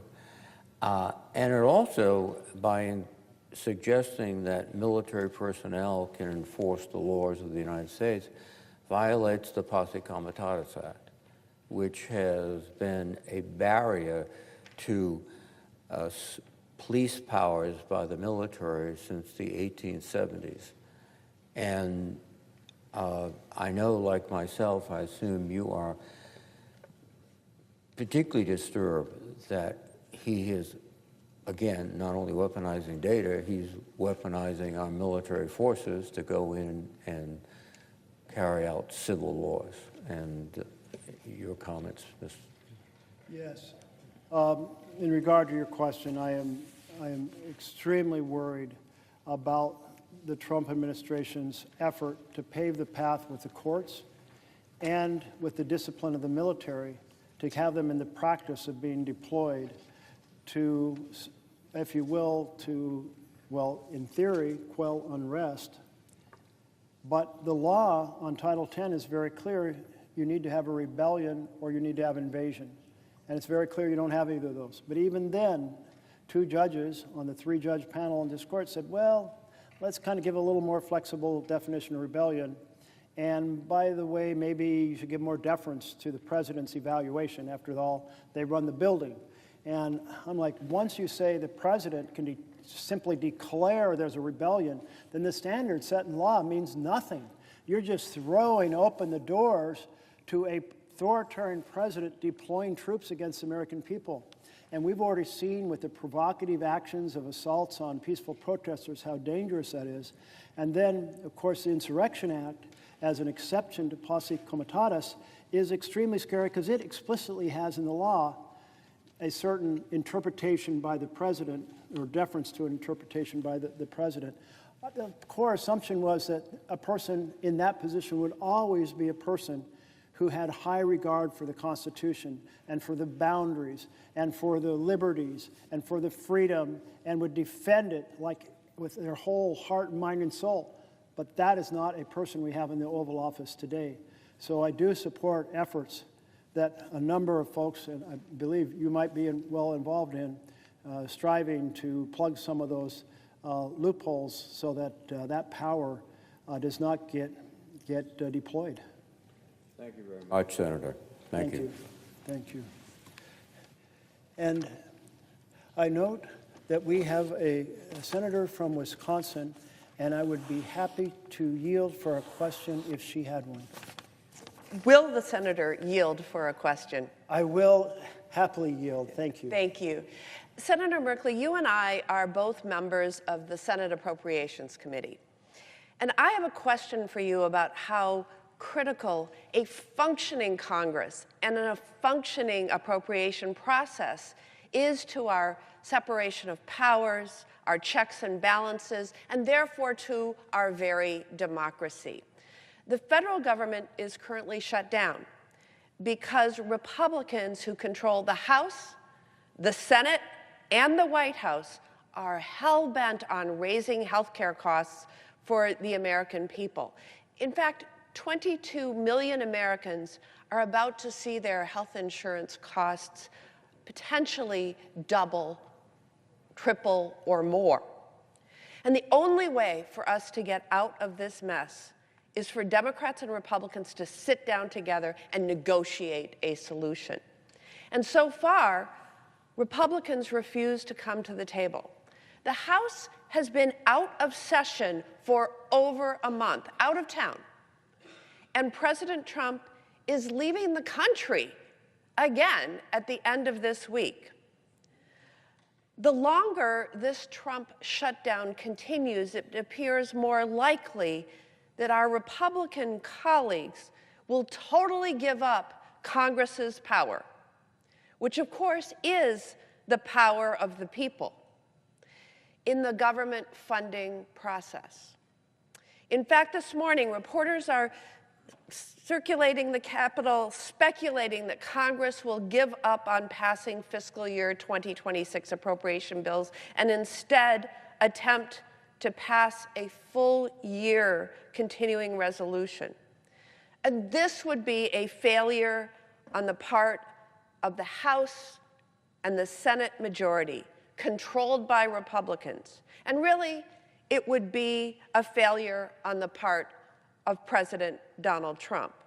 And it would be a failure that undermines one of Congress's core democratic functions, setting priorities through the power of the purse. So my question for you, as you hold the floor to shine a light on the ways in which this president continues to undermine our democracy and disregard the Constitution, how is Donald Trump undermining Congress through his attacks on the bipartisan appropriations process? And when he does that, and the majority, the Republicans in Congress, allow this to happen, how do the American people lose? I so appreciate the question from my colleague from Wisconsin. And part of the discussion earlier was you can detect the difference between a democracy and an authoritarian government in the following fashion. Are the decisions about which programs are funded, how they will operate, and how they are funded decided by the Congress or by the President? That is the power of the purse. And it's so clearly laid out by our founders that you put it in Congress's hands, because if you put it in the President's hands, you have a strongman, one person, not 100 people in this chamber bringing their diverse life experiences, their knowledge, their particular interests, and saying these things are important to our various parts of the country. You just have one man from New York deciding what's important, one man who hangs out with a group of billionaires deciding what's important. So incredibly essential distinction between a democracy and authoritarian government is that decisions about the programs, their design, and their funding are made by Congress. What we have seen is that the President and his head of Office of Management and Budget, Russell Vought, are attempting to take that power out of the hands of Congress and have the President decide which programs are funded and how much. Every time you hear the President say, I canceled these grants because they're out of sync with the priorities of the President, that is an authoritarian statement, because it's not the President's prerogative to decide how to spend that money. It is the power of the people through their elected representatives in the House and Senate. And then in addition, Mr. Vought has coordinated a series of strategies to essentially cancel programs by slow-walking the dispersion of funds, by freezing the funds, by impounding the funds, by delaying to the end of the year and then submitting a request to legislatively have the funds undone, but then the clock runs out on the year and poof, the funds disappear. He has a fancy name for it, a pocket rescission. But think of it more like the carriage in Cinderella that hits midnight and poof, the carriage is gone and you only have a pumpkin. In this case, we only have a lump of coal when we hit the end of the year. And then there is a requirement under the law for the President to lay out an expenditure schedule so that we can see whether or not funds are being delayed or frozen or impounded and so forth. And that schedule has disappeared. That website has been shut down. So the President is hiding in that we can protect the prerogatives of our Constitution. So these are the ways the President is directly attacking the power of the purse and trying to turn, this is one of the ways, he's doing a whole series of other things in attacks on freedoms, military weaponization of the Department of Justice to go after enemies, sending the military into the streets. But this is a key one in terms of the checks and balances of our Constitution. He's trying to take the power of the purse and has made substantial progress in doing so. I see my colleague from Hawaii has arrived, and should she have a question, yield for a question? I would be happy to yield. First of all, I commend you for holding the floor to raise issues of such concern to the American people. I want to focus my question on the corruption of the Trump regime. And this corruption is rampant and unending, from making untold sums off meme coins to the latest outrage demanding the Department of Justice pay him more than $200 million. That is taxpayers' money that he wants to get his hands on. We have a president putting his financial interest before the best interest of the American people. This is the classic Trump playbook, using the power of his office to make a profit at the expense of the American people and as a distraction from the chaos and cruelty that he is sowing every single day. It's a classic authoritarianism, using the tools of government to enrich himself, reward his friends, and punishes enemies.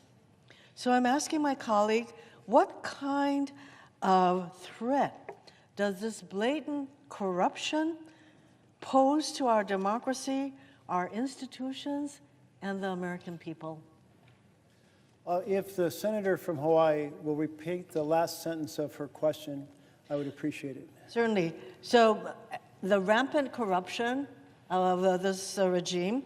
So, what kind of threat does this blatant corruption pose to our democracy, our institutions, and the American people? Thank you so much for the question. And when I hear that word corruption, and I admit I'm starting to feel a little dazed after these many hours on the floor, my head goes first to the financial corruption of the president, but there's all these other forms of corruption he's engaged in terms of corrupting the basic balance, separation of powers, and the checks and balances. But let me speak first to the financial corruption. One thing that we have seen is that he's using the presidency to enrich himself and his companies and his family. And the most blatant example of this is when he said, I have this product that I want people to buy, and I'm going to hold a competition, and the people who buy the most of this product, a crypto coin, will be invited to a very special dinner at my golf club where I will be present, and you'll have access to me. So he sold access to the presidency to the people who bought the most of his crypto coins. And in that case, it was a meme coin. And that means basically the coin is a collectible. It basically has no value. But then he engaged in another form of crypto corruption, and that involved saying, we're going to have a stable coin, and a stable coin means you give me $1 and I give you a crypto token that you can use in international transactions. And then there was a transaction involving I hope I still have this right, the United Arab Emirates, and they basically bought several $billion of these coins, and what happens then is the president can hold those dollars until the coins are redeemed and benefit from the interest earned on those several $billion. And meanwhile, there was a desire by the foreign government to get access to highly capable AI chips. And the answer was no, we're not doing that. But then after they bought all these coins and enriched the president of the United States, well, then the president said, let's give them the coins, or let's give them these advanced chips. So very much certainly the smoke, and I'd say even the flame of selling access and favors out of the presidency, now to the tune of having made billions of dollars in the roughly 9 months that he's been in office. I would be happy to yield for another question if you were talking about a different type of corruption. Okay. I yield, oh no, I don't yield yet because I have to do this protocol right. I see my colleague from New Hampshire is on the floor, and I would welcome a question if you have one. Will the senator yield for a question? Yes, I will yield. I'm normally your seatmate, but I thought it might be easier if we talked this way. So I am down here in a different place than I usually am to ask a question. But I want you to know how much I and all of your colleagues appreciate your standing up for democracy.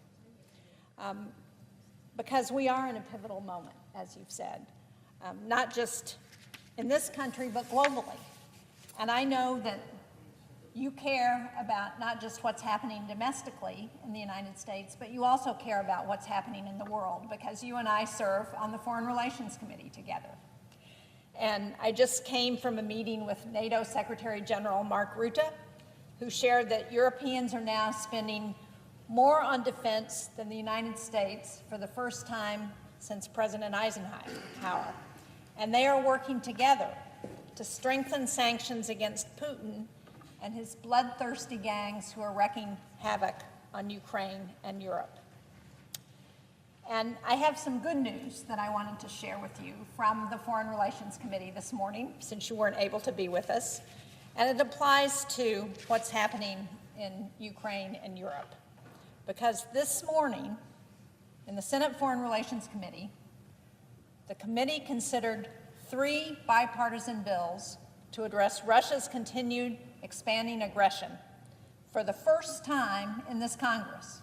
So the first time since the beginning of the year, we have actually taken action in the Foreign Relations Committee, action that you supported with your proxy votes, and I appreciate that, to take action against Russia's aggression in Ukraine. One bill will designate Russia as a state sponsor of terrorism because of what they've done to kidnap Ukrainian children. One will stop Chinese entities from supporting Russia's brutal war machine against Ukraine. And the final one will authorize a continued quarterly transfer of Russia's foreign assets that have been seized in the United States to support Ukraine. So I think all of these bills passed. They were bipartisan. They passed unanimously out of the committee. And I think it's a critical time in history for this Congress to be taking a stand on Ukraine. So, Senator Merkley, given this important moment in history, what more can we do in the Senate to support our allies and to protect the Ukrainians from further bloodshed from Vladimir Putin? I so much appreciate the good report and question from my colleague from New Hampshire, and appreciate her leadership on the Foreign Relations Committee as the top Democrat, working hard to partner across the aisle for the common cause of international security. And every time I think about Ukraine, I think about how fiercely, including the Orange Revolution, in which they did so much to say, no, we will not be taken over by Russia. We will not be put under the thumb of Russia by one of our presidents. They have said, we see the system to our north where there is no freedom, where people are not in charge of their own destiny because they are ruled by a dictator, and we reject that and will fight with our lives. And so many have, in fact, perished on the battlefield to defend our freedom. That inspires me every time I think about it. And at the moments in which President Trump has been less supportive of Ukraine and more supportive of Russia, I have tried to send him magical vibes. No, understand the difference between standing with a nation fighting for freedom and snuggling up with a dictator. We are a light to the world when we fight for democracy and support democracy. So I'm really pleased to hear about these 3 bills passing. And I hope that other factors can be worked out in the international community that will help slow down the Russian war machine. They are an incredibly large country, and they have built huge factories to produce cruise missiles. And so nightly, Ukraine is hammered with hundreds now. And so it just means more resolve by the United States, more resolve by Europe. I am surprised to hear that the Europeans collectively are spending more on defense than the U.S. I am like, if that had been a trivia question, I would have failed, but there it is. And that certainly has been partly to recognize the threat from Russia. If Russia is willing to slice off a piece of Georgia, as they were in 2008, I believe, if they're willing to throw thousands of soldiers into a fight in Ukraine, really with no consideration, I mean, it's just like fodder to the war machine. And then we're seeing that they're overflying some of the other European countries. And these are incredibly provocative. So I think all of that goes towards hopefully forging a unity of purpose between Europe and the United States. Something you may not know, one of the skeletons in my closet is I spent a rotation working at NATO in Brussels when we were trying to develop a treaty for intermediate range missiles because of the nuclear threat, to stabilize the threat. It's the middle of the 1980s. And the United States and Europe worked so closely together. That is the type of partnership. It's the type of partnership that has taken some hits in the last few years. We want to restore that vision of that careful, detailed,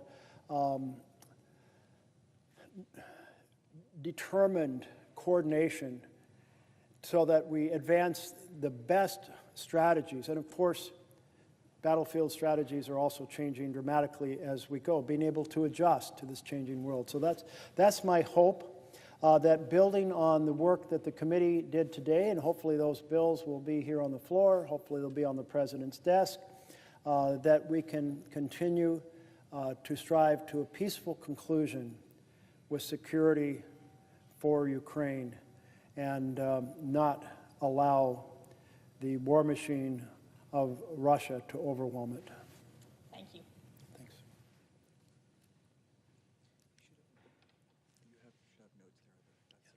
Nobody else?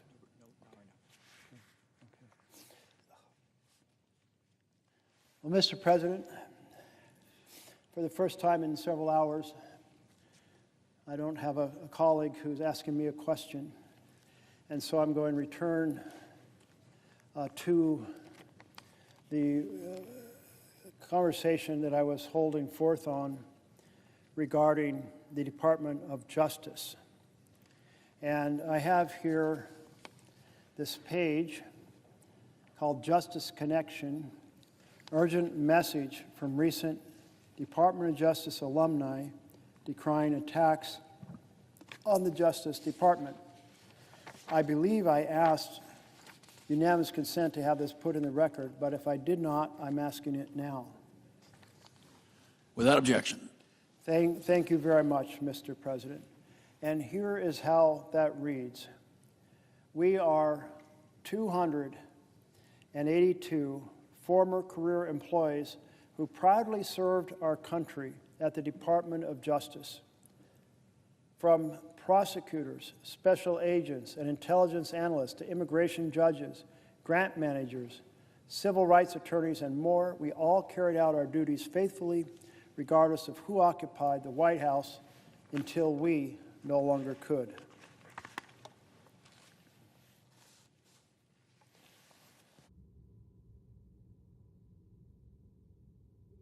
Left the department, either voluntarily or involuntarily, because of actions taken by this administration.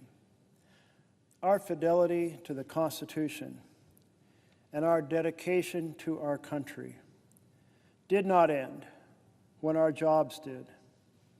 Now that we left the department, we believe it's our duty to sound the alarm about this administration's degradation of DOJ's vital work and its assault on the public servants who do it. It is incumbent on all of us to fight for the Justice Department before it's too late.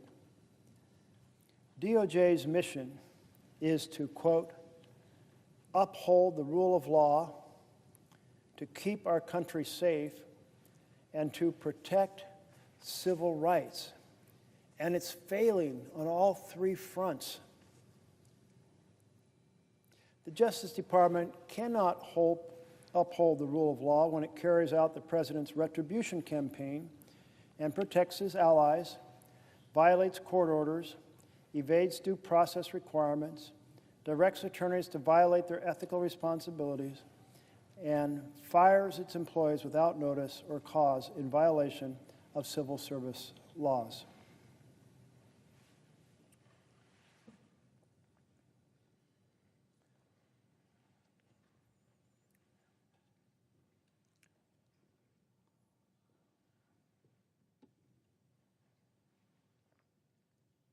It also cannot keep our country safe when it ousts FBI employees, prosecutors, national security experts, and ATF officials shutters offices that prevent community violence, and dismantle drug trafficking operations, purges the attorneys who enforce the laws that protect the environment, and shifts highly trained special agents away from counterintelligence and counterterrorism. And it cannot protect civil rights when it drives out 75% of the attorneys from the Civil Rights Division and refuses to enforce the nation's civil rights laws as Congress intended, using them instead as a cudgel against marginalized groups. The administration is taking a sledgehammer to other long-standing work the department has done to protect communities and the rule of law. Its plans to eliminate the tax division, which saves the country billions of dollars by pursuing tax evaders, will lead us poorer. Gutting the public integrity section and FBI public corruption squads has paved the way for government graft. Canceling hundreds of millions of dollars in grants has left at-risk communities less protected and crime victims less supported. The list could go on.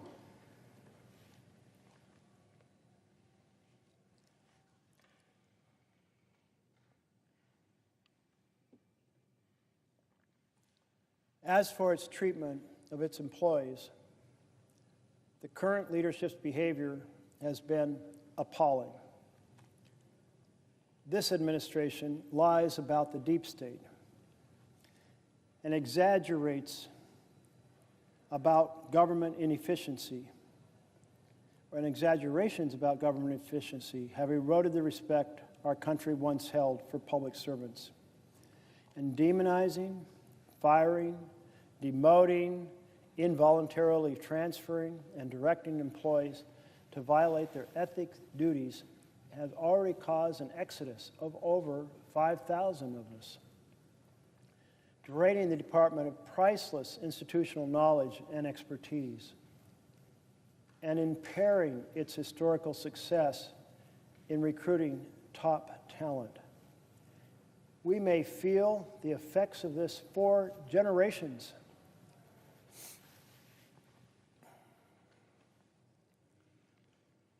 The Justice Department's backbone has always been its career workforce, and those who were part of it are best positioned to explain why the current leader's actions are catastrophic for the nation.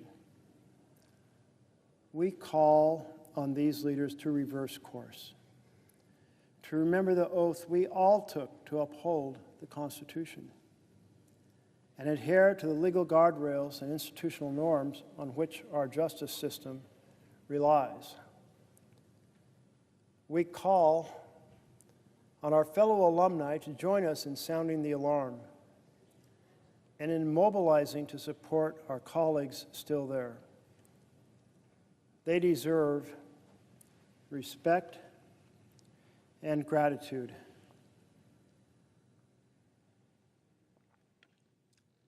Neither of which they're getting from the administration. We call on Congress to exercise its oversight responsibilities far more vigorously. Members in both chambers and on both sides of the aisle must provide a meaningful check on the abuses we are witnessing. And we call on all Americans whose safety, prosperity, and rights depend on a strong Department of Justice to speak out against its destruction.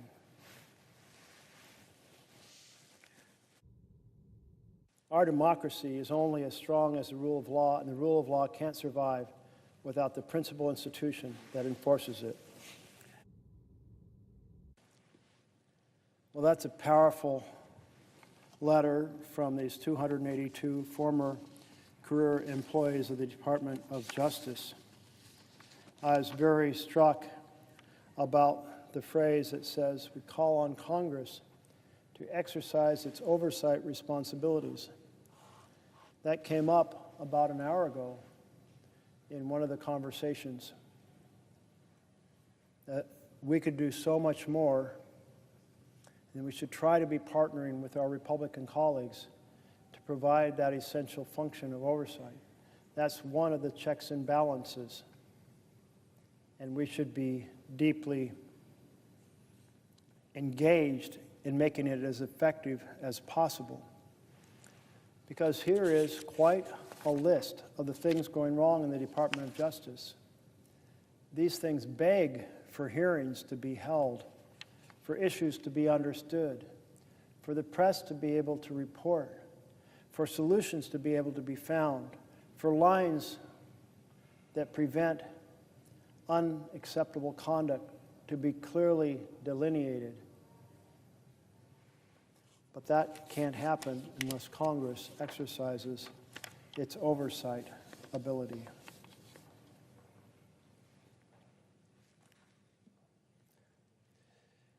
Do we have one more chapter? Okay. We have chapter 8. So we are headed back to the book.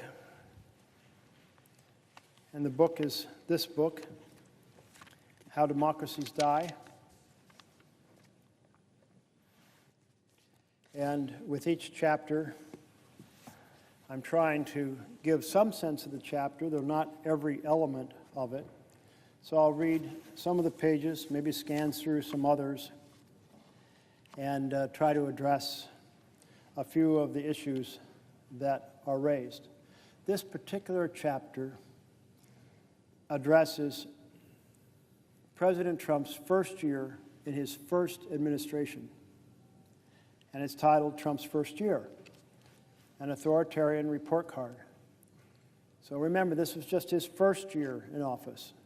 We're now in his 5th year in office, headed towards his 6th year in office, and we've seen such an acceleration. So the items identified in the first year, well, we may well see that they become more serious over time. Donald Trump's first year in office followed a familiar script. Like Alberto Fujimori, Hugo Chavez, and Tayyip Erdogan, America's new president began his tenure by launching blistering rhetorical attacks on his opponents.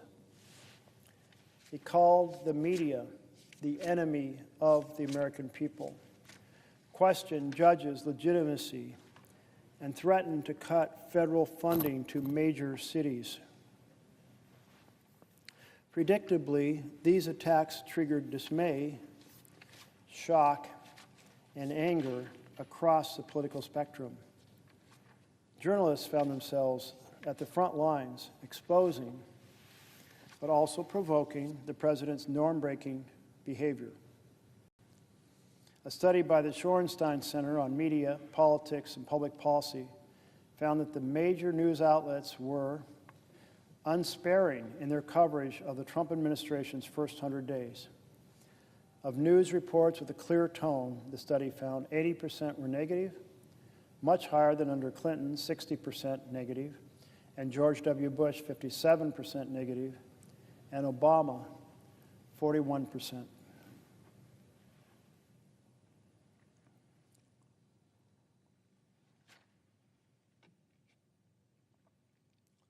Soon, Trump administration officials were feeling besieged. Not a single week went by in which press coverage wasn't at least 70% negative. And amid swirling rumors about the Trump campaign's ties to Russia, a high-profile special counsel, Robert Mueller, was appointed to oversee investigations into the case. Just a few months into his presidency, President Trump faced talk of impeachment. But he retained the support of his base, and like other elected demagogues, he doubled down. He claimed his administration was beset by powerful establishment forces, telling graduates of the U.S. Coast Guard Academy that no politician in history, and I say this with great surety, has been treated worse or more unfairly. The question, then, was how Trump would respond. Would an outsider president who considered himself to be under unwarranted assault lash out, as happened in Peru and in Turkey? President Trump exhibited clear authoritarian instincts during his first year in office. In Chapter 4, I'm just reading how the authors are presenting this. In Chapter 4, we presented 3 strategies by which elected authoritarians seek to consolidate power: capture the referees, sideline the key players, rewrite the rules to tilt the playing field against opponents. Trump attempted all 3 of these strategies.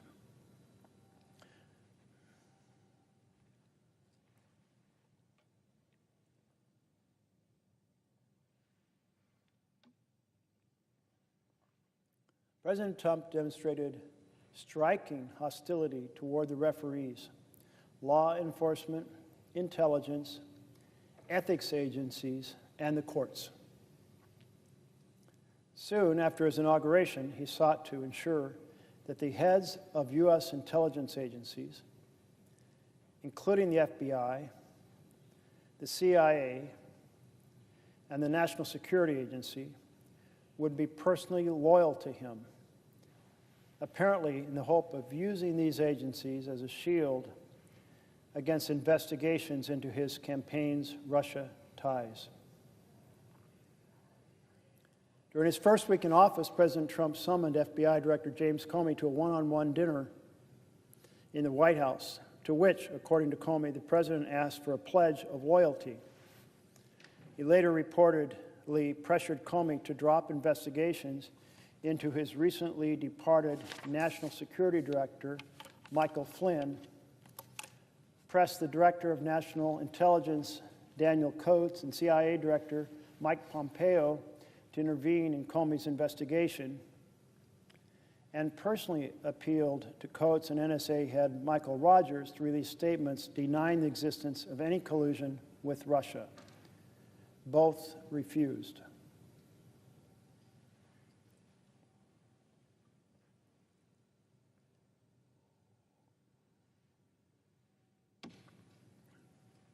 President Trump also tried to punish or purge agencies that acted with independence.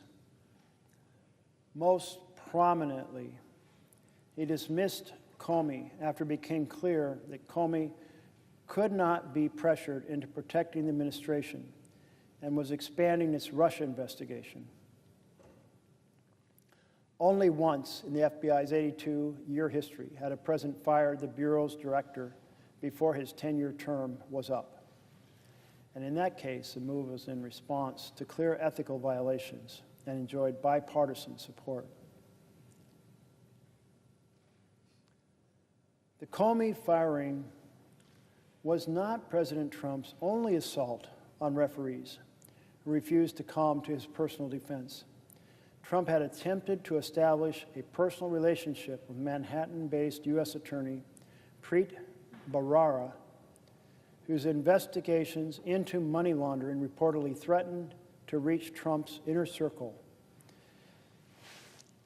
When Bharara, a respected anti-corruption figure, continued the investigation, the president removed him.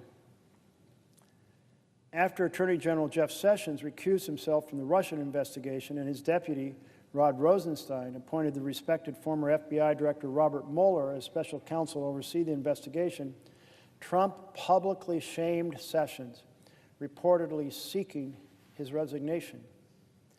White House lawyers even launched an effort to dig up dirt on Mueller, seeking conflicts of interest that could be used to discredit or dismiss him. By late 2017, many of Trump's allies were openly calling on him to fire Mueller, and there was widespread concern that he would soon do so. So in this section, we're hearing about all of the attack on the referees during Trump's, and this is just a classic part of an authoritarian government, attack the referees. And of course, we saw in year 5, this year, immediately Trump took out the special investigators of the various agencies, and did so in order to make sure that there wasn't the type of oversight that would point out to the public or to Congress where things were going wrong. Take out the referees. That is the authoritarian strategy being laid out here. President Trump's efforts to derail independent investigations evoke the kind of assaults on the referees routinely seen in less democratic countries. For example, the dismissal of Venezuelan Prosecutor General Luisa Ortega, a Chavista appointee who asserted her independence and began to investigate corruption and abuse in the Maduro government.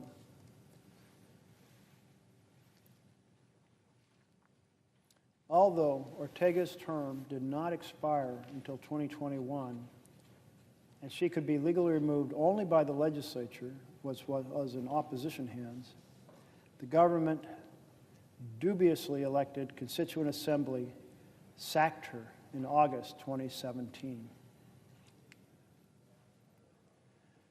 President Trump also attacked judges who ruled against him after Judge James Robart of the Ninth Circuit of the U.S. Court of Appeals blocked the administration's initial travel ban.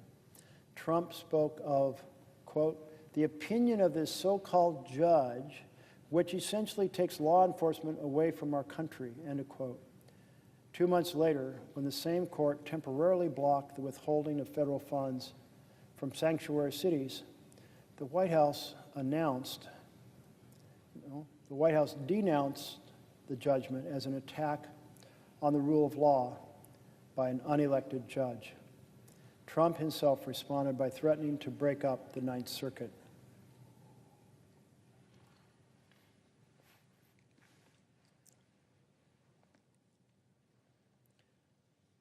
The president took an indirect swipe at the judiciary in August 2017 when he pardoned the controversial former Arizona Sheriff Joe Arpaio, who was convicted of violating a federal court order to stop racial profiling. Arpaio was a political ally and a hero to many of Trump's anti-immigrant supporters. And as we noted earlier, the chief executive's constitutional power to pardon is without limit.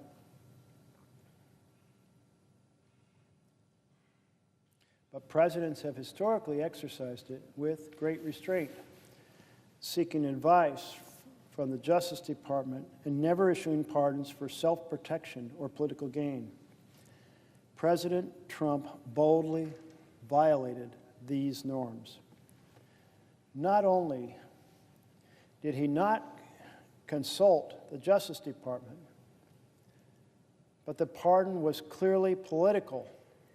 It was popular with his base. The move reinforced fears that the president would eventually pardon himself and his inner circle, something that was reportedly explored by his lawyers.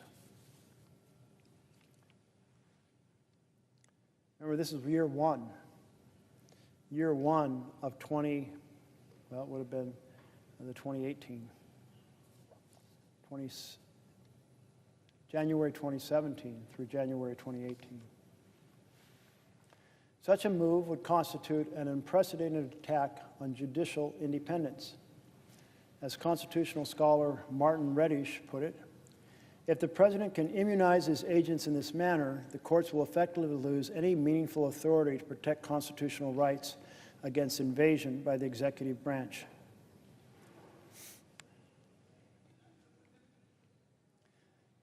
This discussion over pardoning himself and the risk it creates of misbehavior is an interesting prelude to the fact that essentially the Supreme Court pardoned Trump, saying that the president cannot commit a crime. If you can't commit a crime, then you can do whatever, and you don't have to be pardoned because you haven't committed a crime.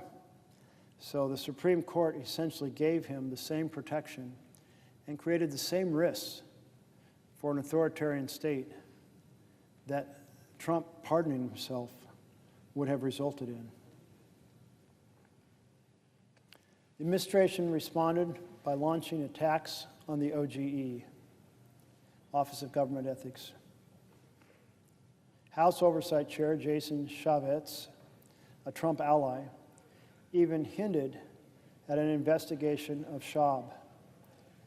In May, administration officials tried to force the OGE to halt investigations into the White House's appointment of ex-lobbyists.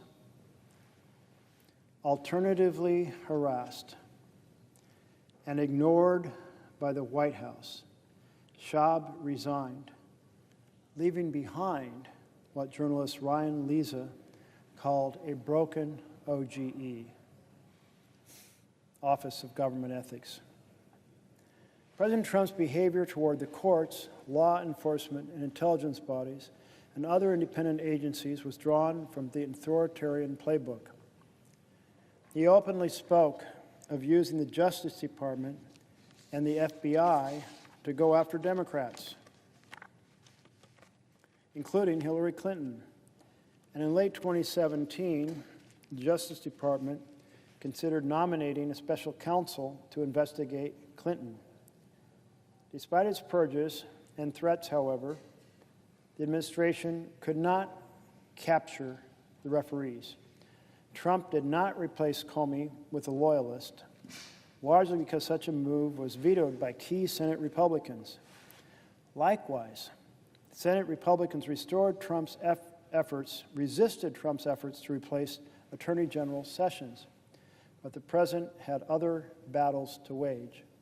And I think this is an important moment to remember back in 2017 that colleagues across the aisle played a role of reason in pushing back on some of the unacceptable things that Trump was trying to do.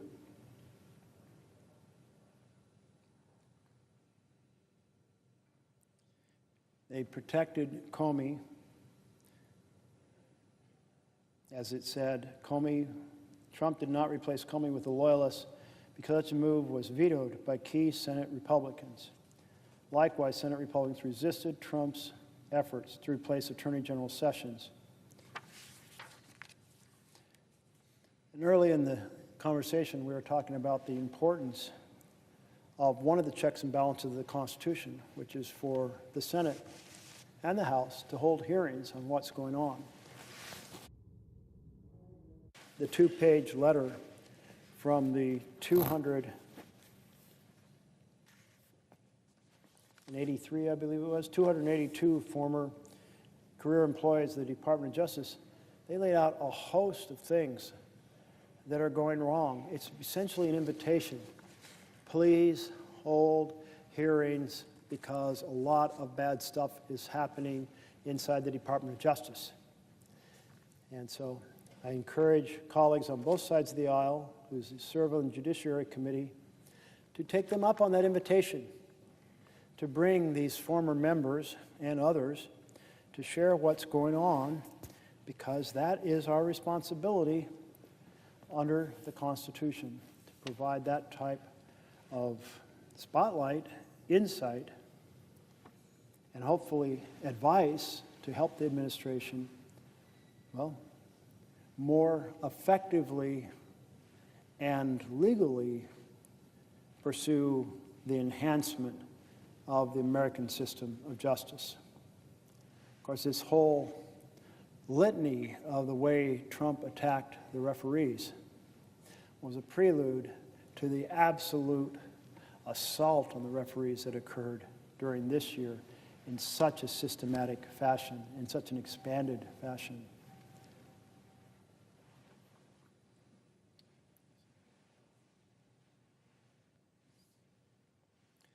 The Trump administration also mounted efforts to sideline key players in the political system. President Trump's rhetorical attacks on critics in the media are an example. He repeated accusations that outlets such as the New York Times and CNN were dispensing fake news and conspiring against him.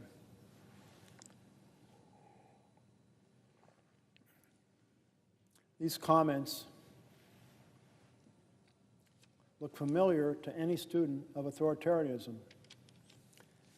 In a February 2017 tweet, he called the media the enemy of the American people, a term that critics noted mimicked one used by Stalin and Mao.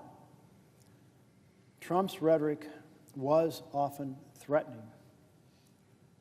A few days after his enemy of the people tweet, Trump told the Conservative Political Action Committee, or CPAC, "I love the First Amendment. Nobody loves it better than me. Nobody. But as you saw throughout the entire campaign, and even now, the fake news doesn't tell the truth. I say it doesn't represent the people.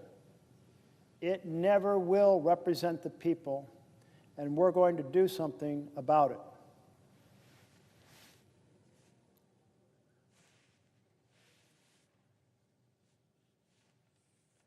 Do what exactly?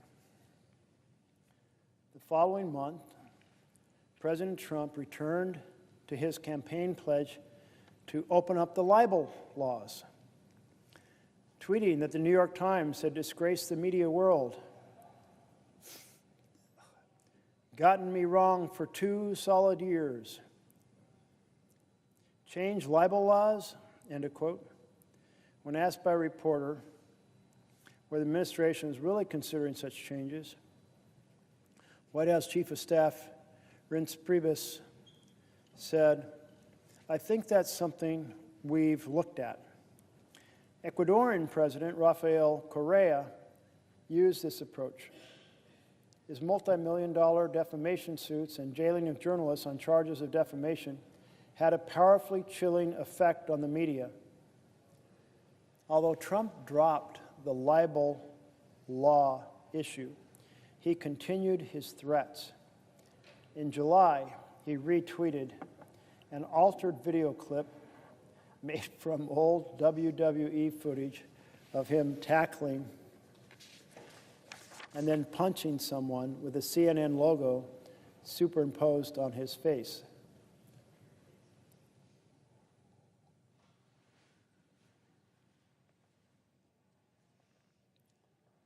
President Trump also considered using government regulatory agencies against unfriendly media companies. During the 2016 campaign, he had threatened Jeff Bezos, the owner of the Washington Post and Amazon, with antitrust action, tweeting, "If I become president, oh, do they have a problem." He also threatened to block the pending merger of Time Warner, CNN's parent company, and AT&T. And during the first months of his presidency, there were reports that White House advisors considered using the administration's antitrust authority as a source of leverage against CNN. And finally, in October 2017, Trump attacked NBC and other networks by threatening to challenge their license. This is written in 2018, but you see the strategies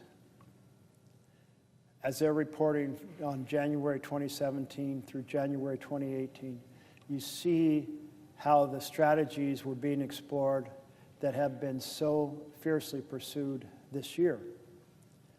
You see that here he was threatening a merger, which is something he did with CBS. You see that here he was threatening libel law changes. And while he didn't do that, apparently, what he did in the most recent year was to do a lawsuit, a $10 billion lawsuit against the Wall Street Journal because he didn't like something that they said. He also attacked, of course, 60 Minutes over them and how they edited an interview with Kamala Harris. So the strategy of attacking the press in 2017 continues up Trump re-entering office in 2025. See if we can get anybody down.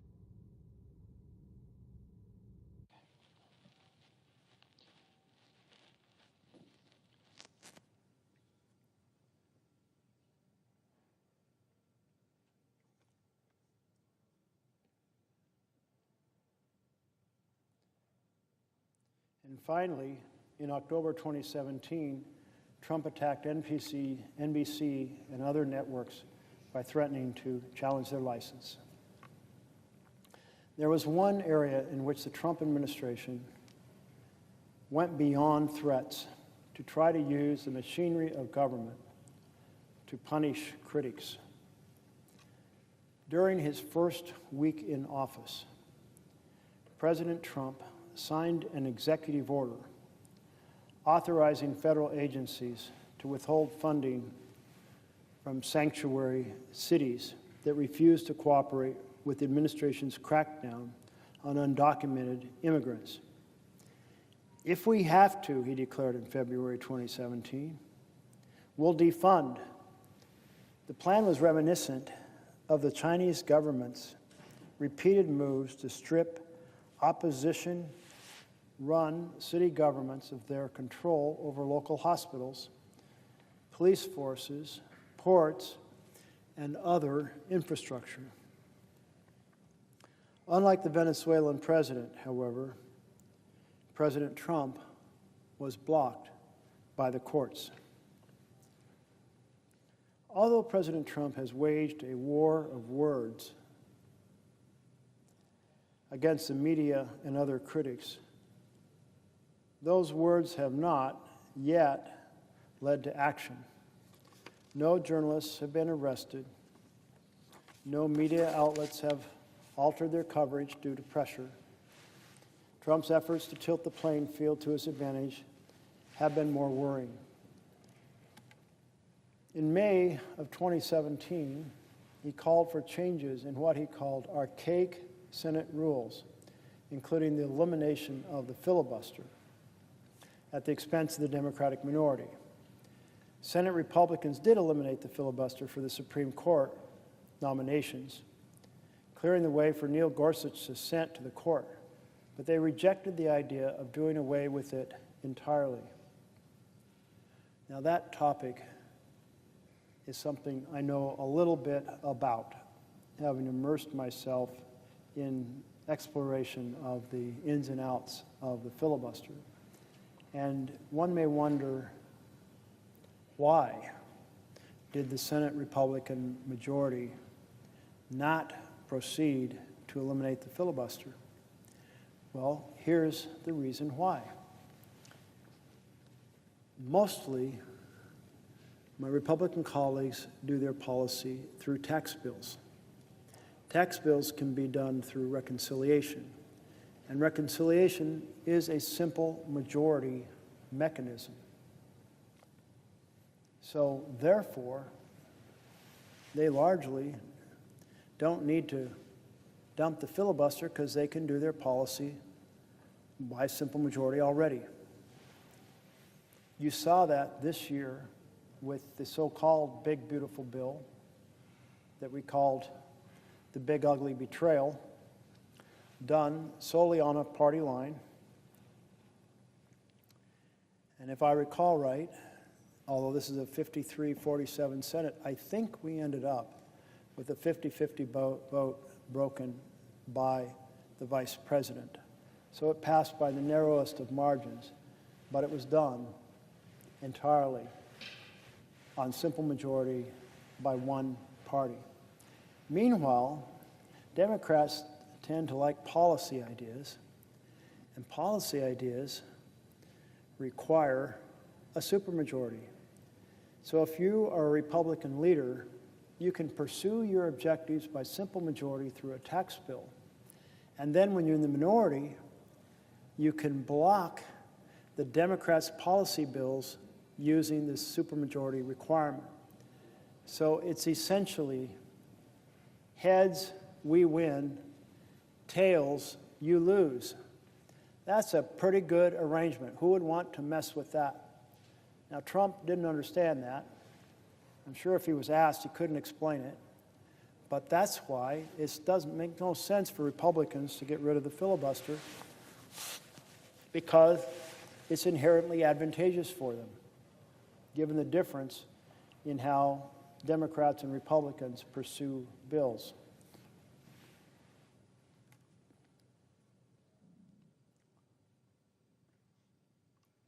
Perhaps the most anti-democratic initiative yet undertaken by the Trump administration is the creation of the Presidential Advisory Commission on Election Integrity, chaired by Vice President Mike Pence, but run by Vice Chair Chris Kobach. To understand its potential impact, recall that the Civil Rights and Voting Rights Acts prompted a massive shift in party identification.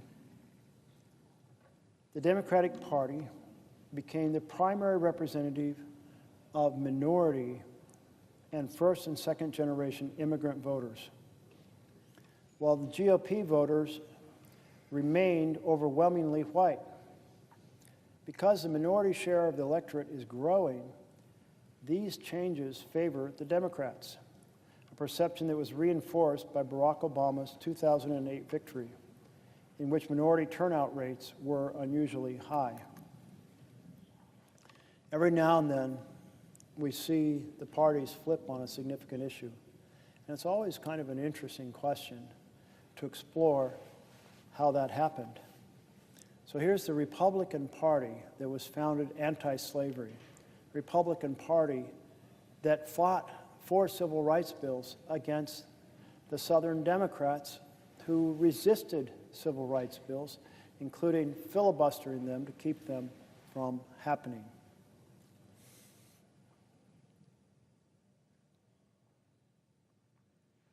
So you would think that in that situation, once civil rights were actually conveyed by the Voting Rights Act, it might be the Republican Party that quickly absorbed the new voters, since the Republican Party had been the premier champion for civil rights. But that's not the way it worked out. The Democratic Party, with Johnson, took the lead in overturning the bans on voting participation by minority Americans. The Democratic Party, although being the party that had long oppressed and suppressed civil rights, became the party that pushed through the 1964 Civil Rights Bill and the 1965 Voting Rights Act.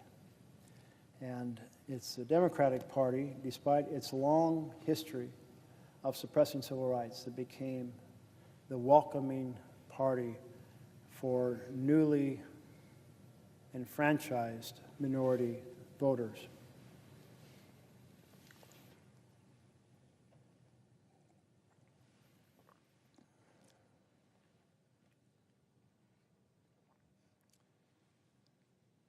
Another interesting flip in my mind is on international trade.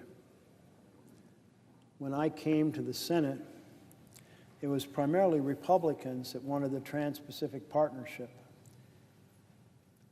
In fact, very important trading strategy for very powerful companies. And it was mostly Democrats who opposed it. Not purely, but that was certainly the weight.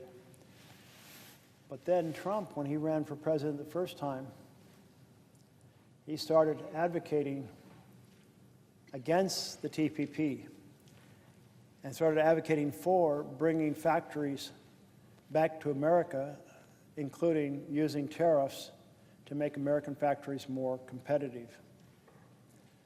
And so the Republican Party, after his election, became the party that was driving against the TPP, and it was more the Democrats who still had folks who were supporting it. Anyway, another flip worthy of thinking about as over time special events take place that change the direction. The first special event was the passage of 64 and 65 bills led by Democrats that converted the anti-civil rights party into the pro-civil rights party. And the flip on the Trans-Pacific Partnership being driven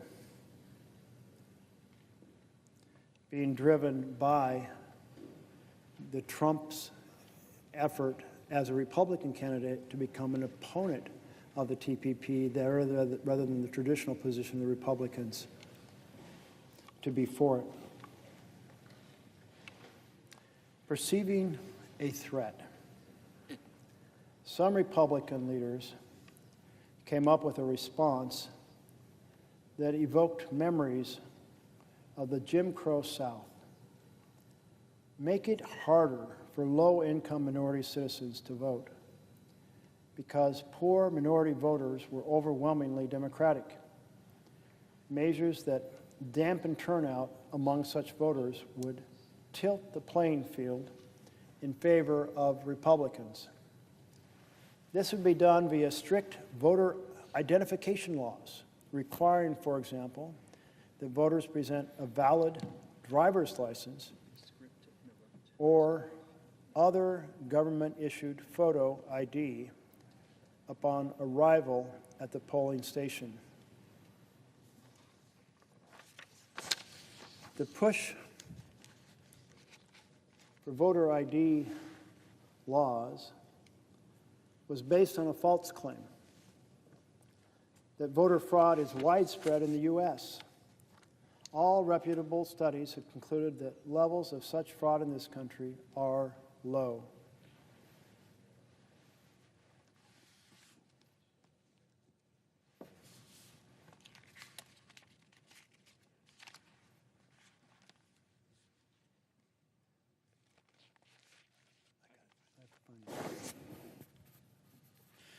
Will the senator yield for a question? I see the senator from Arizona on the floor, and yes, I will yield for a question. Well, Senator Merkley, I appreciate everything you're doing to highlight the many ways that this president has been undermining the Constitution and the rule of law. We've now experienced about 9.5 months of this presidency. And I'm going to ask you a question about one thing in particular, and it's about the U.S. military and the leadership of the U.S. military. But I want to kind of set the stage here a little bit. The United States has the most lethal military in the history of the world. The president presiding right now has experienced that as a U.S. Navy SEAL. You know, I myself, as a pilot flying off of an aircraft carrier in the first Gulf War, no nation, at least today, matches the combat capability, the professionalism, the effectiveness of the United States Navy, Air Force, Army, Marine Corps, and now Space Force. And I'll include the Coast Guard, too, because we like to count the Coast Guard, especially when they partner with us on things that really matter to the United States.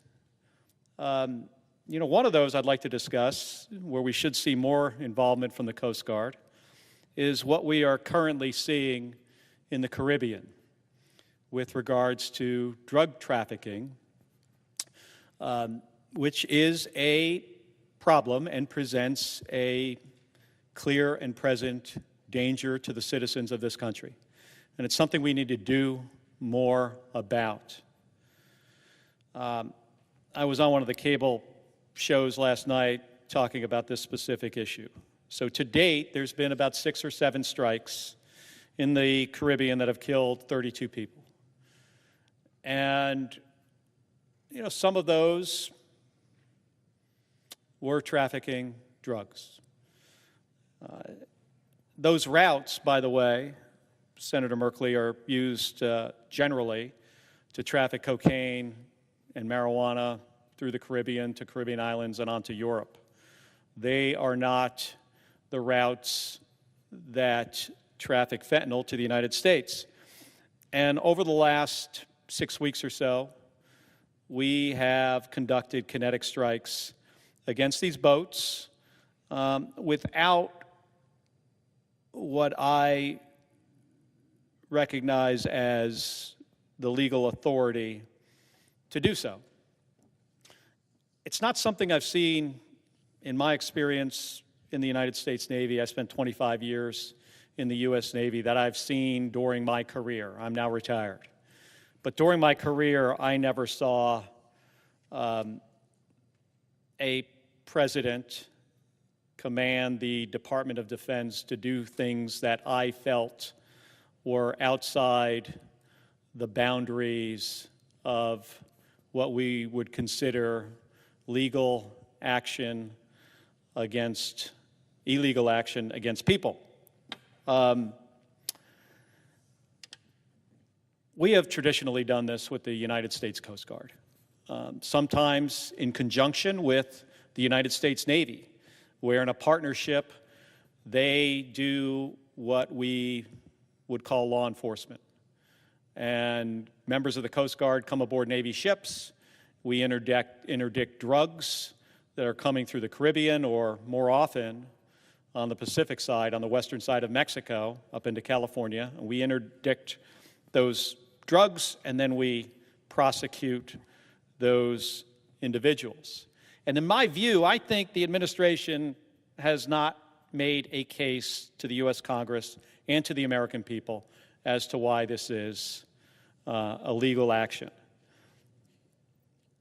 A couple of weeks ago, when we were being briefed on this, I felt that they were pretty much tying themselves into a knot in trying to inform us on why this is allowed under the law. Now, here's one of the things I really worry about. I worry about these young sailors or naval aviators or drone operators that are the trigger pullers, the guys who are dropping the small diameter bombs from airplanes, could be a F-18 or an F-35 or some other weapon system, or folks that are operating an MQ-9 drone. If you're the guy that is pulling the trigger in a combat operation, you typically expect that the people above you have done all the due diligence necessary to make sure that you are not going to be in some kind of legal jeopardy. And I really worry about that today. There might be some young Navy lieutenant out there, or Marine Corps captain, or Air Force, for all I know, MQ-9 operator, that might someday find out that they have done something that is not consistent with the law and are now in legal jeopardy. And that's a big problem. I never saw that during my 25 years in the United States Navy. The 2 ships I sunk in the Persian Gulf, not for 1 second did I feel like I was getting some bad information from the battle group or from anybody above in the chain of command, whether it was General Schwarzkopf or Colin Powell or the President of the United States, George Herbert Walker Bush. It was not a concern of ours. It is a concern today. And I can tell you, as I watch this from my vantage point on the Intelligence Committee and on the Armed Services Committee, there are members of our military that are now in some sort of potential future legal jeopardy.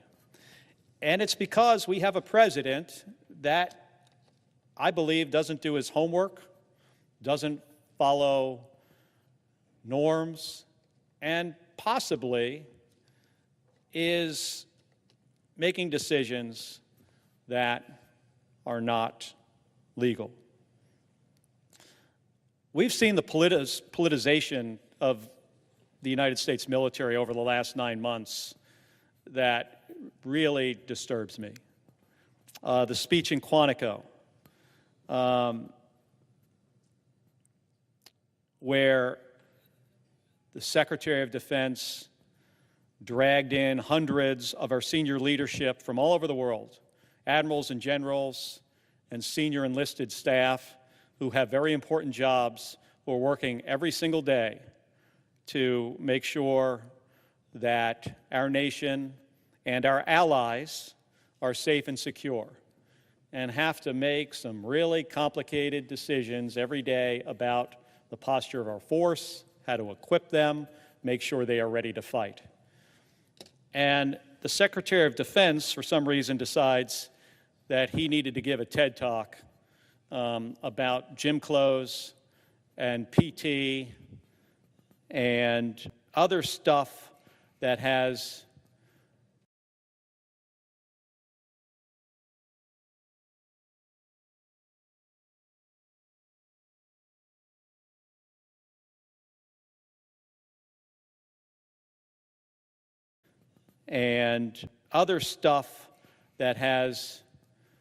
no bearing on uniform in 1986 to the time I took it off in 2011 and then beyond since I've been retired from the United States Navy. Our effectiveness has never been diminished. Our innovation and our professionalism and our ability to train well is something that really makes us stand out. And I've got experience with some of our allies, but I also have a little bit of experience with our adversaries. While I was at NASA, flying the space shuttle, over a decade, my first flight in 2001 to my last in 2011, every one of my missions, I had a lot of interactions with Russian cosmonauts. And most of these Russian cosmonauts, not all of them, but most of them were members of the Russian Air Force, pilots, some of them test pilots. I flew with these guys. They weren't the best pilots in the world, I have to admit. I was shocked the first time I flew with a guy who I will not share his last name. His first name was Vladimir. But I was really shocked that this guy, who was a MiG-25 pilot, could not fly formation in an airplane. Something so fundamental and basic to a military pilot, that they did not train enough to be capable enough to do something that was so fundamental to be an effective fighter pilot. And then after, that was early in my NASA career. Later, as I started flying in space with these guys, I realized that Russians, and the Russian military in particular, because that's where my experience was with these military guys, they were motivated by different things. It explains a lot of what I see out of Russia today. Now, as Americans, whether you're in the United States Navy, whether you're a naval aviator, in the Air Force, Army, Marine Corps, Space Force, even in U.S. industry and in organizations in the United States, and I don't think this is unique to us, but everybody doesn't share this value. Americans are usually and most motivated by mission success. We care about the mission first. We care about the mission before ourselves. We care about the mission more than anything. I think it's true for American companies, too, that they've got a set of goals and they have a plan and they're going to execute the plan. Not true of our Russian adversaries. Took me a while to learn this, but I found that they were motivated primarily by a couple things. One was the appearance that they were in charge. That mattered to them more than anything else. That I look like I'm in charge of whatever this operation is, not mission success. The second thing would be, who could I blame if things go wrong? Where to place the blame? And the third thing, which was really interesting, was what can I steal from my employer? That were, to me, was three principles I saw in my Russian cosmonaut colleagues. They talked about the stealing. I wasn't so sure they were actually stealing anything from the Russian Space Agency or not. But they talked about it as something that's fundamental to their system and their economy. And I bring this up because I often feel that we're unique as a service, as a fighting force in the world. Our allies, some of them are really, really good. But there is nothing that I have found in my experience in my career, I'm 61 years old, that is as professional as U.S. service members and as motivated by mission and doing the right thing and making moral and ethical choices. And that's all at risk. You know, in Senator Merkley's state in Portland, they're sending armed, uniformed soldiers to do what we traditionally feel is police work, intimidating the population, using tear gas against U.S. citizens for no reason. And by the way, National Guard and active duty service members, they're not trained for this mission. My 25 years in the Navy, I never once did anything that you would consider to be close to police work. And I would know I'm the son of two cops, so I would get a sense for what that was. Never happened. And unless you're a military policeman, it doesn't happen for infantrymen, for special ops, for submariners, and certainly not for active duty infantry. So at this time in our history, I am, really worried about legal jeopardy that our young service members are being put in. But I'm also, worried about does this fundamentally change the nature of the United States military, which has been, in my view, a force for good around the world, where we come to the defense of our allies, we do it in a way that garners a tremendous amount of respect, I think even from our adversaries. And I think that that is all at risk. So I wanted to ask Senator Merkley, you've been here, 16 years now in the United States Senate. You've got tremendous experience at this. And, my understanding is you've got a very, close relationship with the people you represent in Oregon. How worried are you about the changes that could happen to the United States military? And also, I'm interested in, what are you hearing from your constituents about this? They've been the focus and have been highlighted by this administration, not just this year, but in Donald Trump's first presidency as well. So with that, I yield back to the senator from Oregon. Thank you so much to my colleague from Arizona for your question. And I so appreciate the decades of experience and knowledge you bring in regard to the services. I have only a small chapter in my life of 2 years working for Secretary Weinberger as a presidential fellow, but I didn't wear the uniform. I was a civilian working on a host of different programs, transferred every 4 months or so. And they were great assignments. I learned an awful lot, but everything you're talking about comes from your deep connection, involvement in the uniformed services, and such a wealth of knowledge just listening to you. So I appreciate that you bring that to bear. In terms of my concern about the military, is I felt from my much more limited world, mostly in the Pentagon, was that folks worked incredibly hard not to be partisan.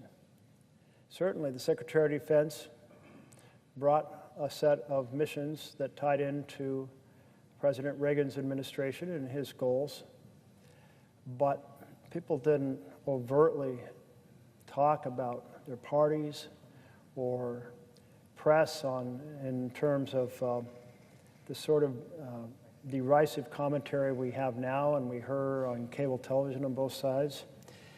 And when I think about these last few years, I'm concerned that the military has been substantially politicized.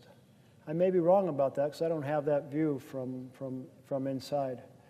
But I think about how the president gave the speech to the 800 generals. And he basically said, if you don't like what I'm saying, you can leave the room. If you leave, I'll strip you of your rank and your career will end. And to me, that was, I want you to be loyal to me, not the Constitution. I want you to be loyal to me, the President of the United States, which is, I felt, very inappropriate and out of sync with the military that I saw, ready to work in partnership with administrations of either side. But I don't know if we see, for example, the speeches at the military academy. I recall some story about folks cheering and clapping for what was a partisan set of political points being made. I don't know. I'm going to leave it to your analysis because you have a much better sense of that. But when it comes to the effort to create a pathway to use the military against civilians inside the United States of America, that is of grave concern to my constituents. And they look at the current dynamic now in which President Trump said, Portland, it's a war zone, it's war ravaged, it's a complete chaos. And while he was saying that, there might have been 2 or 3 protesters outside of the ICE building conducting themselves peacefully. There had been weeks with no arrest. And it's like, whoa, that's a real invention. And when our governor talked to President Trump, she pointed out that, and I gather he was like, well, I've seen the tapes. Well, I don't know what tapes he was watching, maybe 2020 tapes when we did have actual conflict in the city. But here you have Portlanders who have been so restrained, even when they have suffered being hit by pepper balls, being tear gassed. They've not engaged in the scuffles with police, and they've been protesting with joy and whimsy. I mean, it is a strange feeling to see people bringing their pets down and having keep your paws off Portland signs, or folks handing out pastries in pajamas, or otherwise proceeding to celebrate their joy as a way of saying to President Trump, there's no right here. Don't use anything that you have said as a foundation for deploying troops to our city. And in fact, the district judge simply said that the president's description of the city is untethered to the facts.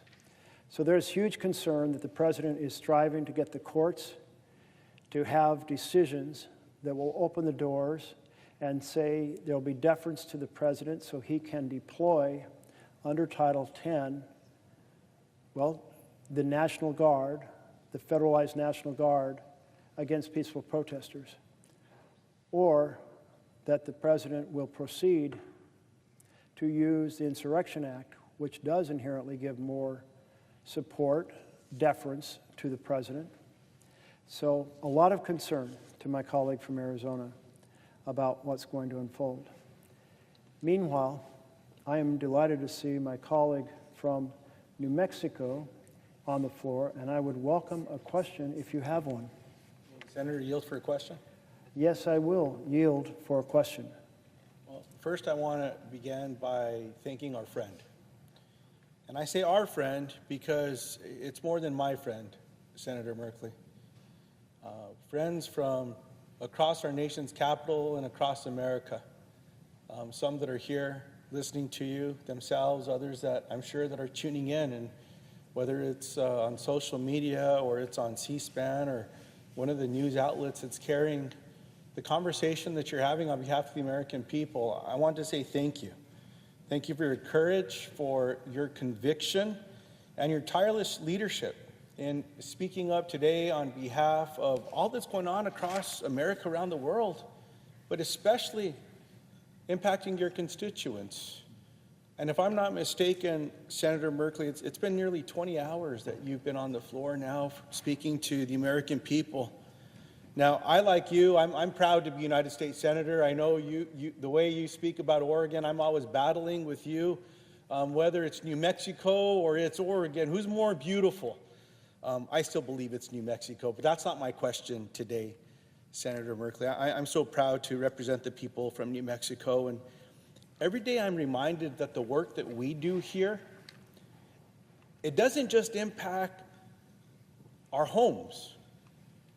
The work that we do here touches every corner of the United States of America. Now, for the last 3 weeks of this Republican shutdown, and the reason I say that is the American people know that the House of Representatives is a majority of Republicans. The Speaker of the House is a Republican.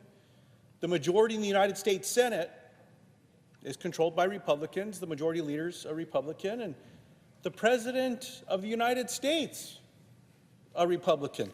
Now, as I visit with constituents from across New Mexico, and last night, Senator Merkley, I had a town hall, a telephone town hall. We had thousands and thousands of New Mexicans that were on this call. They all told me that they were worried about what will happen if their health insurance premiums double, even triple. Every news article I read this morning and those that I saw on television or on social media today had similar stories from constituents about concerns about maybe losing their health care. Now, Senator, you know as well as so many people across New Mexico and a few across America that 3 years ago, I survived a stroke. When someone has a heart attack or a stroke or some other chronic episode like that, you learn that time is not on your side. You're not thinking about how expensive those hospital bills may be. All you're hoping is that you can get to see a medical professional that might be able to save your life. And by the grace of God, by the love of my family, Senator Merkley, I'm here. I'm alive today, and I healed. It's quite miraculous. But a big part of that was because I was fortunate to have health insurance. I was fortunate to get to a facility quick enough. On the way there, a local paramedic and an EMT from Santa Fe County Fire Department, they helped to prepare me before I got to the emergency room. They helped save my life. Well, right now across the country, it's not just the concern of health insurance premiums doubling or tripling where millions of people could lose coverage under this thing called the Big Beautiful Bill. My Republican colleagues here said, well, we're going to have the largest cut in Medicaid funding since the program's been created. In addition to that, how about my Republican colleagues saying, well, let's also go after food programs, and the largest cut to food programs across America were included in that bill. The reason I bring up Medicaid is in New Mexico, we had a Republican governor that actually embraced Medicaid expansion. And so New Mexico became one of the states that had the most uninsured people per capita to one of the most insured because of that expansion. People were able to get care and help. Well, those rural health clinics that also provide care to so many of our Medicaid beneficiaries in New Mexico, all of a sudden when federal Medicaid dollars go away, they might close. So I'm going to go back to my stroke. Time is not on our side. If someone has to travel hours to try to get into a medical facility because the rural health clinics have closed, that might be able to stabilize them the way that that EMT and that paramedic did for me at the local fire department, they may not heal, or worse, they may not live. Now I'm going to get back to one of the conversations we're having right now. How can we work as Democrats and Republicans, work with the president to ensure that health insurance premiums will not double or triple for the American people? One of my constituents told me, Senator Merkley, that it's almost like they're reaching into our pockets and just stealing money. And what I mean by that is, in New Mexico, if these tax credits go away, it's going to cost people about $7,000 a year. $7,000 to hardworking middle-class families. That's taking from their pockets. In addition to that, when they go to the grocery store, well, let me even back up a little there. Remember this president said when he was running as a candidate that on day one he would lower prices for the American people, just like that. Well, at the grocery store, things are getting more expensive. Everything seems to be getting more expensive. Well, that's taking money out of the pockets of the American people. Our constituents, hardworking families, just trying to get by, trying to leave a better life for their kids than they had for their own if they're blessed to have children. Many are worried about how they'll even put food on the table now that those supplemental nutrition assistance programs are delayed, or even this program called WIC. You know, there's acronyms all over our nation's capital. WIC, which is a program for women, infants, and children. How are we going to make decisions across the country to make sure that we're going to provide food to the most vulnerable in the richest nation in the world? Everyone seems to be worried about that except for President Donald Trump. The reason I say that, Senator, is this week, all President Donald Trump seemed to care about was breaking ground on this $250 million ballroom. And some constituents have reached out to my office and, well, what does that mean? And I've told them, well, the president allowed a bulldozer to go and knock down part of the White House so he could build a $250 room to throw some parties in. That's essentially what's happening. I mean, heck, in New Mexico, Senator, if someone's going to do some remodeling to their home, they have to go pull local permits and get permission and follow the rules and all the rest. Not this guy. At a time when people are about to have their health insurance premiums doubled or tripled, food programs are getting taken away, this president says his priority is build a $250 million party room. That's a lot of money. That's more money than most people will see in their lives. I mean, heck, $1 million is one of those numbers. In addition to that, President Trump decided to throw a picnic yesterday for some of my Senate Republican colleagues that wanted to be there. And I was told that he gave away thousands of dollars of his own personal Trump swag. What's that? Hats? Signed bags, pens, I don't know what else was in there, watches, maybe a pair of his shoes. Now, instead of working to end this shutdown that they started, they decided to have a picnic. And it's my understanding that President Trump may be even leaving the country this weekend, leaving for a week, as opposed to bringing people together. I'm reminded, Senator Merkley, that President Trump said not too long ago in an interview, if there's a shutdown, it's up to the president to bring people together to prevent the shutdown. I think in that same interview, the president said something along the lines of, if there's a shutdown, it's a bad mark on the president. Sounds to me like the president should be bringing people together. Now, one of my constituents last night from Albuquerque, New Mexico, shared with me that she'd been furloughed, a federal employee. She told me she didn't know how she was going to pay this month's bills without a paycheck. She felt that President Trump was doing nothing to end the shutdown, and she didn't know how she could continue handling all the stress of not being paid, because that's something else that we're not talking about here. All the stress, mental health challenges that families are going through. One of my constituents in Las Vegas, New Mexico, has 4 children, a mortgage to pay, and his family lives paycheck to paycheck. He said with all the stress and hurt that is being caused by the Republican shutdown, he doesn't know if people will be able to afford their health care if it's taken away. This week, people across America are watching Donald Trump tear down the east side of the White House, making room for that $250 million ballroom. And then there's a story that I just saw coming in, Senator Merkley, that said President Trump, it looks like he's trying to shake down the Department of Justice to get $230 million for himself. And here's the kicker. The person that would actually have to sign off on giving President Trump $230 million in taxpayer money from the Department of Justice is a guy named Todd Blanche. Anyone that knows who this person is knows that Todd Blanche was President Trump's personal defense attorney. Didn't do so well because he got convicted, but he's the guy that would have to sign off. So I'll sum it up this way, Senator Merkley, and I have a question for you, sir. My colleague from Hawaii said it perfectly yesterday. Here's the quote. There is enough money to bail out Argentina with $40 billion. By the way, for people that don't know what that means, to all the ranchers, cattle ranchers in America, President Donald Trump said he's going to go bail out Argentina by $40 billion of their beef.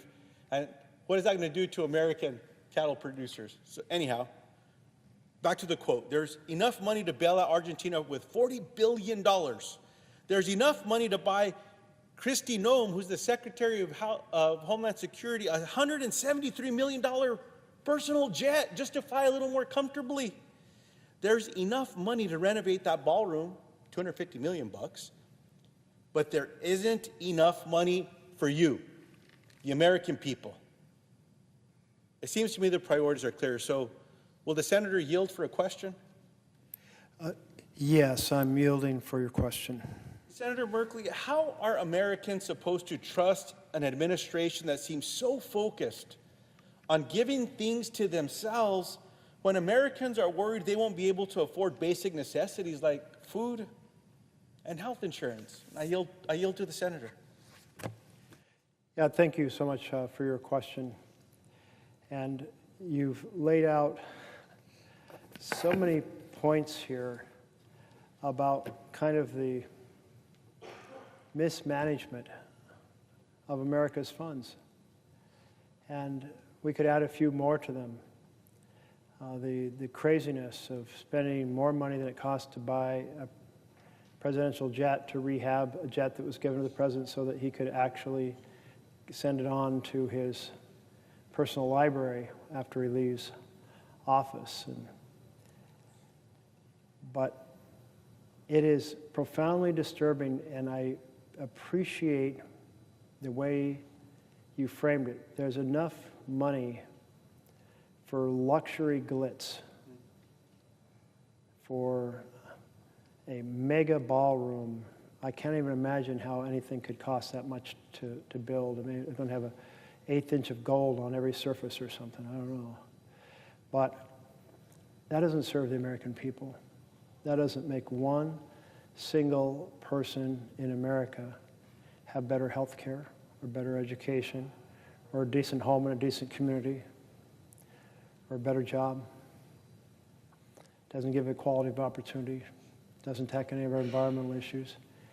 It is simply a gross display by a president who has constructed his entire administration on the basis of a theory to govern, which is families lose and billionaires win.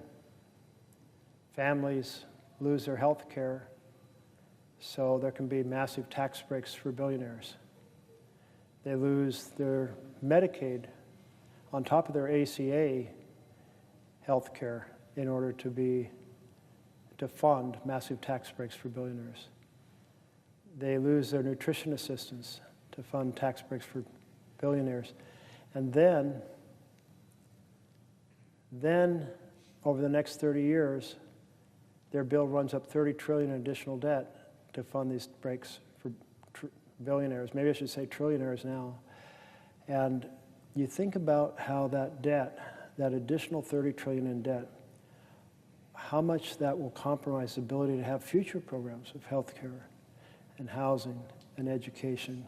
I mean, the folks in my state are looking at the same thing as the folks of your state. We had last Wednesday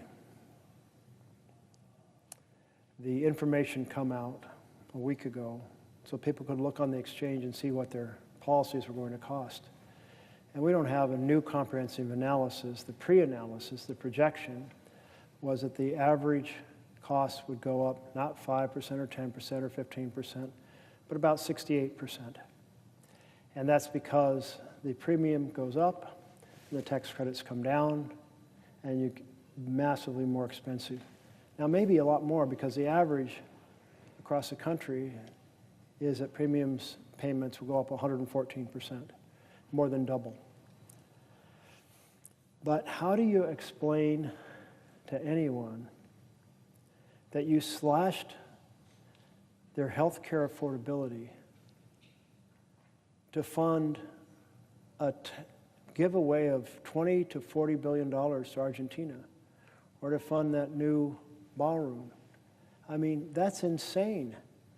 I mean, that is, well, just like the rich rubbing our nose in it for ordinary Americans, that you won't be able to afford health care, but wow, we got that new jet, the jet you talked about for Nome. I hadn't heard about that one. We got the new ballroom. We got the tax breaks for the richest people. This government buying for the billionaires, and it ties in to the authoritarian perspective. Because if you're a regular leader of a democracy, you feel you're accountable to the people. And you would never, ever pursue a bill that defunds health care for ordinary families to put more dollars in the pocket of the already richest Americans. But if you're an authoritarian, and the entire time I've been on the floor has been to ring the alarm bells. Ring the alarm bells. Authoritarianism is here now. And I'm told that each time I say this, lots of bells are posted online. So just for my team's fun, ring the alarm bells. I want that to be heard all across America, that we are way off track. This is the wrong way to go. In a democracy, you want to have the foundations for families to thrive because you're accountable to the people, and the people run the operation. But in an authoritarian government, boy, that's not the case at all. Instead, it's like the leaders feel like the people are accountable to them. So if they have to do without, well, too bad. As the phrase goes, let them eat cake. If they don't have bread, oh, let them eat cake. And so there we are.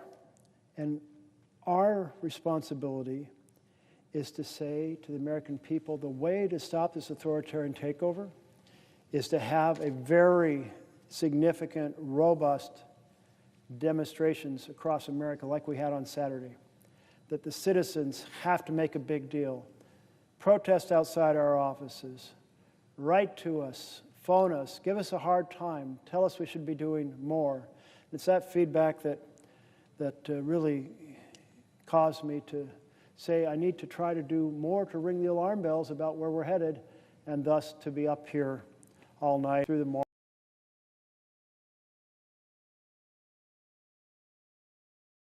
and into the afternoon. I'm getting a little unsteady on my feet. Next time we need 10 million, or do your local demonstration with those who went, hear about what they did, and spread the word that this is not normal. This destruction of our rights, this weaponization of the judiciary to go after political enemies, the effort to open the doors so that the president can deploy with court's approval the military into our cities when there is no rebellion, no insurrection, and no invasion. So that is our responsibility, to call it out and to carry the fight. And I believe the American people are starting to understand just how much their freedoms are being crushed. And that's what we need to be in partnership with, to steer this country back and save our republic. Will the senator from Oregon yield for a question? I see the senator from Washington State is on the floor, and I would very happy to yield to a question.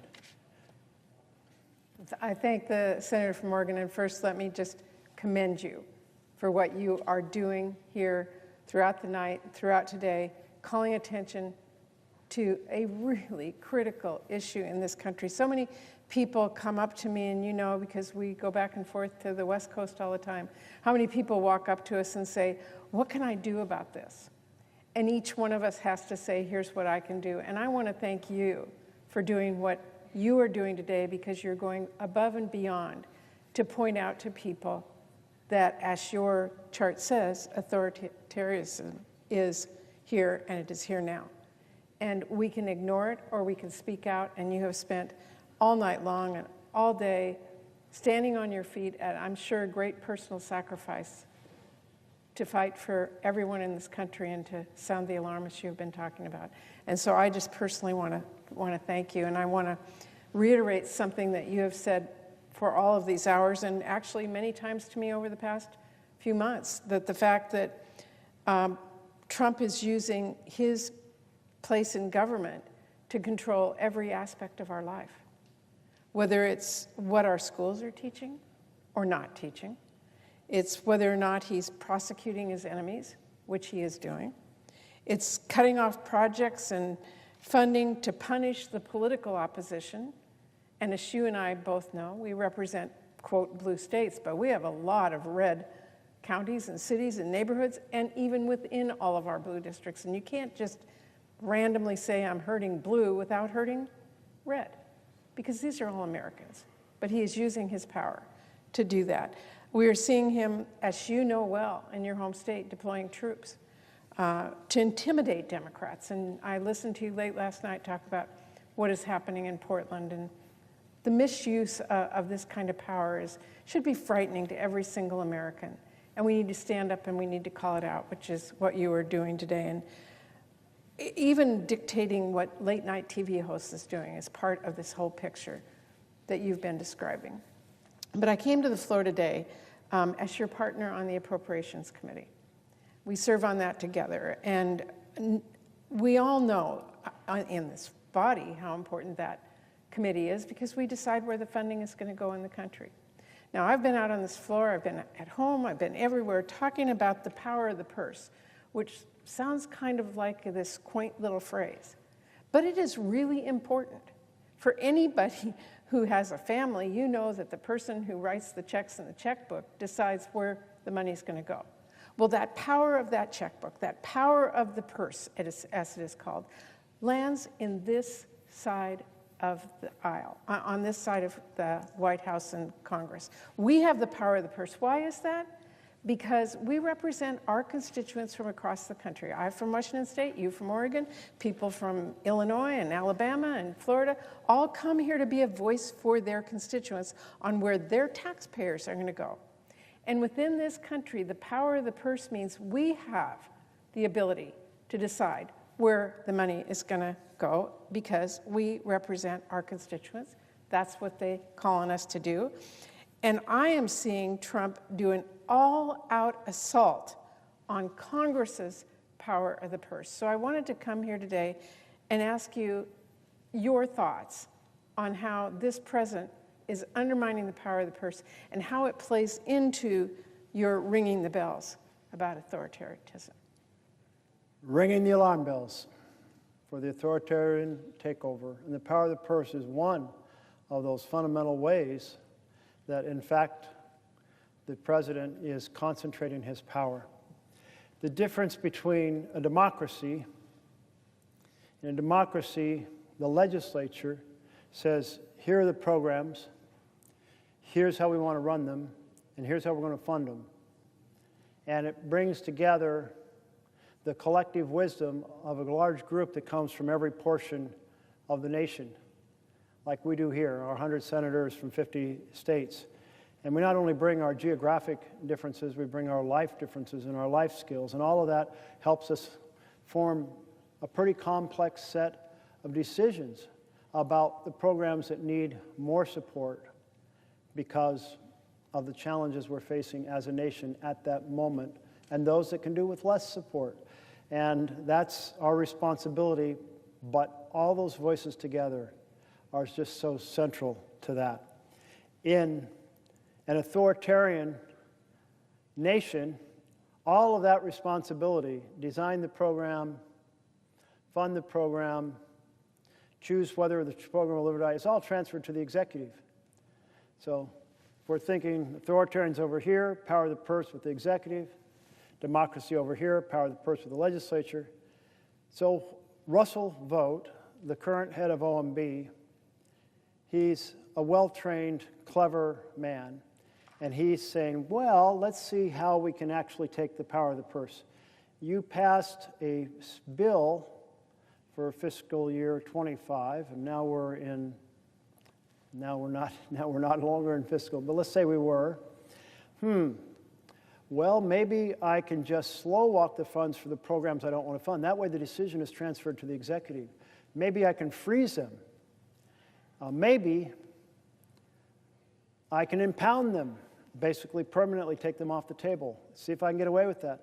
Maybe I can send over a request to have Congress formally undo the programs that they have funded. And they did send one of those over, and it was voted, and it needed a majority vote in both chambers. But the problem with that is you have a bipartisan vision to serve the entire, these desks to me are now representing the geography of the United States, to serve the entire breadth and depth of our nation with all of our differences.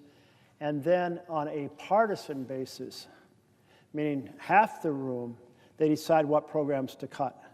And that means a deal was done in the beginning between Democrats and Republicans, and then it was undone. And the programs that were cut were the programs, by and large, that Democrats had advocated for. How do you do the next deal in that situation?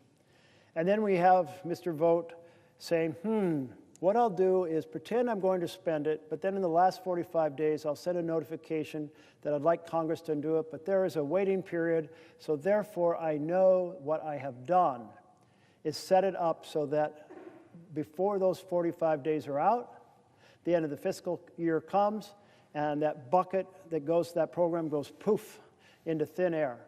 And that's the fancy term he's used for the pocket rescission. And so here we are saying to our Republican colleagues, if you're negotiating in good faith to serve the interests and concerns that all 100 senators bring here, then a bill forged in that bipartisan manner can only be undone in a bipartisan manner. And we do rescissions in a bipartisan manner. We do undo funding. We take 1 year, 2 year, 3 year funding that turned out not to be needed or better spent elsewhere, and we pull it back and we put it into a different program. But we do that readjustment in the same bipartisan way we did the initial program. So we're saying to our colleagues across the aisle, if the power of the purse means something, and it does, the difference between authoritarian government and a democracy, then work with us to defend our Constitution. Defend that what we have done together cannot be undone by the executive. And so far, we have not received a yes, we will defend the Constitution. And what I hear is mainly, yeah, President Trump would never go for that. When you hear that, you know you're trapped in an authoritarian, because the vision of our nation is that we, the Congress, will forge these programs and decide how to fund them, how much. And when it's like, can't do that because Trump would be upset. Well, that just confirms we are in authoritarianism now, and it's not just the power of the purse, of course. It's attack on due process. It's attack on free press. It's attack on freedom of speech. It is the weaponization of the Department of Justice. It is the ignoring the laws that apply to the executive completely, like firing all the IGs, getting rid of all the referees. In the book that I really spent the night trying to use as a framework in order to say, hey, experts who have studied how democracies die, they don't die with people with guns anymore. They die, people get elected, and then they follow the authoritarian playbook on how to basically undo the checks and balances and amplify the power. And another piece of that we should be very concerned about in the Northwest right now, more Portland, but who knows what happens in Seattle, is trying to carve a path in which Trump has court decisions that say he can put troops into the street whenever he wants. And that is a massively dangerous amplification of authoritarian power. And that's why what we do this year makes such a difference, that we have to protest and say this is not normal. We have to ring the alarm bells. We have to praise the 7 million people who got out there and said no kings in the United States. And that's such a beautiful short way of saying no authoritarianism. We want our republic back, and we're willing to fight to make that happen. And we want our voices to be heard. That's what you're doing, and I thank the senator from Oregon for all he's been doing for so long, for so many years, but especially for the last 20-plus hours that you've been on the floor. Too many hours on the floor, reminding us all of why this is so critical. I note that my colleague from Delaware is on the floor. Yes, I would welcome a question if you have one. Will the senator from Oregon yield for a question? I will yield for a question. First, let me say thank you, Senator Merkley, for your tenacity, your energy, your compassion, and your love for this country. I mean, really, that's what this is about. That's why you have been standing on this floor for over 20 hours, and I want to say thank you on behalf of the American people. And I want to say, Mr. President, we are now 21 days into this Republican shutdown and well over 200 days into the Trump administration. Costs for housing are up, food prices are up, energy costs have gone up, and we are about to see our health care costs skyrocket for millions of Americans, all while the president pushes this country to a literal brink of a constitutional crisis. So let's recap. The Department of Defense is trying to censor the press. This administration is offering deals to universities to teach Trump priorities, taking away independence and academic freedom. They tried to push dissenters off airwaves, but this is America. And Senator Merkley, you and I know here the people have the power, and the power of the people matters. Here the voices of our communities hold weight, and that's why I stand with you as you ring the alarms. The people are standing up, they're speaking out, and they're saying enough is enough. What does that look like? It looks like journalists from MSNBC to Fox News handing in their DOD press badges, choosing to stand up for their First Amendment rights rather than bowing to the whims of the Secretary of Defense. It means universities are refusing to play ball, declining the offer. It means Americans use their power of their purses to say, you will not silence someone like Jimmy Kimmel, and he was reinstated. But it doesn't stop there. It's an unprecedented move by federal judges appointed by Democrats and Republicans alike that are speaking out on an impending judicial crisis over the Supreme Court's emergency orders. State governments are joining compacts to protect access to public health for citizens as this administration rips away access to vaccines. Airports across America are refusing to play this administration's propaganda videos, and perhaps most importantly, millions of Americans from across our country have made their voices known and heard. 7 million Americans did what I think was truly a part of the American spirit by using their voices in a peaceful way, assembling doing it in a way that was both joyful but also patriotic, and demanding that we in Congress also stand up. So we are standing up for our communities, and thank you again, Senator Merkley, for doing so. And we are fighting for families across America who are about to see their health care coverage go up or maybe even be eliminated. In this moment, we don't need a king. The people need a president for all of the people. Not a $20 billion bailout for Argentina, not a new White House gold ballroom when people can't even afford to pay their rent or to buy a home on their own, and not a Justice Department bailout. All while November 1st is fast approaching and tens of millions of Americans face this healthcare crisis. Rising costs or total elimination of their health care or medical debt. Costs are already high, and now this. It's time to do the right thing and to take a stand.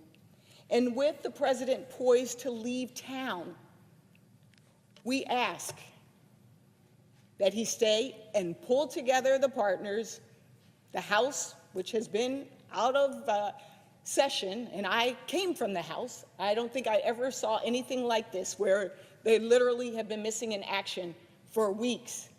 As a matter of fact, for our August break, they left in July. This is unprecedented, and we need them back at the table. They need to do the work. And so my question to you, Senator Merkley, in light of what the president wants to spend money on and what the American people need, does the president have his priorities straight?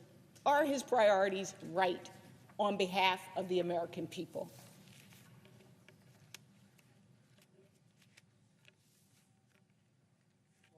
Thank you so much to my colleague from Delaware. And the question rather answers itself after listening to all the points you were making, which are right on. How can it possibly be the right priorities if you're spending your money on tax breaks for billionaires while cutting the tax credits that enable families to buy insurance at an affordable price? How can it possibly be the right thing to do that you're cutting child nutrition while you're spending a huge amount on a ballroom, undoubtedly Trumpian gold-style ballroom? How much was it, 200 million or 300 million? Some crazy, crazy sum. I can't even imagine how you could spend that much on a room. And you mentioned this $20 billion bailout, 20 billion with a B, bailout for Argentina. Now, that one came out of nowhere. I don't remember a bill on the floor here saying that we're passing a spending bill that has in it 20, and the president said it may be as much as $40 billion bailout. Is there some authority I don't know about? Maybe, I don't know. The books are complicated, but I doubt it, because what this president is doing as an authoritarian, it's just saying, I'm going to do what the hell I want. I'm in charge. The bank account of America is mine. Hell, I'm going to, build a glitzy ballroom, and I'm going to try to refurbish a jet for an Air Force One that will only be workable for a few months, if that, before I send it off to my presidential library. Huge waste of our money. And this bailout, though, for Argentina, earlier talking to a colleague from Washington State who said, a lot of soybeans are shipped through Washington State, but they're normally bought by China. Well, China isn't buying a single bean this year because of the tension and the argument between our two nations over tariffs. One moment the president's put a 50% tariff on China, and the next moment they're saying they're not going to send out any strategic minerals, critical minerals. Next moment, well, I'll put a 100% tariff on you. I mean, nobody makes an investment in the United States of America, a factory here, when we're in tariff chaos. There's nothing about this that does anything except throw people up and down, and everyone gets hurt. They don't know if the tariffs is going to affect what they sell. They don't know if they're going to be able to affect the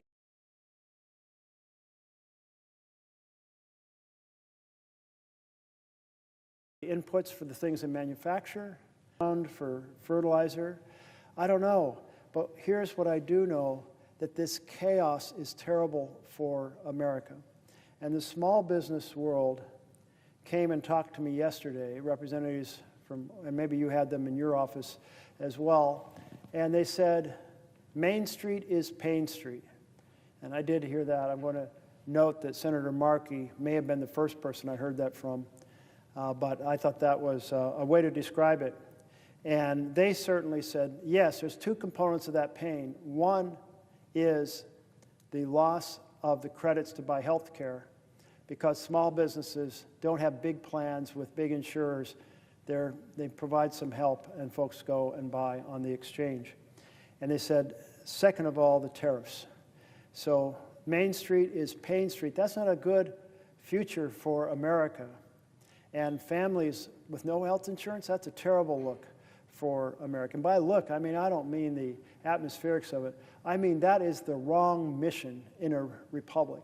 And the connection I've been drawn between Trump's authoritarian personality and tendencies is that an authoritarian feels that people are accountable to him.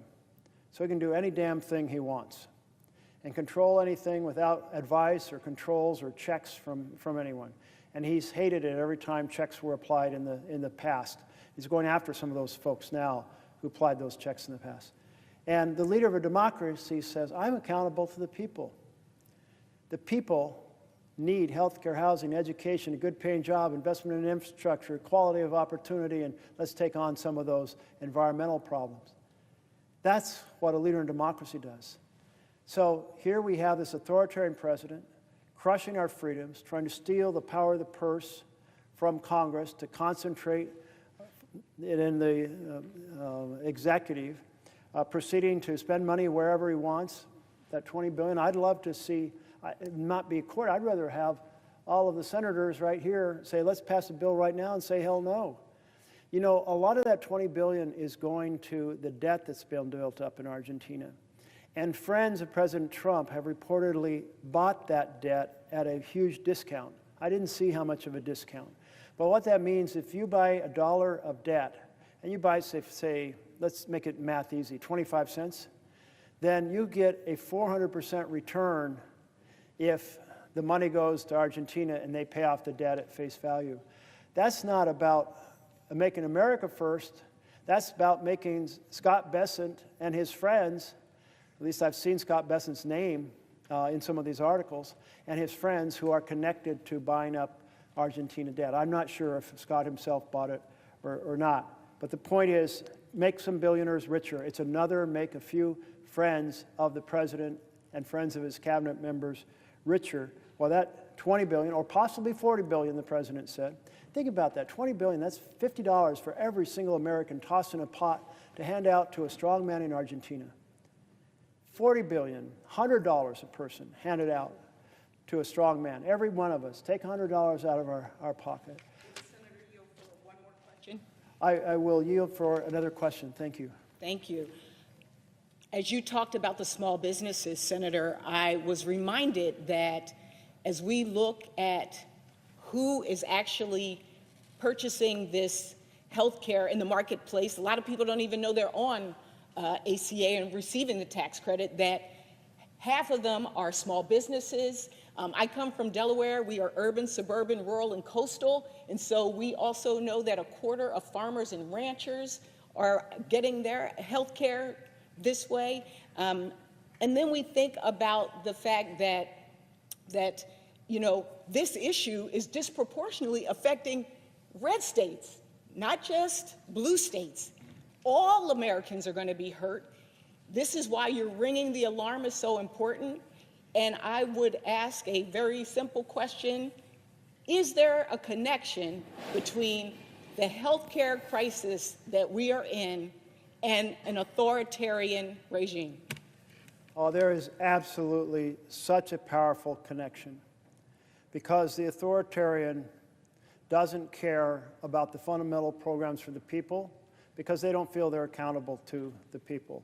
So just as our authoritarian president is weaponizing judiciary to go after his opponents, is using the power of the government over licenses and mergers in order to try to control what our broadcasting does, an attack on freedom of speech, trying to compel what our universities teach by threatening the collapse and taking away the research grants and telling them they can't have foreign students that are essential to their revenue stream. All of those authoritarian pieces, the stealing of the purse, but then there's this piece, the philosophy. And the philosophy is the people owe me, the authoritarian, not I'm accountable to them. So therefore, it's totally legit to go for legislation that slashes the programs that are fundamental to families to make the rich richer. And I want to go back to that picture that I had up earlier of the billionaires standing behind President Trump at the inauguration. And at that point, maybe we didn't know for sure, but he had campaigned on helping families, but we didn't see the champions of families behind him. We saw the billionaires behind him. That is exactly what's happened. The philosophy is families lose and billionaires win. And our effort, as those in a democracy, we are fighting for the vision of families thrive and the rich and powerful pay a fair share. My colleague yield for another question. I would yield for a question, yes. And I thank my colleague from Delaware for her great questions. And I want to, before I ask my question, I just want to thank the great senator from Oregon for his strength, his fortitude, his integrity, and just shining a spotlight on this erosion of democracy under Trump in so many different ways. I've been to the floor earlier and we've talked about it. But now I'd like to ask a question about one of the most serious threats that our American people face, which is the health care crisis, a horrible crisis that is going to leave millions without any health care insurance at all. That's going to raise premiums for people from $500 to $1,000 a month, not a year. That will close rural hospitals. That will kick people out of nursing homes where they will have nowhere to go. And I remind my colleagues that this president, instead of negotiating a way out that addresses the crisis with Leader Jeffries and I, is going away for 6 days. It's outrageous for him to leave on a foreign trip while the American people are suffering, and we get closer and closer and closer to the time, starting November 1st, when people are going to have to make that awful decision. Do I leave my family with no health care at all because I can't afford it? It's a horrible, horrible decision. And yet Leader Jeffries and I asked the president to meet with us before he left. He refused. The reporting is that Johnson and Thune and he were on the phone and agreed they wouldn't even talk to us. And instead he's going away while people are suffering. He ought not to do that. And what is he spending his time on instead? Eroding our democracy. Doing these faux ads.